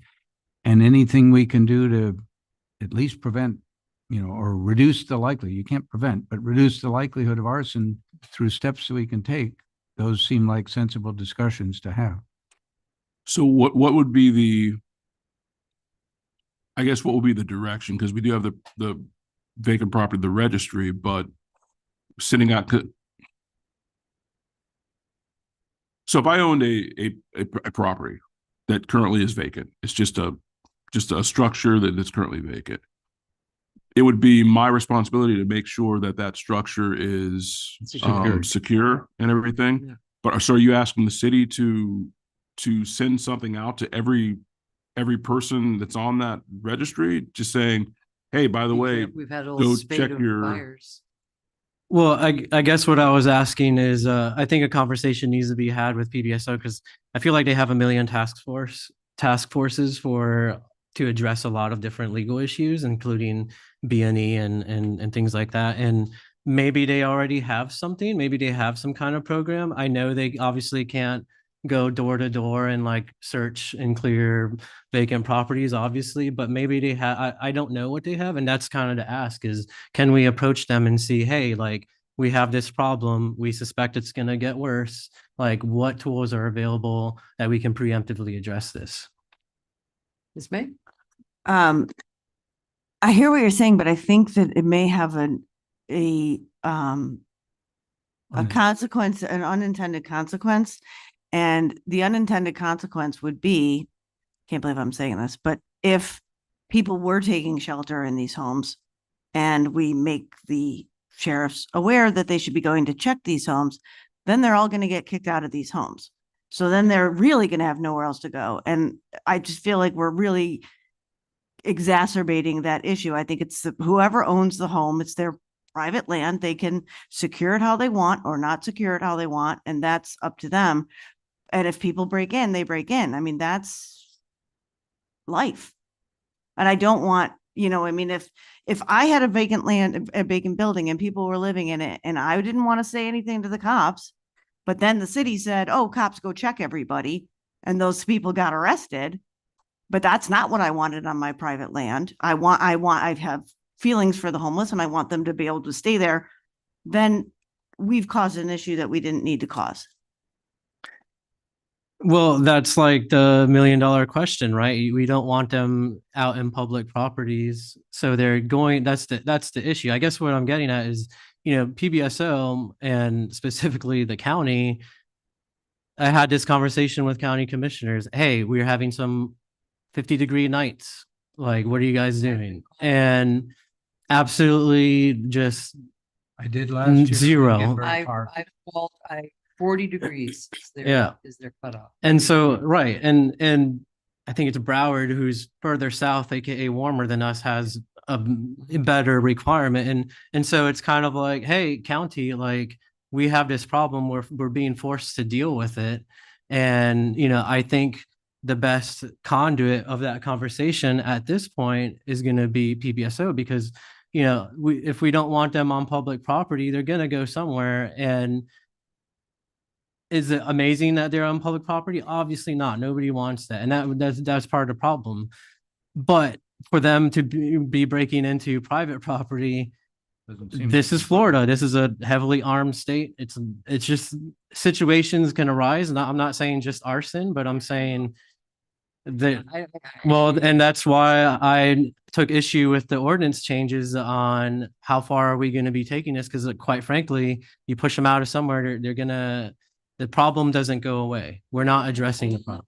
Right, but Well, I think I had a pretty solid debate on that, but I'm just saying I would at the very least suggest a conversation needs to be had with PBSO to see maybe they have something already, because they obviously can't go and clear private property, but maybe they have something. I know they have a million task forces for things, but I would be willing to learn what tools are at their disposal to prevent all these B&Es, because I suspect there's a house a few down from me that has been under construction for years, and I suspect it's a prime target. It's been an issue in the past. Yeah. Yeah. With the bathroom, with the outside bathroom, my favorite. How that ever got, what? The one by Deborah? Which is also by my house. How they got that much property on that little piece of land, I will never understand that, but I'm not the person, so. Ms. Malega. I understand and I hear your empathy and sympathy, but private land is private land and taxpayers' money, that's not something that I think that we should be doing or even getting involved in. Now, do I think that we should educate people who may not be paying attention to the law that took effect on January 1st? And maybe send a disclaimer or a, hey, this is the new law. If you have vacant land in the city of Lake Worth Beach, you may want to make sure that your buildings are secure. But as far as calling PBSO, I believe the reason that that building was burnt down is because whoever got kicked out was peed off and was like, I'll teach you. And thank God nobody got hurt. Yeah. And thank God the fire didn't spread. Look what's going on in California. I don't play with arson. You homeless is one thing, but you being an arsonist is a whole nother world. Or you doing things that you shouldn't be doing. Being homeless doesn't mean you have to be a criminal. And that's where the fine line is. So to me, I think that we should do something proactive from the city, letting our vacant landowners with buildings know, hey, this law passed. Just in case you see it, keep an eye on, there could be an uptick of B&Es under your property. Your boarding secured could have been removed. But it's also, if you see something, say something. Get the NAPCs involved. Spread the word. If they see something, say something. If you know that you've got a boarded up house like I have on my street, that's been boarded up since before I moved in there, because they can't find the person who owns it. If I notice a board missing, I'm going to call code, and then code's going to call PBSO, and then we're going to get it resecured. So we have to give that back to them, but I don't think that we should be asking PBSO to do any knocking on doors. Put it on the landowner. It's their responsibility. Make sure your stuff is secure. I just want to be clear. I definitely am not suggesting we should be like footing the bill or doing anything. I do want to hold the private property owners liable, but the question, and that's the thing, I want to see what PBSO has, if they have anything, maybe they don't, but what they have, what tools at their disposal legally they have that can hold private property owners, because there's been a few that have popped up that we kind of know that they're doing the absolute bare minimum when it comes to securing their property. And what do we need to do to hold them liable to make sure? And arson is certainly a thing, but I'm more concerned about the other things that often get associated with that sort of thing. So I guess luckily that house near me has a porta potty that's probably literally never been pumped out. So so yeah, I mean, there's a multitude of issues that are arising, and I feel like before it gets worse, we should better educate ourselves at what we can do. Why don't you talk to them? Okay. I mean, really. If that's okay. Yeah, I want Okay. to talk to them, see Yeah. what doesn't need to be official. Yeah. Give us a report back. Thank you. No, I mean, listen, this is I get emails constantly about the homeless problem, and I moved here 2 years ago and there's a lot of homeless people. Well, thank you. Vermont has the 4th highest per capita homeless population in the country. In Minnesota, they dig holes. I lived in, they dig holes and cover themselves with newspaper in the middle. I mean, it's ridiculous. It's Somewhere horrible. in Germany, they made And little boxes, Oh, the there's all community kinds of for them to As a deal matter with of the fact, winter, which just was got off interesting. the phone today with the county, Maria Sachs. She's getting the mayors together to talk about, to find a place to put not even tiny homes, but those little casitas like we saw to at the conference, that are just wonderfully tiny, secure, snug, little lockable with the bathroom, their own bathroom. Yeah, they're Like a container. yeah, but 1/3 the size. I mean, really small. But they're Better I than mean, outside. They have a little desk, they have a little bed, boom. And they're really trying to, they want to ask from us, who's the population that, they're realizing that there are children and moms and families living in cars and sort of putting that as the first, what? So they're just realizing? No, they know that, but I mean, just, they're trying to figure out how to prioritize and where to put things. So there are gonna be more meetings about that. So, yeah, it's a problem. I mean, and somebody writes to me, I've lived here 2 years and there were 5 homeless people down at the Cultural Plaza. I'm like, well, you live in a city. And there's gonna be homeless people. The only way to not look at homeless people is to live behind a gate, I believe. So, and it's, well, that's a whole that's not our problem. But it's not going away well, maybe it's gonna go away. All right, never mind. Okay, commission liaison reports and comments. Let's start with District 1. I'll keep it quick and brief because it's late. Went to the swearing in for new head prosecutor, state attorney. I'm so tired now. Alexia Cox. She's the only person that I endorsed and knocked on doors with, and I'm super happy that she was sworn in and that she is top cop in charge. That makes me happy. The mayor and I attended that last 2 weeks ago, I think. Attended the Education Foundation ribbon cutting. I ran in 2018 on the blight that was at that corner across from Barton Elementary and getting those barracks removed and torn down, and for us to be at the ribbon cutting for the Educational Foundation Apple Store, which James, who's the CFO of Education Foundation, said the building is a tool. It's gorgeous. And it is beautiful. And I am super excited for our Title I teachers and the kids and the resources that they're going to have now at their fingertips. And this weekend, the MLK cleanup was on Saturday. I want to thank Tiana and Jamie and all staff that I called on Saturday morning. Yes.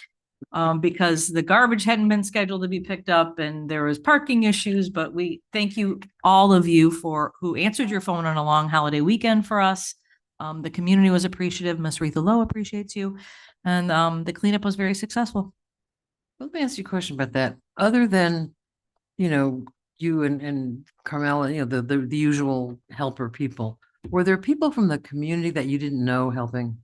Yeah, I don't know. Miss Retha had the sign-in sheet. I think there was probably 35 total people. Some kids that were there before they had to play basketball. Because to me, it raises the issue that we've talked about before of, pride in your own community. And majority of the spot that we cleaned, the majority of the garbage came from a lot of the empty lots that we're dealing with in that area. That was the biggest part of the cleanup. But who's putting the garbage there? It's a lot of it is dumping that's coming from the outside, and Jamie can attest to how many times we have to have. And unfortunately, in that neighborhood, we have 2 dead end streets. We have 15th and 14th that dead end, J and K, and those dead ends are used for major dumping grounds. And I can tell you, we probably clean it up 4 times a month minimum, and it's trucks that are just backing up, and also in front of Miss Reggie's dumpster. The dumpster's there. They won't put it in the dumpster. They just pile it all next to the dumpster. So it's a continuous whack-a-mole in the community of the empty lots and the dump spots that we have. And that's why it wasn't pop bottles and stuff from the kids playing basketball like it is when we do it in Royal Poinciana. It's not the bags from the stores that you see blowing when you do it in College Park. This is big ticket. I literally was pushing a grocery cart that was left behind, filled with garbage. And Dawn was pushing another one, and it's big, bulky stuff that it's not from the residents. And that's why the residents do so many cleanups there, because they don't want to see it.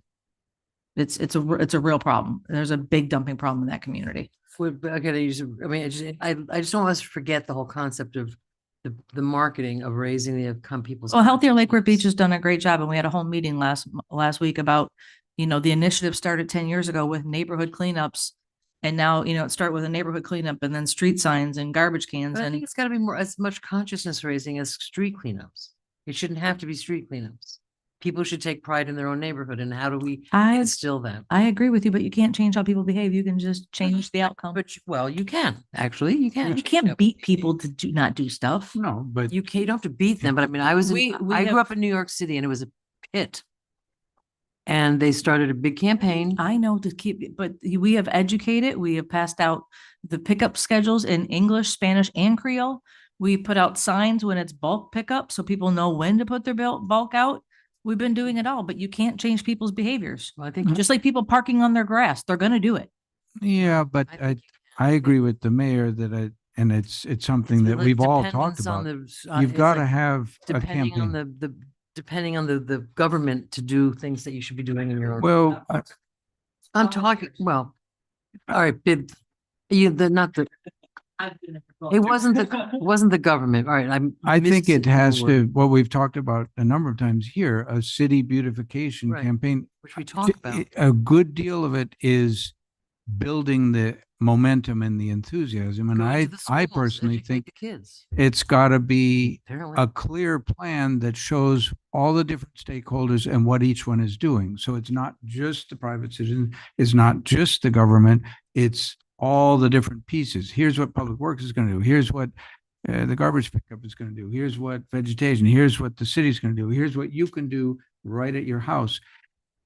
If we build, and it, the mayor has referred to it a number of times, and I think she's right, that if you have a campaign that everybody knows there's that campaign and everybody knows who's doing what, you have a chance at some behavior change. Will it 100% work? No, I'm sure it won't, but can it do quite a bit? I think it Well, could. I'm excited that Mr. Brown has done research in regards to it, addressing the dumping, and hopefully he'll be bringing something forward soon. For Open dumping, space master plan. as part of, okay, because part of the open- I mean, I'm not gonna lie to you, I hate when I have to keep taking pictures and sending it to staff. Yeah. But as I've been doing this for over 12 years, going to neighborhood cleanups, and it has gotten a lot better, because before we used to have to get dumpsters that we would fill. We're not doing that anymore. Now we're down to white bags and tires and boxes and a couple shopping carts. It's gotten a lot better. We're no longer filling the back of Ramsey's truck to get to a dumpster that's sitting on an empty lot. So it has changed. And if you're there every other month or however many times we have it, you see the progress and how much better it's gotten. That's good. But I would like to see something in the schools like that. It's just always there. There's always a presence of cleaning, take pride in your neighborhood, not just like somebody popping in. We've got to somehow get it ingrained in folks that it's not good. I was Wes and I were driving back on Southern Boulevard the other day, and somebody threw a McDonald's bag out on Southern Boulevard. If I could have just stopped them, I would have, but I didn't. Couldn't. All right. So District 1, that's your, got anything else? Okay. District 2, attended the MLK activities, the breakfast and the march and the dinner, all good. I hope that we will keep the spirit there going throughout the year. I would like to thank my colleagues for preserving online public comment. Thank you for doing that tonight. I think that was a very positive thing for the city. Thank you also to the colleagues for the proposal that we, at some point not too far down the line, put this on our website, the unsolicited proposal. And thank you for the idea of let's do a workshop on the handling. And then I have an education one, and a staff member has, not of the city, but has waited all evening. During a recent evaluation, and somebody will correct me if I get it wrong, by the Early Learning Coalition of Palm Beach County, the Escuelita Maya at Highland, where Karim is the director, received a score of composite score, whatever that means, 6.6 out of 7, which if you calculate it out is 94%, highest in the city, and maybe, we're still waiting, highest in Palm Beach County. What's measured? What's being measured? That's out of my pay range, but it's the very detailed or observation of how they're running the school, bunch of things. Okay. Good. I won't take up time, but go Guatemala Maya Center, go improving education in Lake Worth Beach. Thank you. Maya Center doing any education on where garbage goes in receptacles and recycling, and so they can take it home to their parents and, Yeah, and I educate agree. and pass it down. And there's I a mean, number of things there. I forgot, is it Shannon who used to have the big recycle board? We used to have it from Public Works. She'd come out and she would show kids when we were doing cleanups, this goes in this bin, this goes in that bin. And she has a big poster board, Christine. We could have yeah, Christine come to the Guatemala Maya Center I mean, it really was a good educational tool. I agree.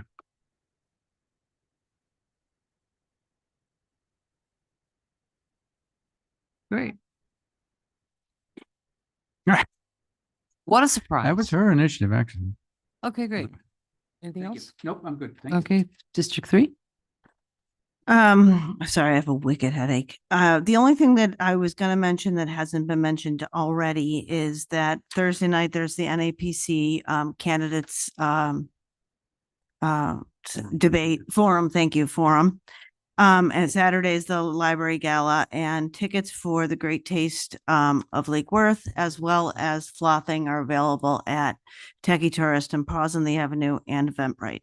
And the Great Taste of Lake Worth is the Friday night before Street Painting Festival, The and it 21st. always sells out. So if you want to go, get your tickets early. District 4? Thank you. I had an interesting couple weeks. I missed a lot of things, so Who needs an appendix? yeah. Today's the first day at least I don't feel like a whole lot of pain, which is good. I'm just like uncomfortable, but so thanks for starting with the Palm Beach meeting. I meant to be there, but other things happen. And so thanks for being there. Thanks for covering TPA, McFloyd. Trying to think another meeting I missed. This is really exciting, and it's kind of on a theme of improving education. Our education task force, I've really put them to work, and they've been doing a lot of research. They've been meeting with our school staffs, and it culminated in last Thursday. They had a meeting that I had to miss, of course, that they met with school staff. So just so everyone knows, the number one thing that every school says is their top problem is it's truancy. It's kids missing school. And so our task force is really interested in seeing what we as a city or as a task force can do to help address that. And I just wanted to give them a big kudos for stepping in and facilitating that on Thursday when I couldn't make it. And they took 18 pages of notes that I'm still going through, and it'll probably culminate into something exciting I look forward to update everyone with. But that's really good. And it really highlights the importance of our citizen boards and volunteering. Volunteering is such a good thing for your soul that when people really step up and do it, it's really an incredible thing. And what I've been getting from Thursday's meeting, it's really impressive, and I'm pretty excited about it. So I just kind of wanted to share that. What else? Oh, I'm also going to point out I'm a little bit jealous of you guys because missing the Red Apple thing. Yeah. So have you've gone to, right? So only teachers can go inside. So the times I've had to sit in the car in a parking lot, wondering what this place looks like on the inside, and my only opportunity, I missed it. So a little bit jealous. I can go. You can always Is go. it open? Oh yeah. Yeah, for sure. But that's such a good thing. I don't know. Yeah. Teachers love the Red Apple store, and the fact that it couldn't be in a better place than our town. So it's really incredible, and so happy to see that exist. And that's it. Okay, thank you. And speaking about that, I learned a very interesting lesson. It was a wonderful opening, and I was there. I forget their names all the time. Sarah and Mimi were there. It's 10:30. Taxes thing, and she went to introduce me to you. She goes, and this is I go, I literally just drove you here. You don't remember? She goes, just introduce anyway. yourself. Okay. Here's how the lesson I learned. We went in after the ribbon cutting, we went inside, and there was a high school, Boca Raton Culinary Institute, handing out sweet wonderful little pieces of found little plates and stuff. And we all reacted the same way when we walked in, saying, Boca, Lake Worth Beach has a Culinary Institute. Why isn't Lake Worth Beach here? Right. And we were going to, we could have gone onto Facebook and said, why wasn't Lake Worth Beach there? Well, I said, don't be her. Go find out. And I asked James, I said, why is Boca here? Well, we asked the Lake Worth Culinary Institute, but they had a conflict. So, I beg people before you make comments to find out the facts. And it's very frustrating. I mean, I try to address, factual things on Facebook as much as I can, but it's frustrating because people sometimes just don't even care. So I went to the Lex Cox. It was great for me because I saw a lot of the old people, the lawyers I used to work with and the judges I used to work with. And Where do we, Sunday was the mayor's parade at the South Florida Fair, which is always fun. Wes Blackman has two amazing cars. And I was in one of them, and Chelsea Reed from Palm Beach Gardens was in the other, and it was just great. And it's really interesting because as we go through the crowd, it just does one big circle. I'm like, Lake Worth Beach. Every time we go by we just get cheered on. People love Lake Worth Beach, and it was really very exciting to see. Next week, starting on Sunday, like 8 a.m, I've got 3 full days of pension trustee school. Amazing. You can imagine how excited I am. And it's coming right at, I'm a numbers person. I love things like that. Well, the funny thing is I leave Thursday for a day and a half of the Florida family law cert review. So it's a day and a half that I go from that hotel in Orlando and I move to another hotel in Orlando, and I don't come back till like Thursday. And I'm not really excited about it, but I've got to learn. I will learn so much. I'll bring so much back. What else am I going to talk about? The meeting with the Palm Beach was very enlightening, and I'm hoping that we'll be able to come to some resolution on that. What else? Any suggestions? Anything else I forgot? Anybody forget anything? I don't think so. We have great things coming up with State of the City is coming up on February 6th. It's going out for all that. So mark your calendars so you can attend it. I've asked Tiana to have WMOTA have a table there, because I think people need to know a little bit more about that. So so that's all I have. I mean, I probably have more if I remembered it, but I don't. I didn't take any notes. As soon as I walk away, I'll call a special meeting. Okay, city manager's report. So the vice mayor had mentioned Healthier Lake Worth Beach. Speaking of them, you guys had stated you wanted to allocate $75,000 to them. You did? Oh, okay. Well, it's a long time ago. When they did the presentation about code, how they're helping code.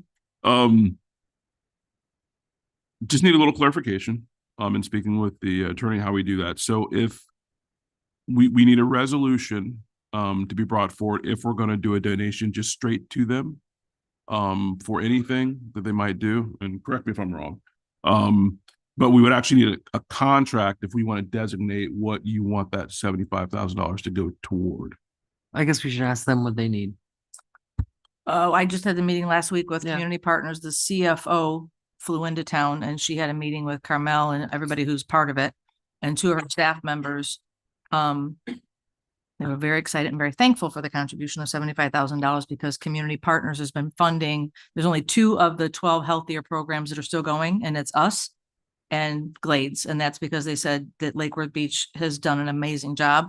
So the funding that they would use would be for, according, you can ask Carmel to put it in writing, but the handyman that they hire, the work that has to be done with the code enforcement, they use their fiscal agent to hire and pay for, and then help with any fines that if it goes down to a small fine fee. So let's say, the fee gets down to 10% or whatever, that's the stuff that the money goes towards. So it's not just fines, code enforcement, getting them out of the code enforcement. Remember the whole presentation they did? Right. That stuff. Fixing the windows, the doors, the soffits, home all of it. rehabilitation. Yes. Okay. Yeah. But it's not just one person or one code issue. It's a multitude. Right. Yeah. Administration. Yolanda gives them what is it called? A referral is the word that they use. From code, they get a referral for Healthier Lake Worth Beach. Carmel gets it. Carmel and Patrick then go to the property, meet with the owner, find out what the situation is. Why are they in disrepair? Do they have the means to upkeep once everything's brought to fruition? Do they have, what kind of financial situation were they in? So they're not just helping somebody who's got a brand new Maserati in the driveway. So they have a whole process that they go through. Is that their whole program, or are there other things that No, they do other things. They do the neighborhood So- cleanups. They do. Okay. So you may want to do a contract with them for the donation so that it's clear that it specifically goes toward those services. Okay. Okay. Also, for the February 4th meeting, Tiana's we're gonna have a short presentation on. There have been a couple requests for a street painting fest update as far as the financials and everything. Tiana, we have all those numbers. It's just in the past we haven't presented that as Right, an actual a separate document. thing, right. So she's assembling that, and that person is aware that we've been assembling that, even though the comments continued to happen. So that's coming forward on February 4th, the February 4th meeting. The only other thing I wanted to touch on was that Sun Sentinel budget article Yeah. that came out. Yannick, if you want to come up real quick. I know he The did poor man's been here all night. I know. Give him something to do. he obviously sent out something to all of you that obviously didn't go out Yeah. to the public, but he can kind of update you on what our PIO has done as far as the Sun Sentinel is concerned. For the record, Yannick Kandahari with finance. So when I went over the editorial, so I went ahead and just did my own due diligence and reached out to our financial advisor was caught off guard, and also a contact from our Moody's representatives, and they did confirm that there was no downgrade or there was no withdrawal of our credit rating. And you can actually create your own thing for Moody's, which I did. Which I also did as well. I created my own login, Just to my own double check, password, yeah. because I was like, I'm not going to believe everything. And I went online and it shows our credit rating for the utilities and for our financials. Right. So this was communicated. That's what I communicated to you all on Friday, Mhm. and also there was other false claims on that reports where it states that the city stopped auditing. I know. We just Well, I got that email not and I allowed sent to- it to you guys.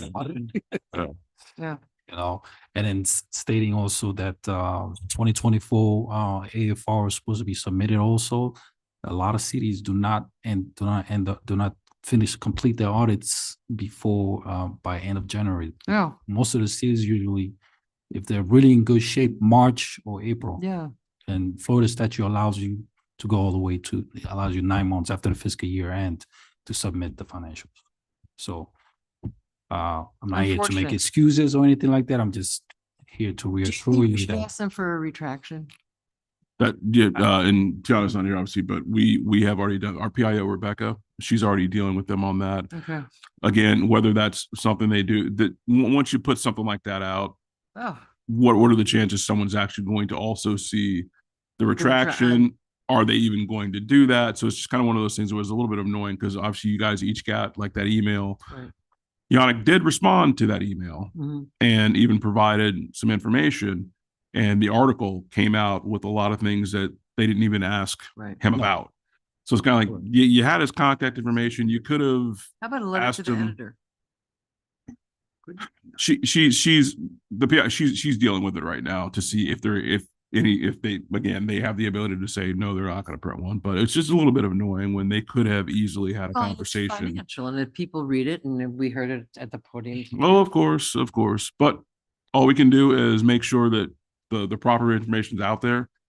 We got everything to you guys, and I did get a question or two. Can we send this out to the community or post it online or something? Because you guys, I know we're getting questions, or some of you got questions. Yeah. Obviously, once Yannick sends that out to all of you, it's public record. Mhm. So we can do anything we want, but But maybe it is worth, I mean, I don't know if we have a place on the website, but to put the original editorial and then our I'm response. sorry, could you turn on your mic? Oops, I'm very bashful. I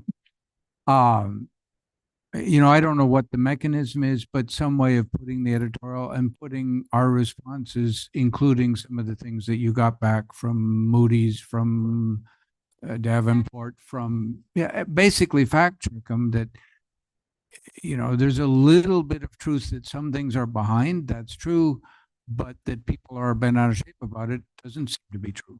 And here's the evidence. Here's the letter from the joint. Here's the letter from whoever and whoever, and we're okay.